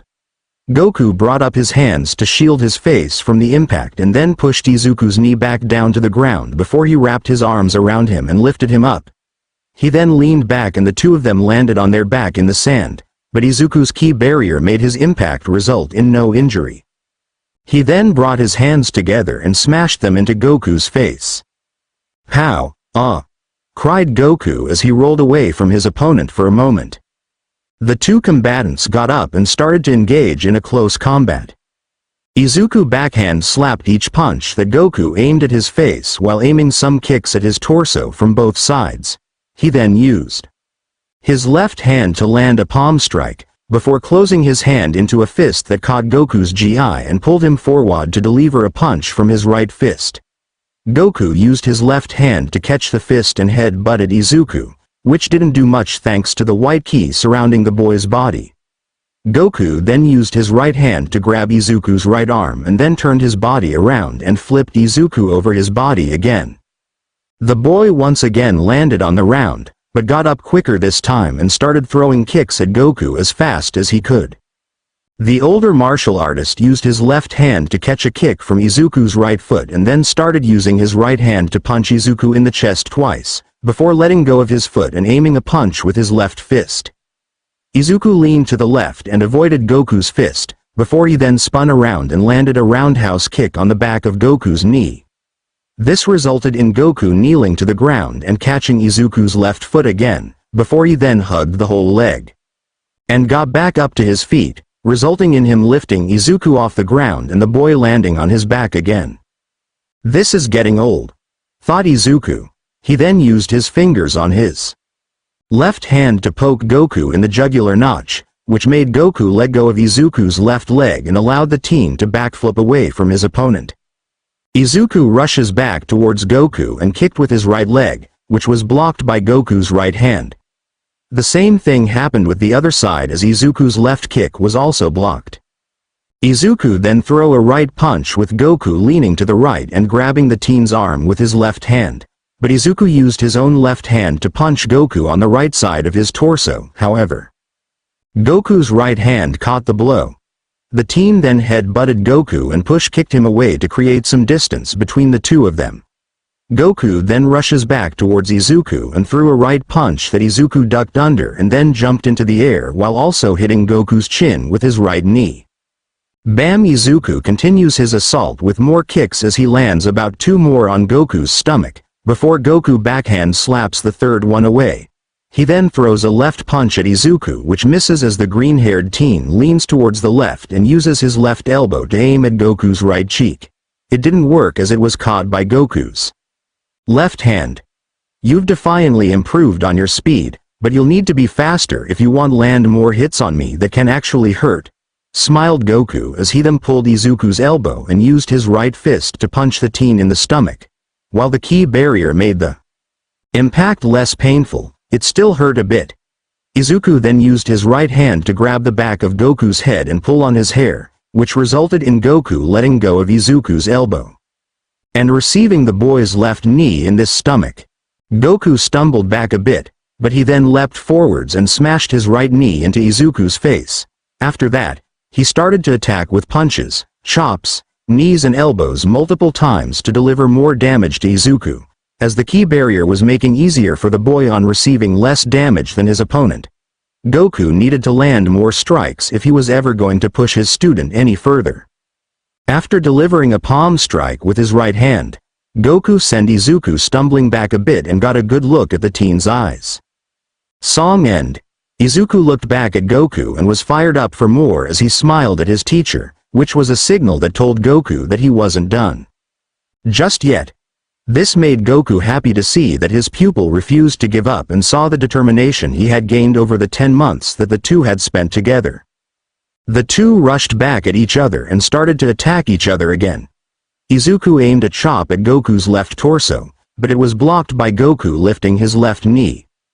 Goku then used both of his hands to palm strike Izuku in the chest, before then started to attack with chops and punches. The teenager tried to punch Goku in the chest, but the older man just sidestepped to the left and then grabbed the teen's fist with his right hand and lifted his left knee to hit Izuku's stomach. After that, he used his left hand to grab the back of Izuku's shirt and used both his arms to throw him back. Izuku landed on his feet and looked up just in time to see Goku rushing at him with a punch, which was avoided by him leaning to the left and using his hands to catch Goku's arm. He shoved the arm and Goku to the left and used his right leg to kick Goku in his back. The more experienced fighter responded by twisting his left arm out of Izuku's grip and then spun around with his right leg out to sweep Izuku off his feet, but the teen jumped over the leg. Izuku landed on the ground and then threw a left punch at Goku, which ended up being caught. He tried a right punch, but the result was the same. Goku now had both of Izuku's arms in his grip, but he then switched them so that his arms were now crossed as he held Izuku's left arm with his left hand on his right arm with his right hand. Goku then held the arms tightly as he spun his body around and held his arms over his head while doing so, meaning that Izuku spun with him and was tossed to the ground when the full motion was complete. Izuku was really getting tired of meeting the ground of sand over and over again during the last few minutes of this spar. He needed a plan to distract Goku long enough to come up with a strategy to tip the odds in his favor. Izuku soon had the plan he needed as he used the big fist blower on his left hand and grabbed a handful of sand, before tossing it at Goku's face. This caught the black-haired man off guard and he closed his eyes to shield his face from the sand. Izuku used this opportunity to get up and fire a bunch of ki blast at the sand to send more sand into the air and create a sand cloud to block Goku's view of him even more. "Pretty sneaky, Izuku. However, that won't stop me," said Goku as he brought his arms down from his face. He saw the sand cloud that his student created, but that didn't do much as Goku could sense Izuku's ki and knew where he was hiding. Goku cupped his hands together and started to charge up blue ki in between his palms. Kamehameha. Goku launched a Kamehameha at the sand cloud that he knew Izuku was hiding behind. The blue beam flew right through the sand cloud and was heading straight for Izuku. Luckily, he managed to dodge it by sidestepping far enough that he flew right past him. The Kamehameha may have missed, but it ended up blowing away the sand cloud that was created and Goku could now see Izuku. Again, he didn't waste any time and started to rush at him, but he failed to notice that the boy's feet were buried under the sand. Goku used instant transmission to teleport behind Izuku and land a powerful right kick on the boy's right torso from behind. However, the teen managed to use his right hand to catch the foot that hit him, but the power behind the attack was still strong enough to send him rolling across the sand and free his feet in the process. "Let's see if this move works on him," thought Izuku as he started to use the big fist blower on both of his hands. He started to punch the sand on the ground repeatedly until he formed another sand cloud which made him difficult to be spotted. That is if you couldn't sense ki. For Goku who could this proved to be pointless. "Geez, Izuku, do you really think I'm going to fall for the same trick twice?" Goku asked as he felt a bit insulted that his student was expecting him to fall for the sand cloud trick again. That is until he felt his body freeze and he couldn't move. Goku tried to look at his body to see what was happening, but his head was also immobilized as well. Goku was surrounded by green ki was preventing him from moving, and if that was the case, then that meant it was no surprise on who was behind this action.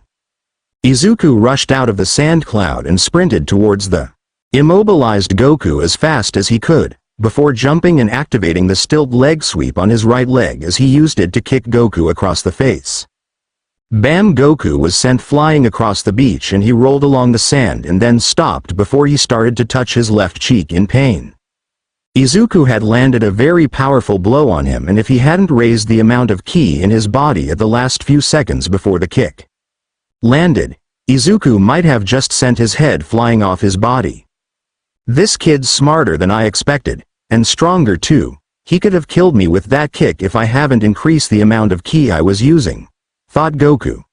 It was clear that the next training session between the two was going to involve training in gaining control over Izuku's power. On the bright side, he can use bind just fine. He really knows how to surprise me. Goku grinned with pride that his student had improved so much. Bind was a move that allows the user to immobilize an opponent after landing a hit on them and keep them still for a while, allowing the user to strike at the opponent. The only downside is that it can be overpowered by a strong enough opponent. Goku could have broken out of the bind before Izuku hit him, but he was so surprised that Izuku was coming at him with a stilt leg sweep that he focused more on increasing his ki to survive the attack than to dodge it. Goku decided that he needed to push Izuku a bit more and rushed back at him to continue the fight. Goku threw a right punch, but Izuku blocked it with his left arm and used his right knee to hit Goku in the stomach, before pushing him back with push kick from his right leg. The team then closed the distance between them and went for an attack with his left arm. That didn't work as Goku caught it with his left arm and wrapped it around Izuku's arm before he spun backwards and slammed his right elbow against Izuku's right arm, which the boy raised to block the attack. Izuku head-butted Goku in the back of his head, and this resulted in Goku letting go of Izuku's arm and stumbling forward a bit. Izuku rushed in with a right kick, but Goku turned around just in time to catch the leg with his right hand. He then crouched down while lifting his right arm over his head as he still held Izuku's leg and spun around. This made Izuku also spin around as his leg was still caught in Goku's grasp and he fell to the ground. He got up from the ground and started to throw as many punches, chops, and kicks at Goku as he could. However, each of his attacks were either blocked, dodged, or parried away as Goku had increased his power a bit since earlier. Izuku having a hard time keeping up that he didn't notice that his ki barrier had disappeared. Goku did and realized that Izuku was getting so despite to win that he lose his focus on keeping the ki barrier activated, something else that they'll work on later. Izuku suddenly managed to catch both of Goku's arms and held onto them tightly in order to make sure that his teacher couldn't escape from him. Goku pushed back against his student, but Izuku held his feet firmly against the ground as they slid back a bit in the sand. You've really improved, Izuku. But you still have a lot to learn if you're ever going to face stronger opponents that'll make you fight harder than you did today, smirked Goku.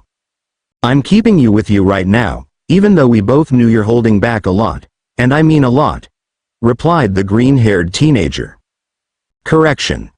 You were holding your own against me. Goku then head-butted Izuku, which followed by a push kick from his left leg. The teen was then sent falling backwards near the shore of the beach. He got up from the ground and started to use the big fist blower on both his hands to grab chunks of wet sand and started to throw them at Goku. The martial artist started to dodge the chunks of sand by leaning from one side to another, ducking under them, jumping around, and flipping as well. He was quite skilled in doing so, but he never thought that he would ever have to dodge sand of all things in any of his battle. Life just keeps throwing yaw surprises. And sand, thought Goku as he decided that this battle had gone on for long enough. Goku runs over to Izuku and grabs his left arm to prevent him from picking up any more sand with it. He then turned around and pulled Izuku over his shoulder, before picking him up off the ground and throwing him towards the brick wall that separated the beach from the street above. Bam! Izuku's back crashed against the wall as he then fell down and landed on the sand face first. He was in a lot of pain, but he still tried to push himself up with his arms and legs to keep going. He wasn't going to let it end like this. He tried as hard as he could, but he was just in too much pain and fell down to the ground again. That's it for the spar, kid. We're done, announced Goku. Aw, man, sighed Izuku in disappointment. Goku reached into one of his pockets and pulled out a brown bag of senzu beans. He grabbed one and got down near Izuku to feed him one as he placed it in the boy's opened mouth. Izuku chewed on the bin for a bit before swallowing it. A few seconds later and all of his injuries had disappeared completely. The boy then sat up and looked a bit disappointed with himself, which Goku quickly took notice of. Hey, Izuku. What's the matter? Asked Goku. I couldn't last long enough against you, even when you were holding back. I thought I've improved more than that. Sighed Izuku in disappointment. Goku decided to remind his student about the own point of this spar. Izuku, the own point that I asked you to spar with me today was to see how much you've improved since we began. and to find out what we need to work on for the future. You losing is a learning opportunity, just like when you lost to Slade the first time. The young boy's mind turned back to when the mugger had bested him in their first encounter. While he was upset that he didn't win, he remembered how he fared better against him in their second brawl and how he came out victorious by using what he learned in their first battle to improve and strategize. Goku's words held a lot of truth to them, as experience comes from defeat and failure. Izuku should really be happy that this defeat was just a sparring match. "I guess you're right about that," said Izuku, and he looked at Goku. "Of course I'm right. I've been doing this longer than you've been around," chuckled the spiky-haired man. The two martial artists looked out at the sun setting from the sky and rested up for a minute, as this day had proved to be a good for them to learn from each other. "So, what did you learn from this spar, Izuku?" asked Goku. The teen took a moment to think about what he did wrong during the battle. "I guess I need to improve my speed and stamina in order to keep up with more experienced fighters like you." Goku sighed. "Okay, while that is something that can be improved, that's not what I saw during our battle. What you need to do is learn how to keep your cool during a fight and not attacks randomly when you start to go on the defensive. You lost your key barrier during the fight because you lost your focus and started attacking wildly afterwards." "Oh, I guess that is something that needs improving on," chuckled a nervous teenager as he was embarrassed that he made such a mistake like that. "Another thing that we need to have you work on is how to hold back your power so that you don't kill someone by accident, like how you almost did when you used the stilt leg sweep on me," continued Goku. "What? I also killed you?" cried out Izuku in panic. "Yup. Good thing I know how to raise my ki to a certain level so that I could survive it. You'll have to learn how to control your strength if you want to be a hero in the future. More strength does not make you a better hero," explained the martial artist. Izuku nodded his head as he realized what his master was saying during the explanation. He didn't want to accidentally be responsible for killing someone all because he didn't know his own strength. He definitely was going to train harder in that area once the time came. "Other than all that, I say you've definitely improved a lot. You're definitely going to give a lot of villains a ton of trouble in the future once you become a hero," smiled Goku as he rubbed Izuku's head. Izuku felt a sense of pride and appreciation in that moment. Pride because he impressed his master over the course of the 10 months they trained together, and appreciation because of how Goku saw potential in him when no one else did and spent time in helping him unleash that hidden potential over the course of just 10 months. Izuku knew that the day he met Goku was truly a blessed day for him and for his future. "Thank you, Goku, for everything that you've done for me over the last 10 months, said Izuku. "No problem, kid. However, don't think that I'm going to stop training you now that you're in UA, as I got a whole lot of things to teach you in the future. You may be a student in UA now, but you're my student first," smiled Goku as he gave the teen a thumbs up. Izuku nodded with a smile as the two of them looked out at the sun setting once again. However, Goku could sense that the above-average source of ki was now moving away from them. In fact, the person had been watching the fight between them the whole time. Goku decided to ignore it and relax, as the person didn't interfere with the fight and was just simply watching for amusement. He was sure that this was just going to be a one-time thing, right? The street above the beach. The spectator of Goku and Izuku's spar was walking down the street after the two fighters had finished their conversation. She was a beautiful teenage girl that had the beauty to make men and teen boys turn their heads to look at her for longer periods of time. She was fairly tall, had rich olive skin, rosy pink lips, wavy long sparkling platinum blonde hair with blue streaks in it, blue eyes, and a beauty mark under her right eye. For clothing she was wearing a blue dress that had a bit of pink on it, as well as on the end of the sleeves. Dainty pauldrons on her shoulders, a silver girdle around her waist, and silver high heels, as well as carrying a silver purse in her left hand. The girl had thought back to the battle between the master and pupil and was really impressed with how talented the two combatants were. But Izuku in particular caught her interest. He was very skilled and was very determined to win his battle against his master, knowing full well how outclassed he was, but he still kept fighting until he dropped from exhaustion and pain. He was smart and very strategic, as he came up with strategies to catch Goku off guard a few times. He said that he had trained for only 10 months with Goku, but his skills make it seem like he had been training in combat for longer, which meant that he works very hard in order to improve and get better a lot. She noticed that he didn't use his quirk, or maybe he did and she just couldn't see it, but the way he fought made it look like he didn't need his quirk at all. He's also kind of cute, she thought to herself. Izuku just seemed like a nice person at first glance, but maybe she should probably get to know him first before making a final judgment. Overall, Izuku had made quite the impression on this girl without even being introduced to her. He hadn't even started his first day at UA and he already had a fan.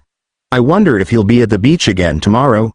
Maybe I could introduce myself to him and see what he's all about, thought the girl.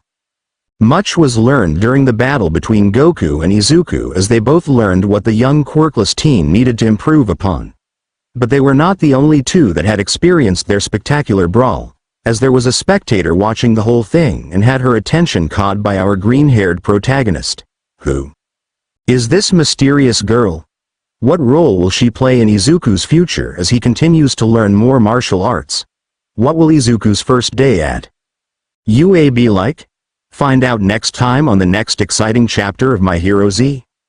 That certainly wasn't long compared to other chapters, but it felt right to end it off here for now to keep you guys wanting more. I really hope that you guys enjoyed the first chapter of 2021. Hopefully this year will turn out better than last year and we all can start recovering and things can start to go back to normal. Let me know in the reviews what you thought at the hand-to-hand combat sections of the battle. Hand-to-hand combat has always been my favorite and I want to add more scenes like that in future battles, so let me know on how I can improve if you see room for improvement. I read a few comments on how many of you are uncomfortable with this story becoming a mega crossover and not just sticking to MHAXDBZ. While I understand that many of you have doubts about this decision that I made, I need to remind you all that this is my story and that I'm in control here. I know that it sounds unfair, but I also experienced stories that I enjoyed take a turn that I was against, but I couldn't do anything as I was not the author. All I ask is that you give the chances I make a change and see where they lead. If you don't like it, then don't read. Nobody is forcing you to. Can anyone try and guess who the girl watching the battle between Goku and Izuku was? She'll have an important role in the future and it will help Izuku grow in more ways than one. Now that we've come to the end of the entrance exam arc, I believe that it's time to introduce something in this story that DBZ fans are familiar with, power levels. That's right, I'm introducing power levels to the series. I know that most people believe that they are unnecessary, but they are so cool that I couldn't help but add them in. I'd like to introduce a few rules about the power level in this story as to avoid confusion for you guys in the future. Rule number 1. Power levels in this story are different, weaker than in DBZ. An example being that Master Roshi was able to destroy the moon with a power level of 139. In this story, a power level of 139 is much weaker than in Dragon Ball, so when someone in My Hero Z reaches a power level of 139 they will not be strong enough to destroy something as big as the moon. We're a long way off from reaching that kind of power anytime soon. Rule number 2. A fighter with a higher power level does not always mean victory for them. Goku once said, "Strength isn't the only thing that matters." He's right about that, as strength and power are only part of one's fighter abilities.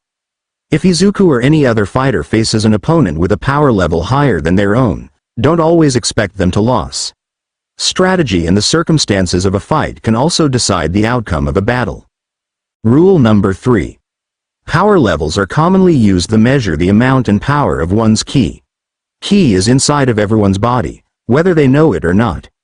If someone with a powerful quirk has a high power level, it means that their quirk produces a lot of ki, can use both their own ki and quirk together, or the person has a large amount of ki that she doesn't know about, or has not unlocked yet. Now with all of rules that I thought of, so far, out of the way, I can finally show off the power level of main characters of this arc. Entrance Exam Power Levels. Izuku, Deku Midoriya, Chapter 1, 5. Katsuki Bakugo, before Slade broke his arm, 68. Katsuki Bakugo, after his arm heals, 70. Slade Johnson. First battle with Izuku, 79. Slade Johnson, second battle with Izuku, 83. Sludge villain. Possessing Katsuki, 109.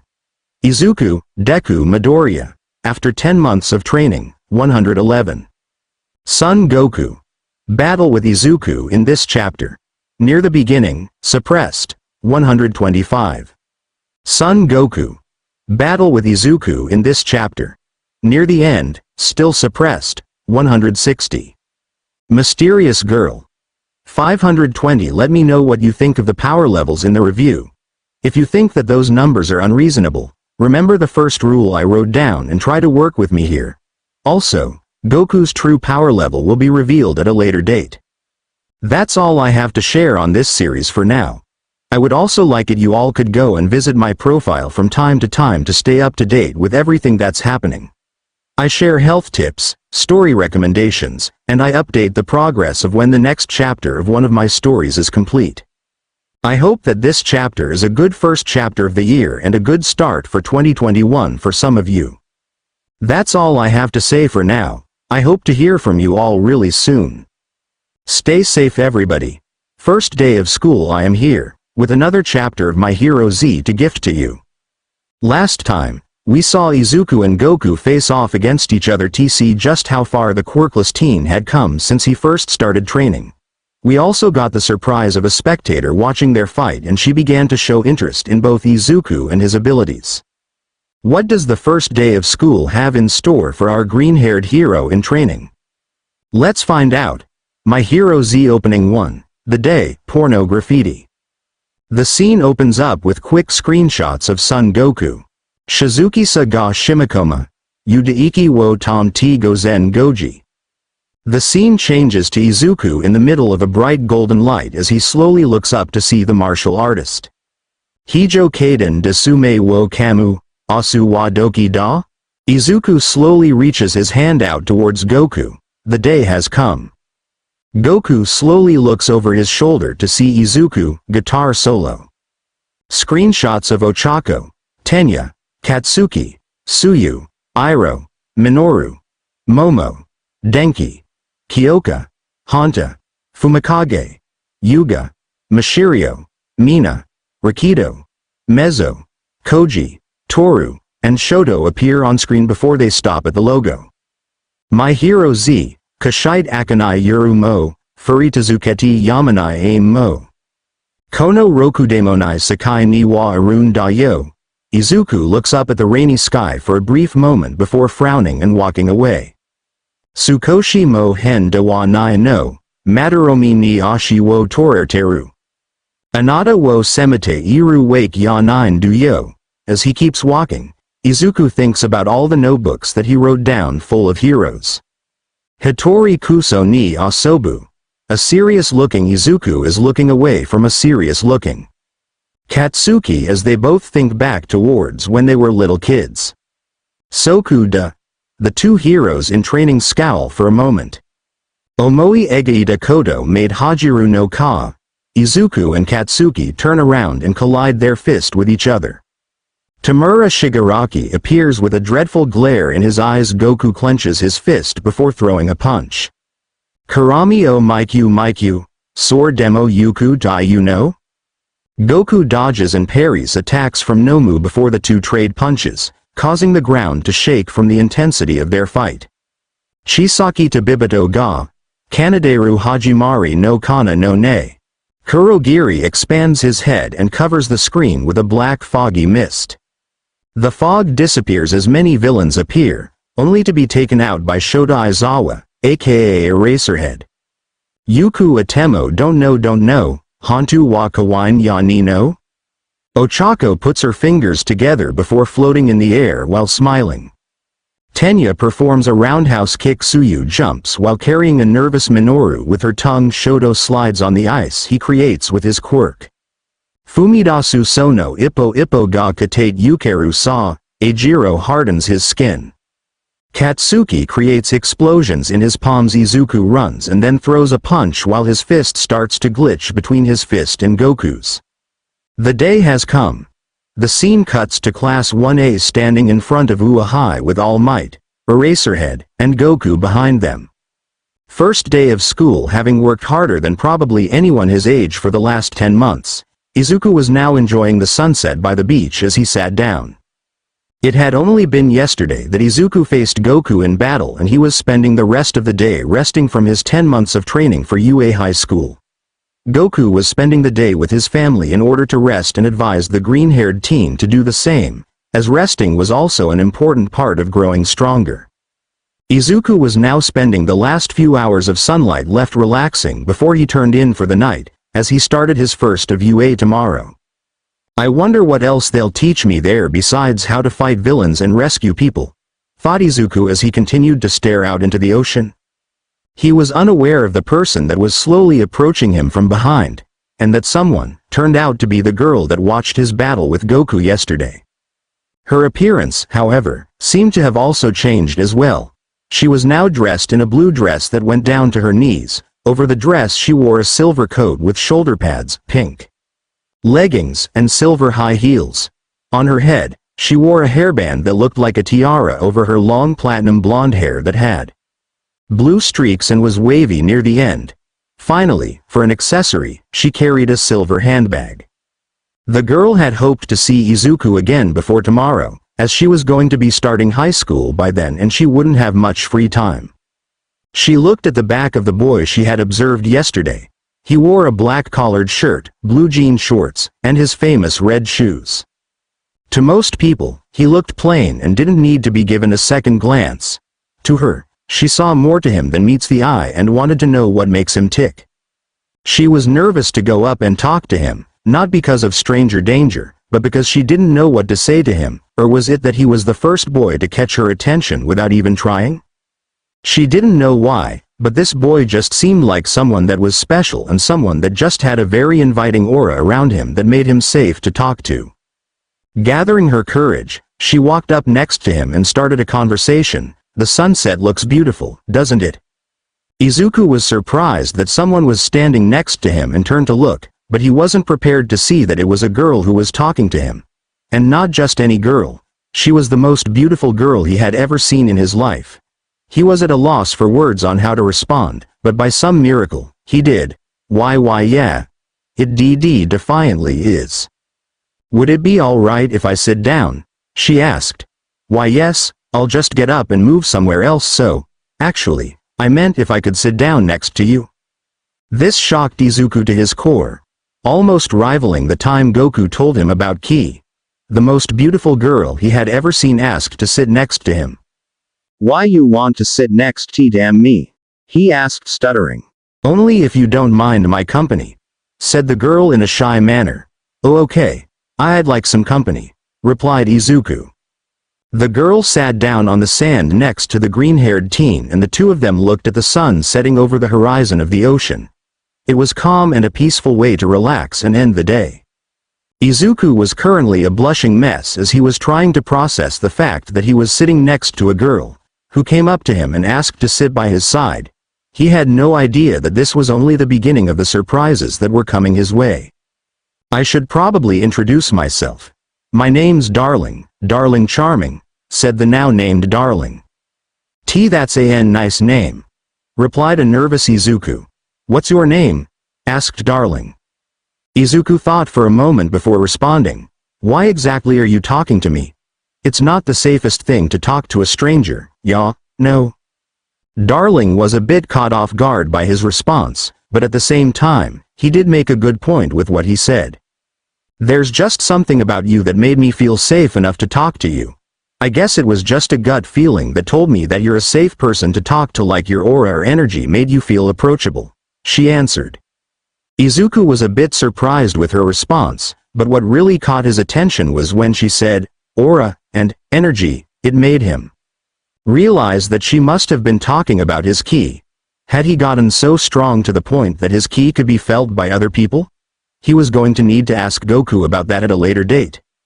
Well, I guess since you answered my question, I should answer yours. I'm Izuku, Izuku Midoriya. It's nice to meet you, Charming, said Izuku as he held out his hand. It's nice to meet you too, Midoriya, said Darling as he shook hand with Izuku. So, why did you want to come and talk to me? I've kinda saw your match with your mentor yesterday and I just wanted to say that I think you're really good at unarmed combat.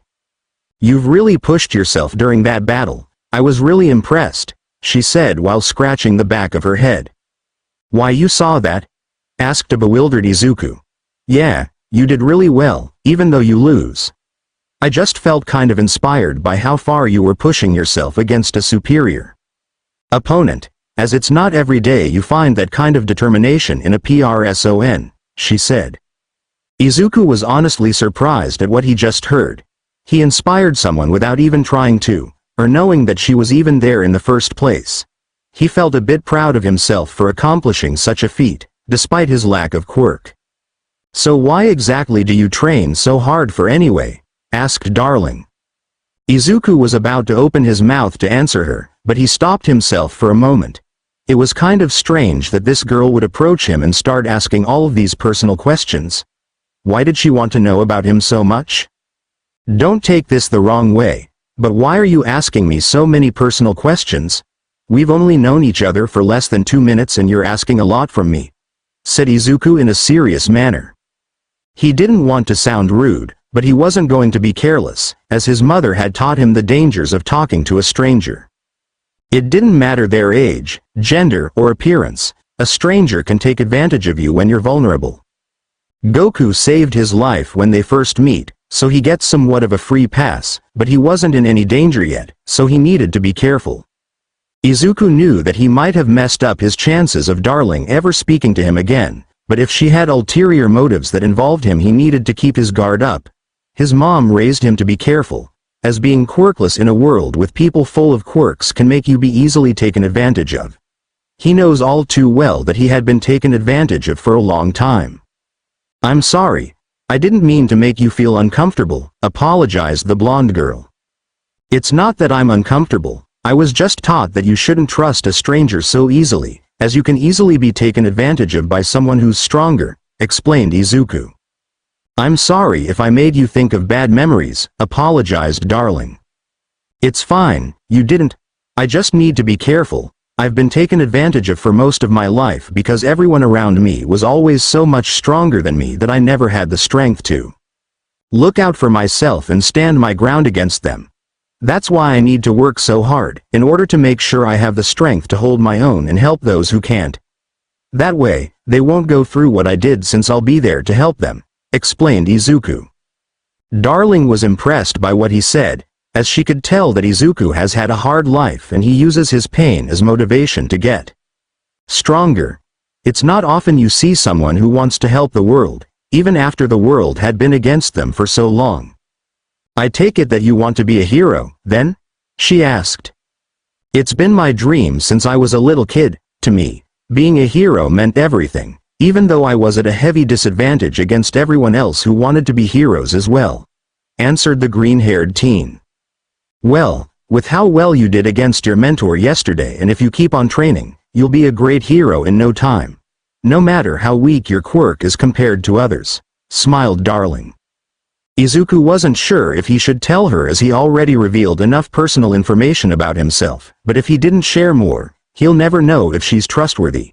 He knew that this could drive away a chance of him having a friend his age, but true friends accept you for who you were, and if she had a problem with quirkless people, then he'll just turn the other way and move forward.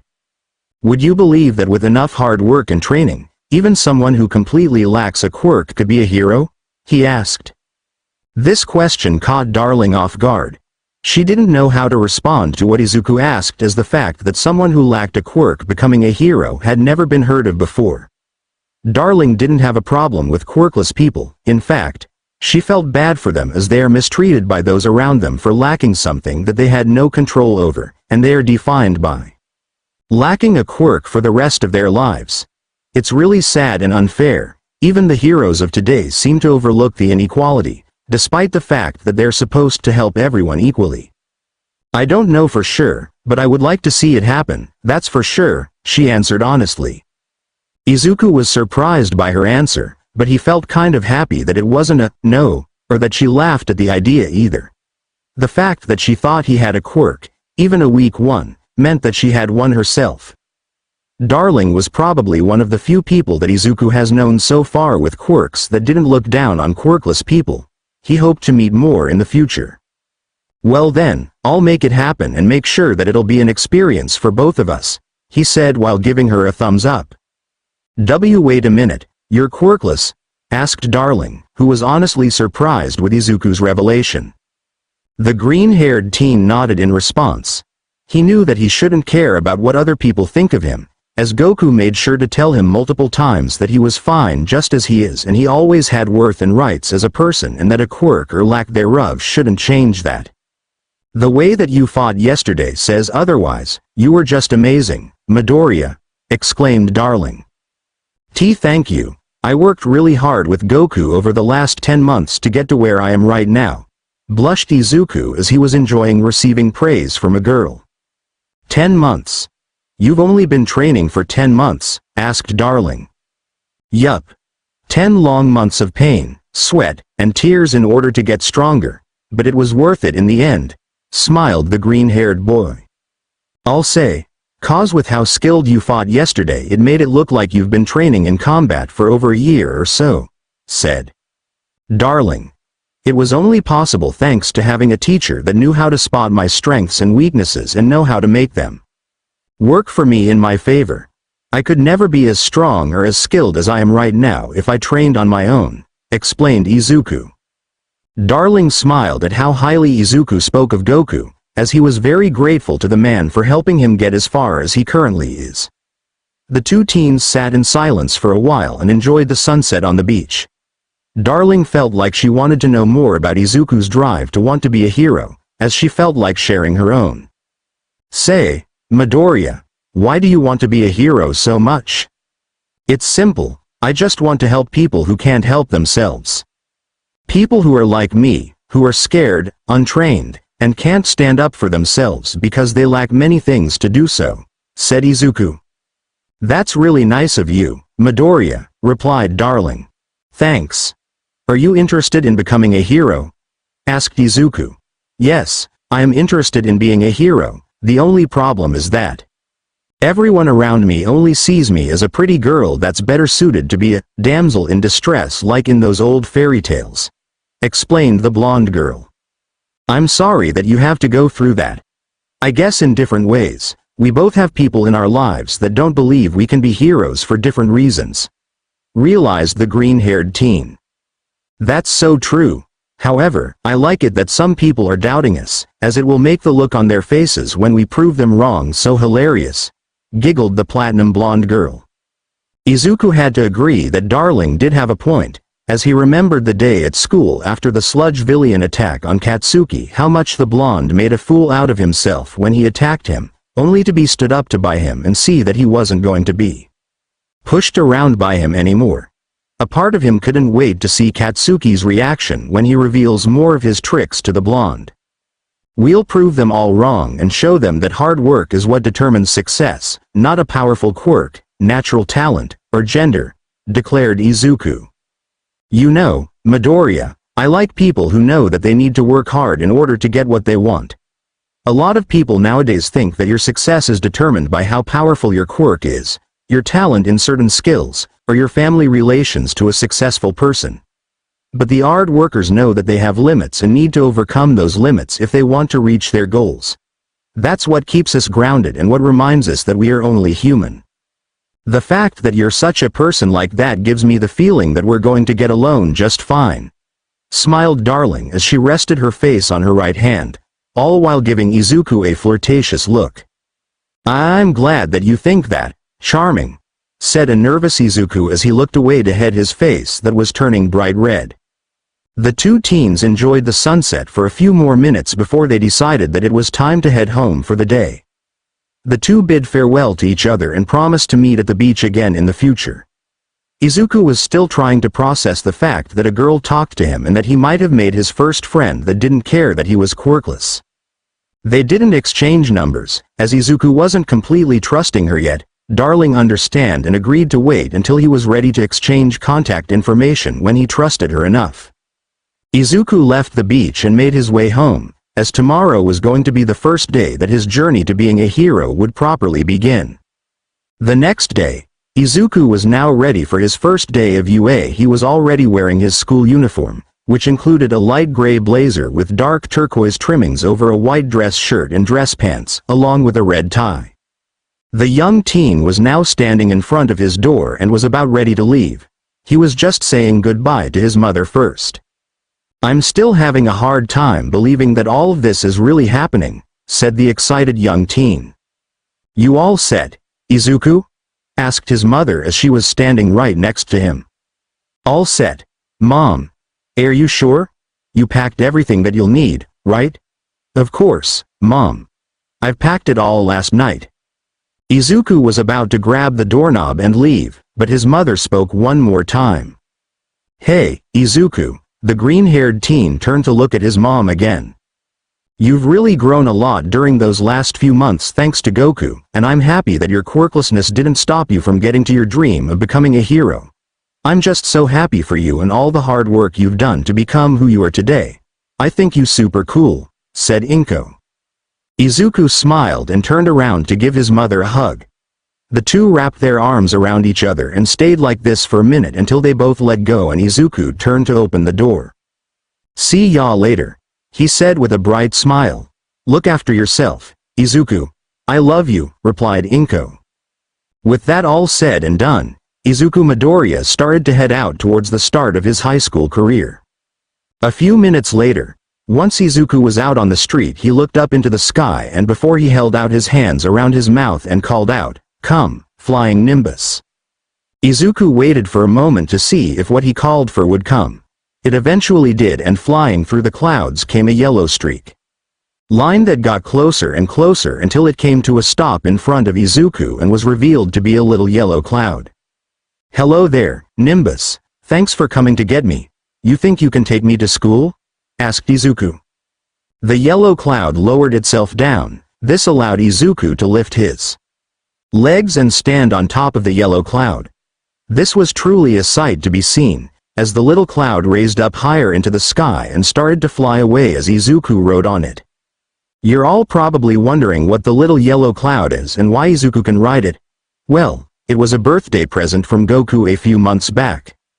Flashback. It was Izuku's 15th birthday and he was having a small party with his cousin and Goku's family being invited. Izuku got the chance to meet his mentor's wife and sons and they all seemed like very nice people to hang out with. The party was still happening inside the apartment, while Goku and Izuku were outside the building as Goku was going to give his student his birthday present. Goku, is the present that you've got me small enough to fit in my home?" asked the quirkless teen. "Hee, don't worry, kid. It'll fit in your home, not that you'll have much use for it in there," replied the martial artist. The two stopped on the sidewalk and the younger of the two watched as Goku called out, "Come flying Nimbus."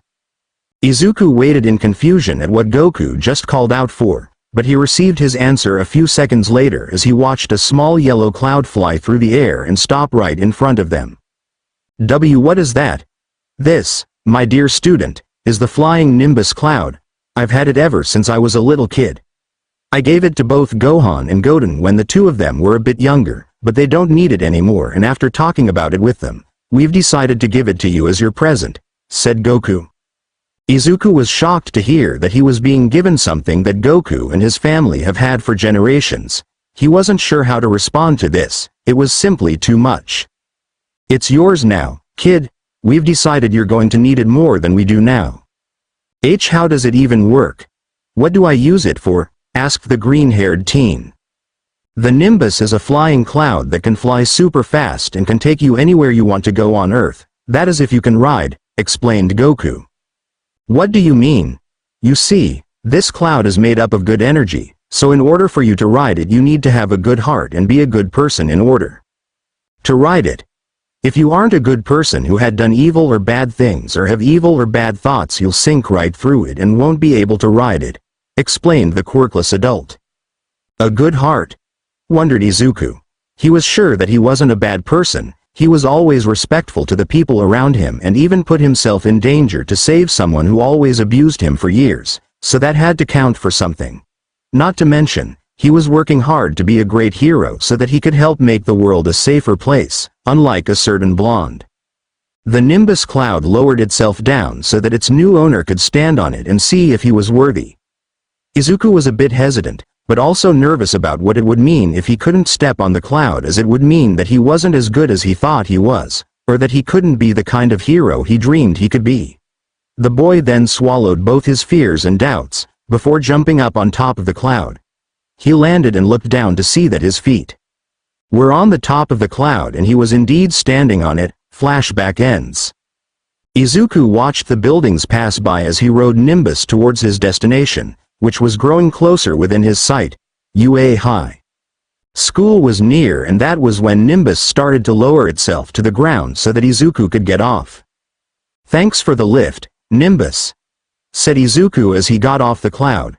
He then watched the yellow cloud fly away into the sky. He always wondered where Nimbus went off to after he finished giving a ride. "Well, I guess it's not important right now. What is important is that I get to class." The teen ran into the building and started to search hard for his class that he would be attending. "Let's see, I was placed in class 1A, so that means it should be right about there." Izuku finally spotted the sign that had 1A on it right next to the classroom door. The door itself, however, was huge, like it was made for giants or something. "Just how big are the people that use these things?" asked Izuku. He placed his hand on the door and was about to slide it open, but he stopped and thought for a moment to really think about who was going to be on the other side of the door. They were his future classmates, which meant that they were all going to have very powerful quirks that will help them to become heroes in the future. How would they react to someone who is quirkless being their classmate, or how he could keep up with them without a quirk? "It doesn't matter what they think of me. If they're like my other classmates from the past, then I'll work harder than them and show them that a quirk isn't required to be a hero." Izuku encouraged himself as he slowly opened the door to the classroom. "I just hope that I'm not stuck with Bakugo again, not that I'm going to let him push me around anymore, but I just don't think I can deal with his yelling or superiority complex anymore." "Take your feet off of the table," called out a familiar voice. Izuku fully opened the door and saw that not only was Katsuki in the classroom, but also the guy that called him out and made him feel uncomfortable during the entrance exam. "Great, now I have to deal with both of them," thought the green-haired teen.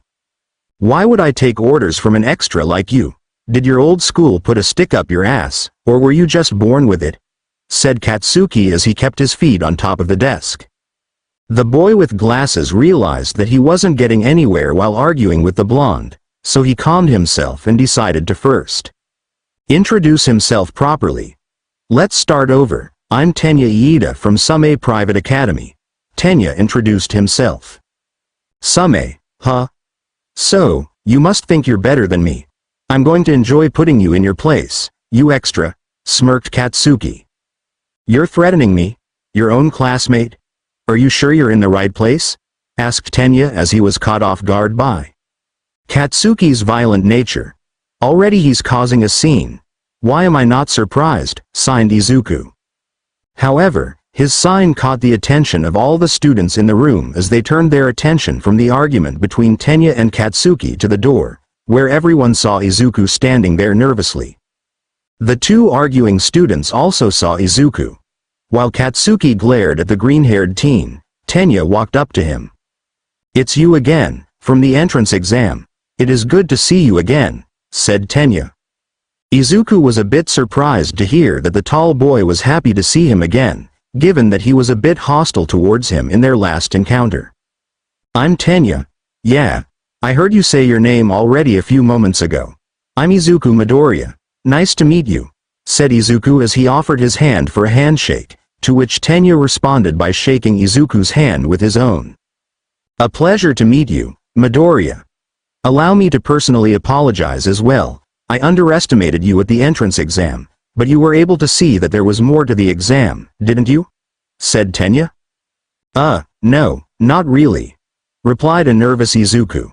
"What, you mean you didn't know about the rescue points?" asked Tenya. "Nope. I just saved the girl because I thought she needed help, as no one else was doing so as they all ran away from the robot. So I helped her out since she needed it. I didn't know about the rescue point and was super surprised that I'd gotten the most without even trying, answered the green-haired teen. So not only did you help a competitor that was against you like everyone else, but you did it because you felt like it was the right thing to do and you got rewarded for it without even knowing you would. You truly are a superior student and hero in training than me, said Tenya in frustration. Well, just keep trying and you'll end up getting better. Practice does make perfect after all, encouraged Izuku. Your words of encouragement are most appreciated, Midoriya, thanked Tenya, as his mood was quickly lifted. Hey, is that you, Midoriya? Asked a familiar voice from behind the green-haired teen. He turned out and saw that it was Ochako Uraraka in her UA uniform as she entered the classroom. Oh, Uraraka, glad to see that you're all right, smiled Izuku. I have you to thank for that. And now that we're in the same class, one get to see what other moves you've got.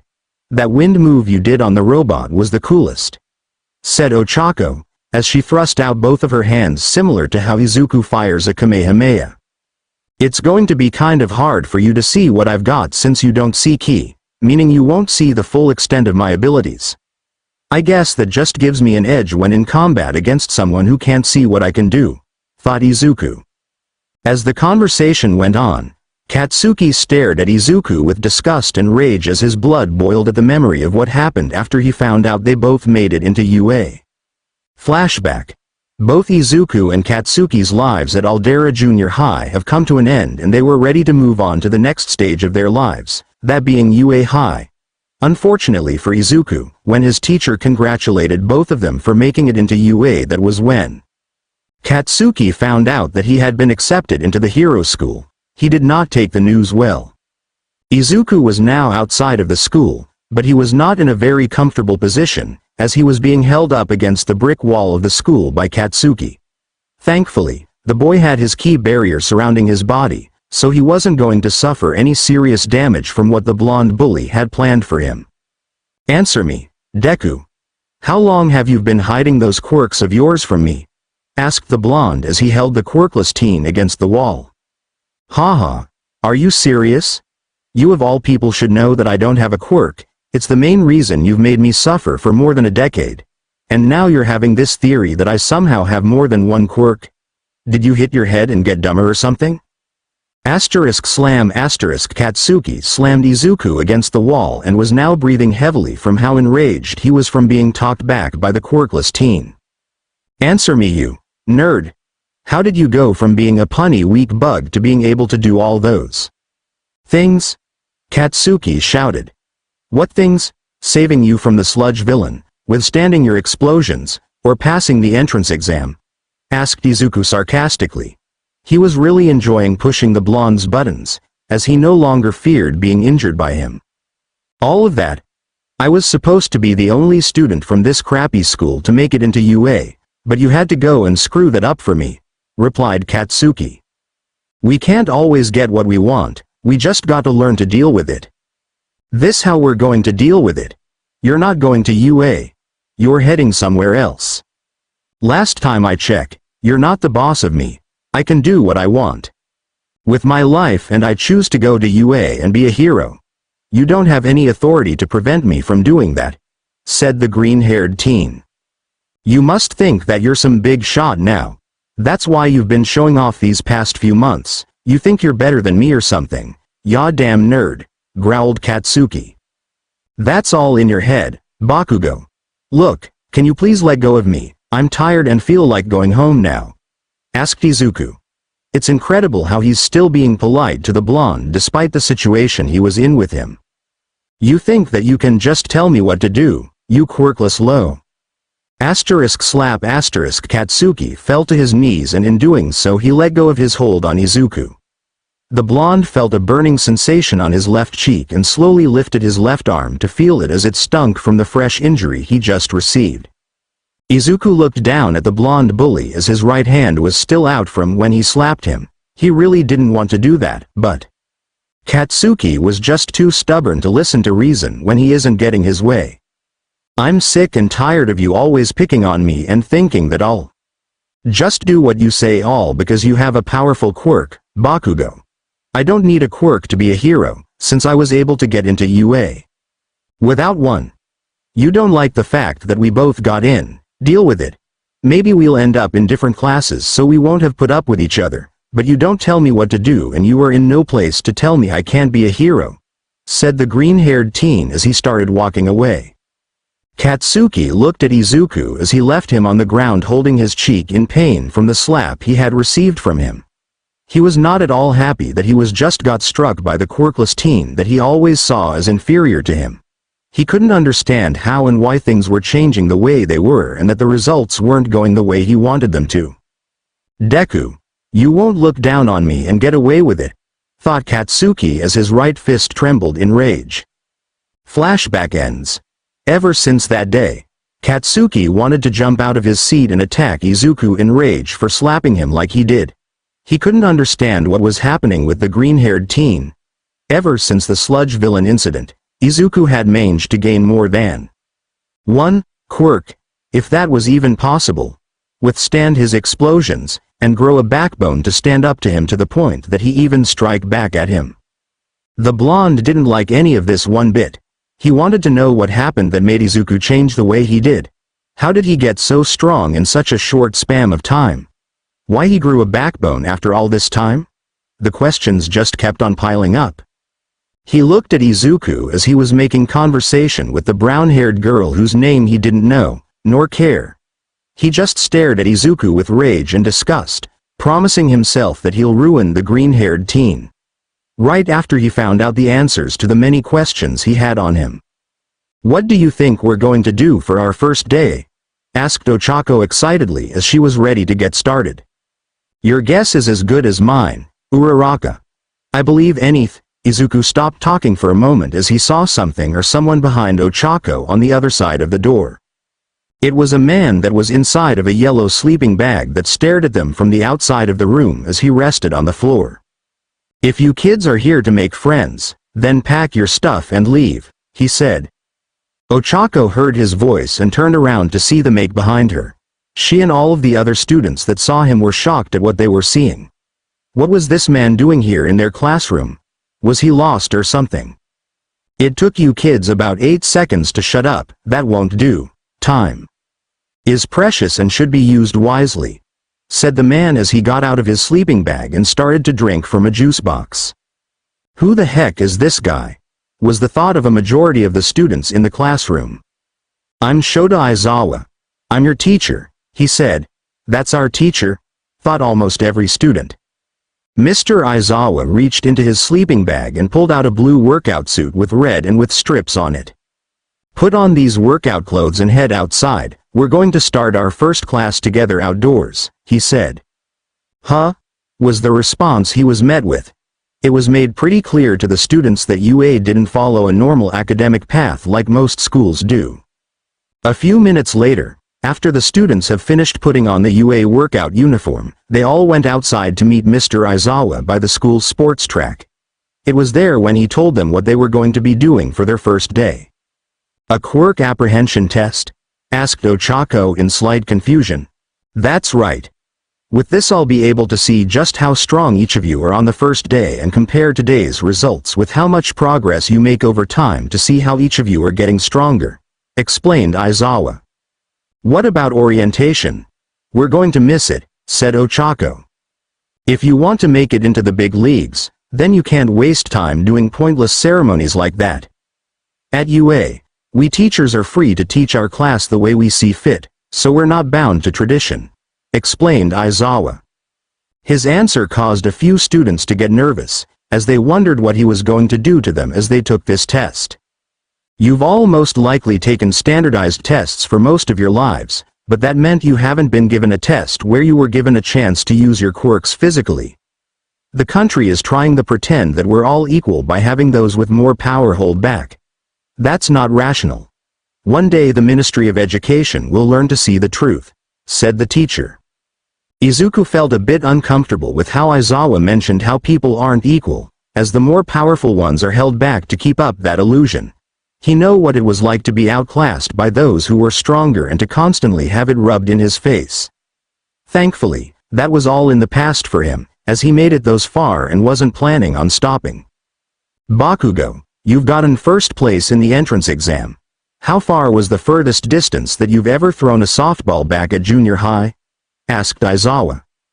Think it was 67 meters or something like that, replied the blonde. All right. Try doing it with your quirk. Katsuki walked up to what looked like a shot-put field and stood in the circle. Aizawa tossed him a softball.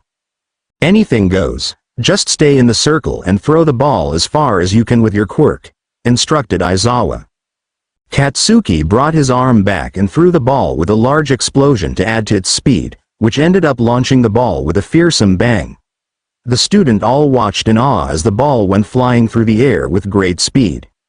Izuku was also left in awe, but he also had a bit of fear as well. Since when was Katsuki that strong? The ball kept on flying through the air until it started to lose momentum and started to fall. Once it hit the ground and stopped.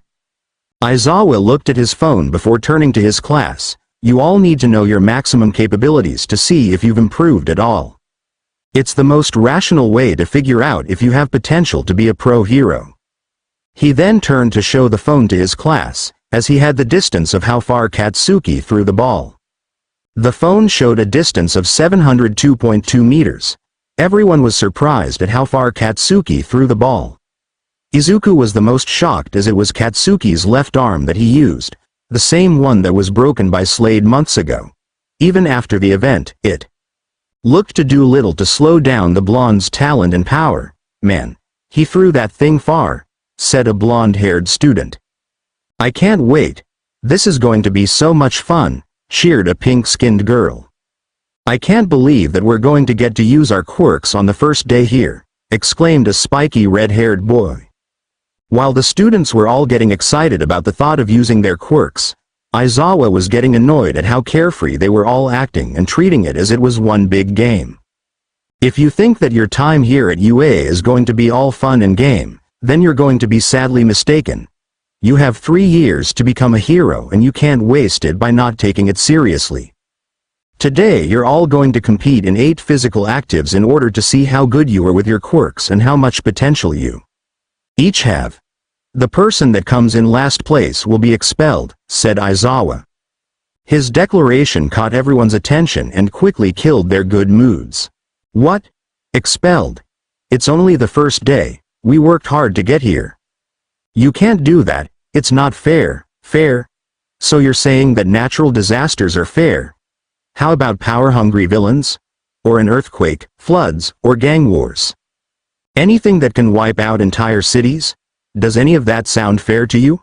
Asked the teacher. The students all stayed silent as they couldn't think of anything to argue with Aizawa as he had a good point.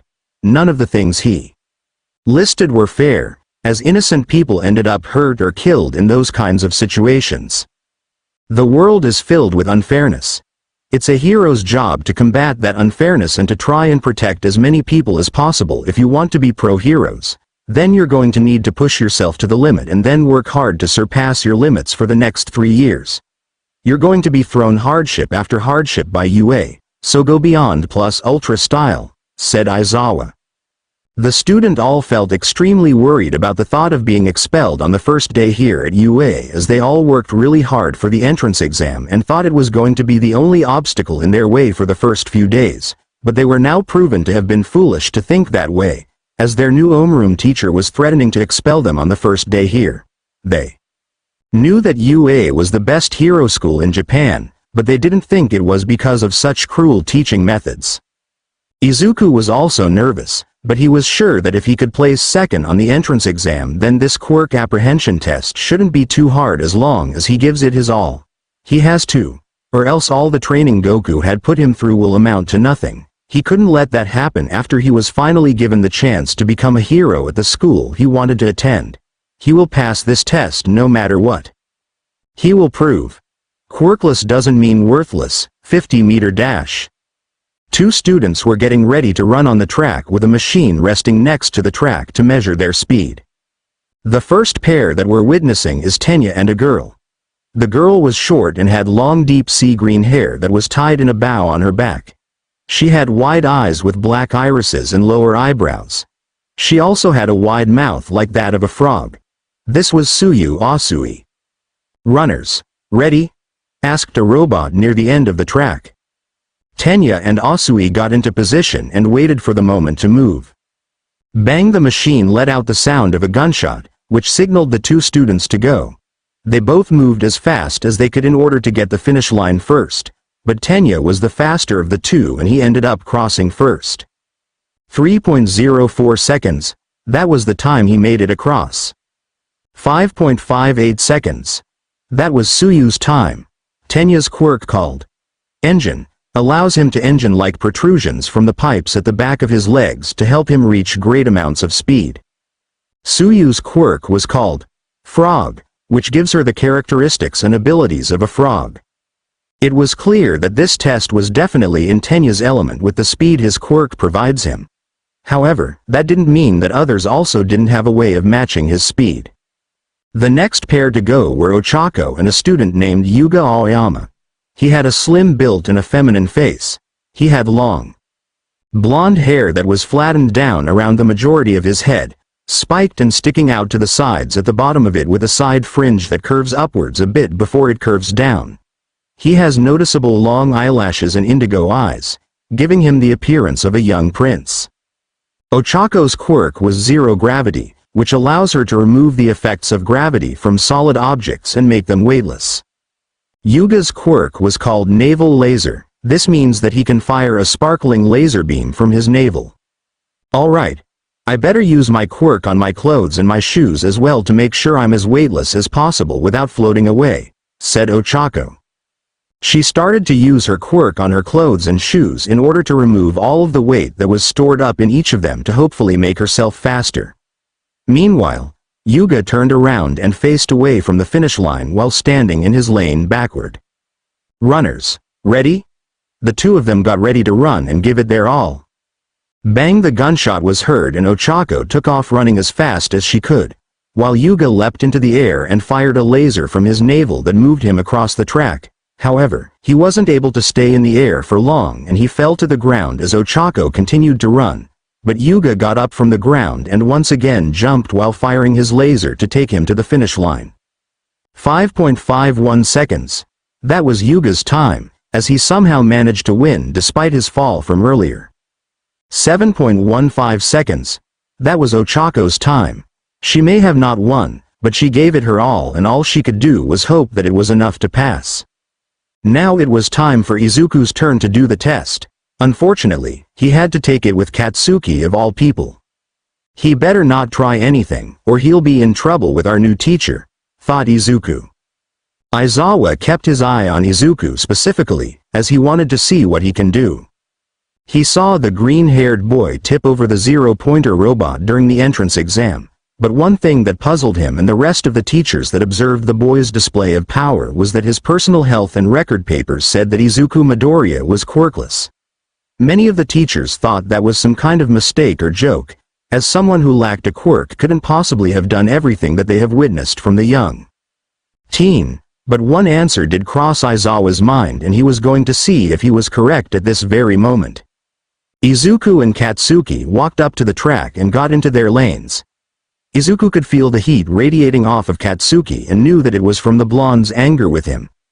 Izuku knew that the explosive hothead won't like him being here, as well as how they've acted towards each other during the past 10 months, only helping to add fuel to the fire that was his rage. However, the green-haired boy ignored it as he had to stay focused on his goal and go as fast as possible. Runners, ready? Asked the robot. The two boys got ready to run. Izuku started to use stilled leg sweep on his legs to give himself a boost in speed. The ki flowed through his body to his lower appendages and added strength to them in order to help him perform better. Bang! The two boys were off. Izuku was running down the track as fast as he could with his ki-enhanced legs, giving him increased speed in order to keep up with Katsuki, who was using his explosions to propel himself across the track without his feet touching the ground. Both were neck and neck with each other and it was hard to tell who was winning until they crossed the finish line and were given their respective times. 4.13 seconds. 4.19 seconds. Katsuki ended up winning and getting the faster time. However, The fact that Izuku was able to push him into putting into using so much effort didn't sit well with him, as he wanted to be able to win by a landslide and not have anyone be a threat to him being the one to take first place, especially Izuku out of all people. Izuku put up his ki barrier in order to protect himself if Katsuki tried to take a surprise swing at him. He knew the blonde wasn't happy that he didn't win as easily as he thought he would, and with it being against him, that only made things worse. But Izuku wasn't going to let that bother him, as he had to worry about the other tests that they would be doing. Aizawa was amazed at what he just saw from Izuku. He was able to see that the green-haired kid put energy into his legs to give himself a boost in speed. Now he was seeing him put a white skin-tight barrier around himself for some reason. It didn't matter, as he now knew that his theory about the boy was correct. So, you can use ki, Midoriya, grip stret. The grip strength test was simple enough. Use your natural strength, with your quirk, if you could, to squeeze the handles on a machine that would measure your strength. One boy was showing the best results so far due to how unique his quirk was for this test. He was a tall, muscular young man with pale gray hair swept forward, covering most of his face. He also wore a blue mask that covered the lower half of his face. The most noticeable feature about him was that he had 6 arms with skin-like webbing between them. This student was Mezzo Shoji. Using only 3 of his arms on the grip, he got a result of 540 kilograms. A score this high surprised his classmates. It was now Izuku's turn. He started to use Big Fist Blower on both of his arms, as they started to glow yellow with red veins appearing around them to boost his strength. This was only visible to him but unknowing to him, Aizawa was also able to see what was happening. Izuku gripped the handles as hard as he could and ended up with a result of 280 kilograms. Not too bad compared to everyone else, minus Mezzo. Standing long jump. This test was simple. Use your quirk to jump over the large sandbox and try to clear it. Yuga Aoyama used his laser to fly past the sandbox and ended up making it. Katsuki was next and uses his explosions to propel himself over the sandbox as well. After that, it was Izuku's turn. He used stilt leg sweep on both his legs and jumped as far as he could, which resulted in him clearing the sandbox just like the last 2 jumpers. Repeated side steps. Minoru Mineta was a short boy for someone his age, and his quirk allowed him to pull off purple balls from his head and stick them to things. He placed multiple purple balls on the ground and started to jump on them, going from side to side in order to increase his speed. Izuku tried his best by using stilt leg sweep, but even that wasn't enough to catch up to the speed that Minoru was moving at. Distance running. The students need to use their quirks in order to run a long distance in order to test out their stamina and endurance. However, they needed to be running, so if their quirks couldn't help them with their leg power, they couldn't use them.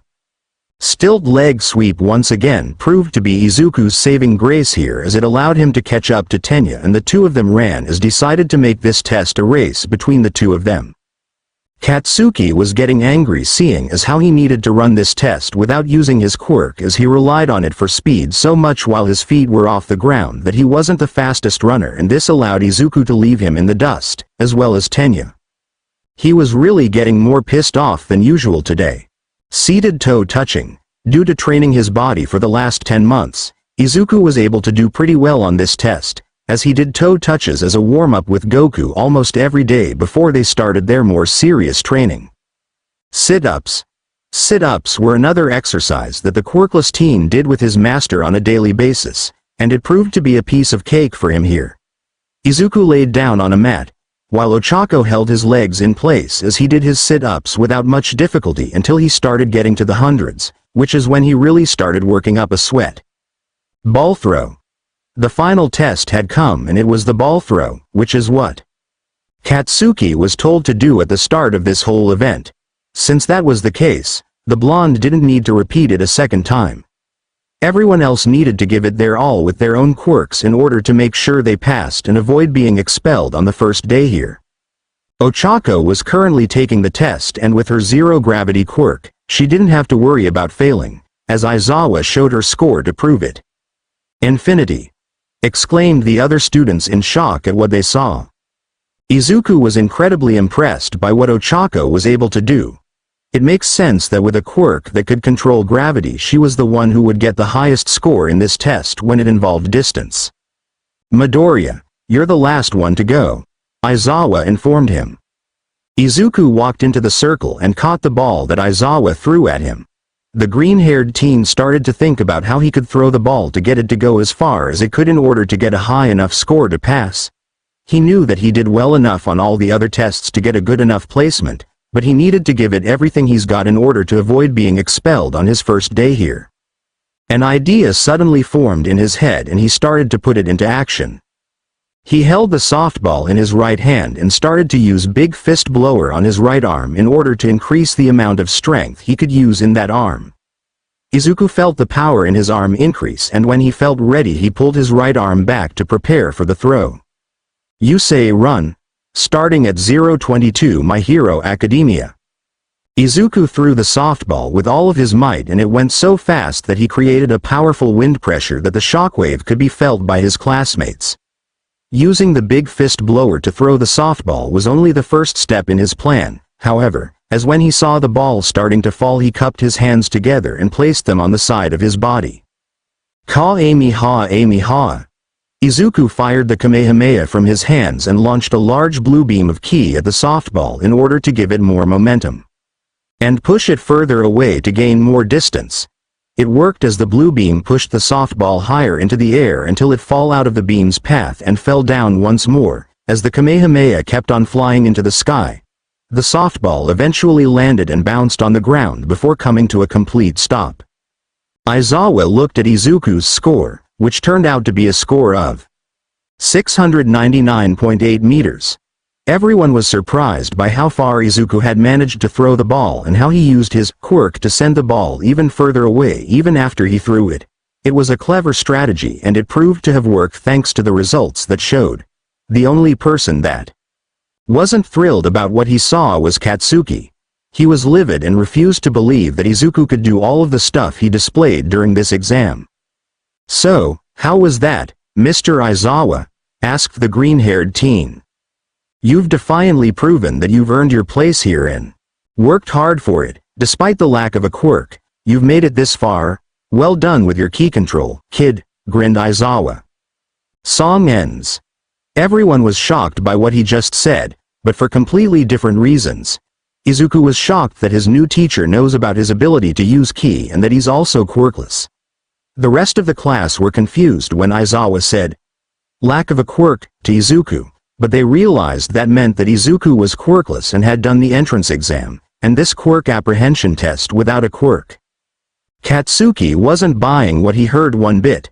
He couldn't accept the fact that Izuku had gotten this strong and still be quirkless at the same time. His mind went back to the words that the green-haired boy said to him when he found out they both made it into UA.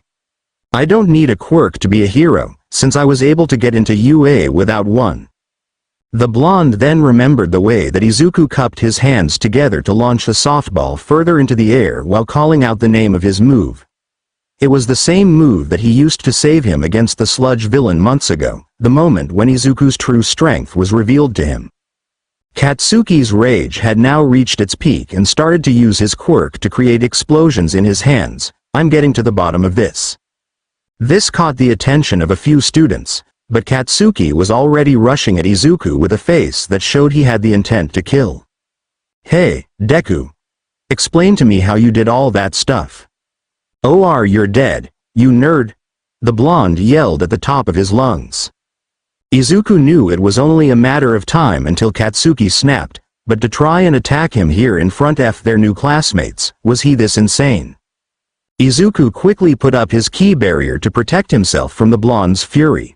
However, that proved to not be required, as Aizawa's scarf shot out and wrapped itself around Katsuki's arm, torso, and face to halt the blonde's movement. Despite his best effort, Katsuki was unable to take another step forward to continue his attack no matter how hard he struggled to do so. "What? Why the hell's your scarf so damn strong?" demanded Katsuki as he continued to struggle against the scarf. "Because it's made out of carbon fiber and a special metal alloy. answered Aizawa. He then made his eyes briefly glow red, which ended up stopping Katsuki from creating explosions in his palms. Stand down now, kid. It'd be wise to stop forcing me to use my quirk so much after today. It gives my serious dry eye, he warned. That last sentence ended up causing Izuku to remember the drawback of a quirk that belonged to a hero that heard about in the past. Wait, you said that overusing your quirk gives you eye troubles. Does that mean that you're Eraserhead? Asked the quirkless teen. You're defiantly clever for picking up on my quirk's drawbacks, kid. Yeah, I'm Eraserhead, your homeroom teacher, replied Aizawa as he removed his scarf from Katsuki. Seeing as with his quirk now erased for now, he hoped that the blonde wouldn't try anything for the time being. Katsuki JST glared hatefully at Izuku, who in turn just narrowed his eyes and walked away from him back to the other students. The blonde just kept on glaring at the back of Izuku's head. He just couldn't understand what was happening. Why did Izuku start to grow a backbone? Why he got so strong when he was born quirkless? How was he able to do all the things that he did and still call himself quirkless? And what did he do to get this strong in such a short amount of time? Alright. With Midoriya being the last one, that means we're done here. Gather round and I'll show you the results, announced Aizawa. The students all gathered in front of their teacher. As he stood alongside everyone else, Izuku could feel like he was being watched by more than one pair of eyes. His guess was that a few of his classmates were looking at him because of Aizawa's mention of him lacking a quirk caught their attention. He was starting to feel a bit uncomfortable now. Okay.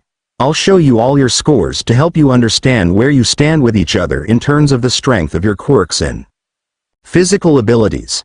I won't waste time going over your individual scores, said Aizawa. He pulled out a remote and pushed a button on it to show a holographic screen that showed the results of the students and where they were placed on the quirk apprehension test.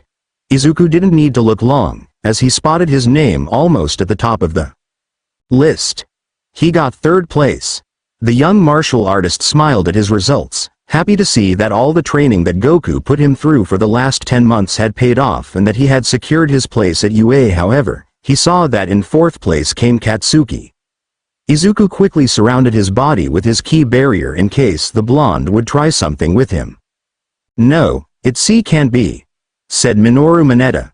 He saw that he came in last place in the ranks and knew exactly what that meant for him. By the way, about the last place person being expelled, it was a lie. No one's going home, grinned Aizawa. What did you say? Asked Izuku as he overcame his shock before everyone else in order to speak up.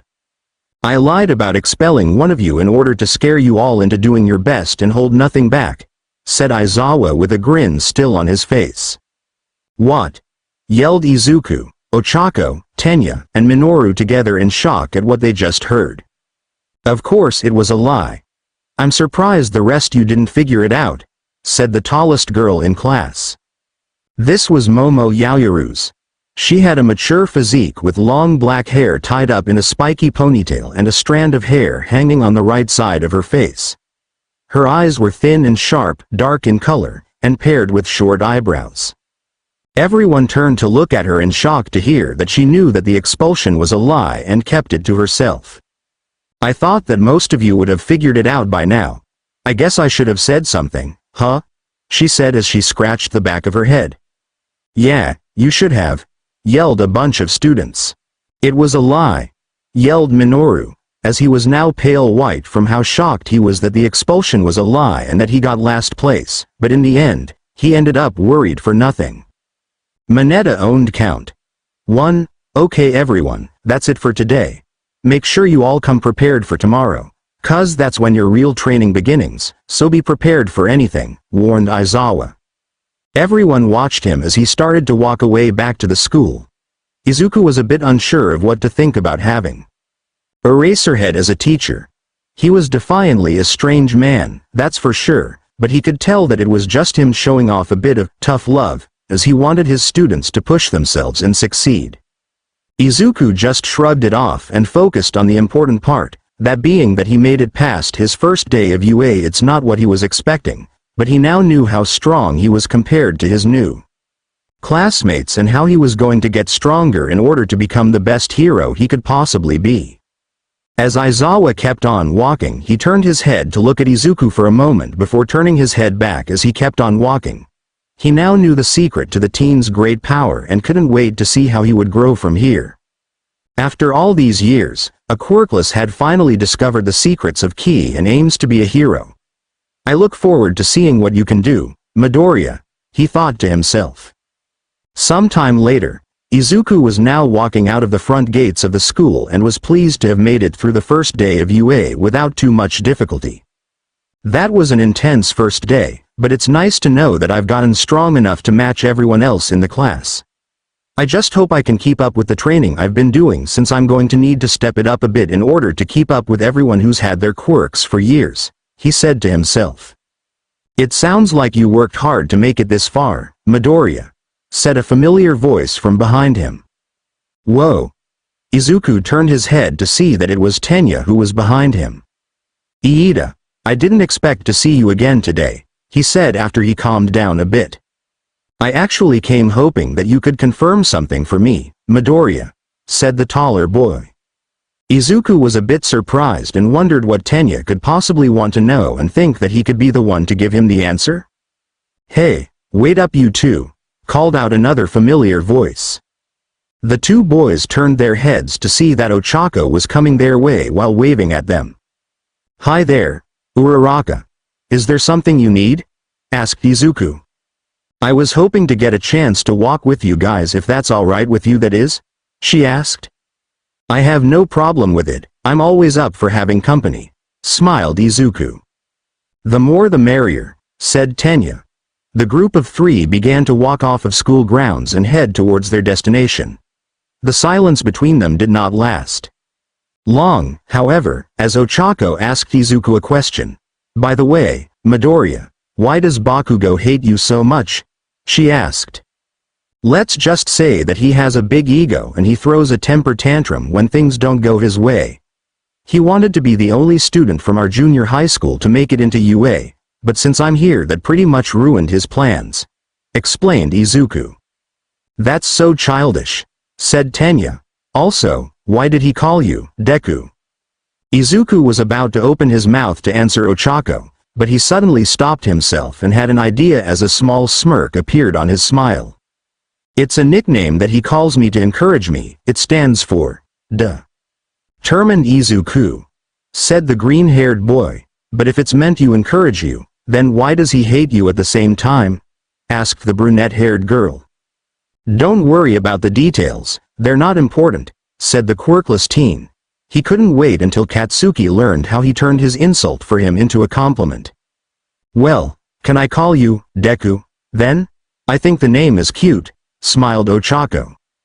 Sure, Deku is just fine, blushed Izuku as his face started to turn red. I also have a question that I want you to answer as well, Midoriya, Tenya spoke up. What is it, Iida? Asked Izuku. When Mr. Aizawa said you lacked a quirk, did he mean what I think he meant? Izuku was now placed between a rock and a hard place in this situation.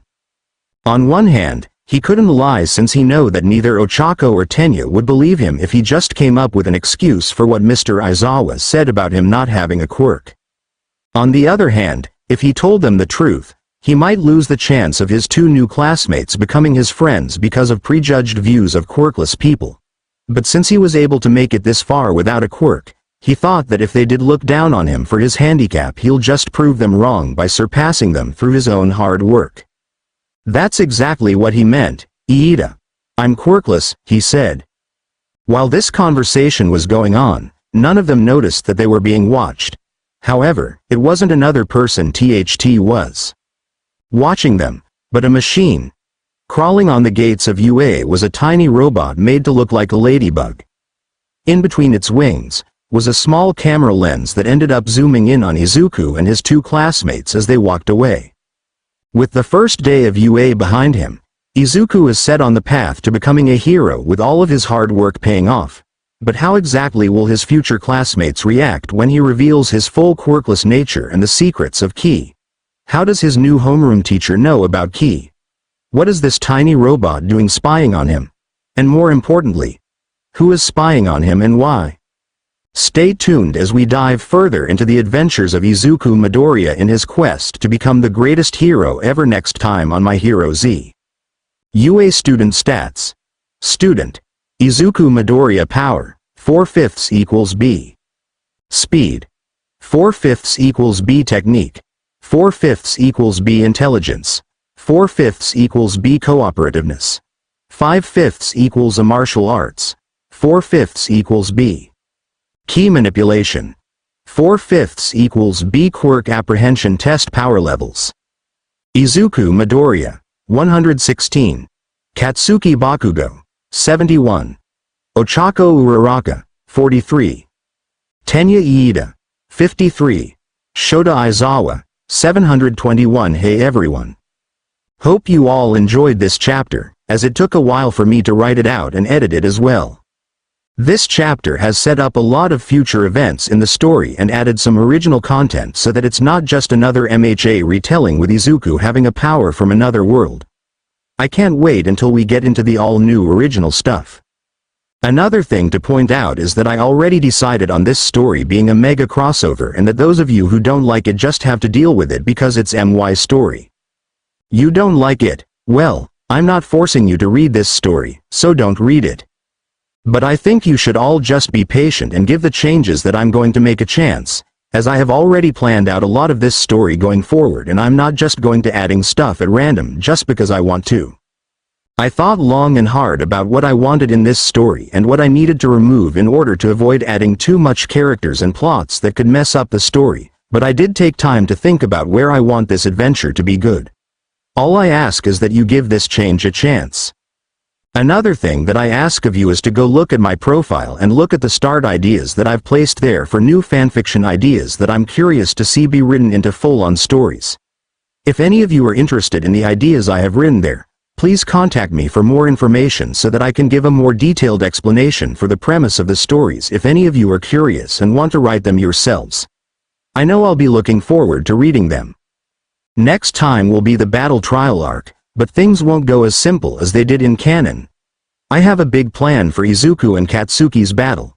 Stay tuned for next time and you'll see what I have to offer. Remember to stay safe, healthy, and look after your loved ones as another year comes to a close and we enter the final months of 2021.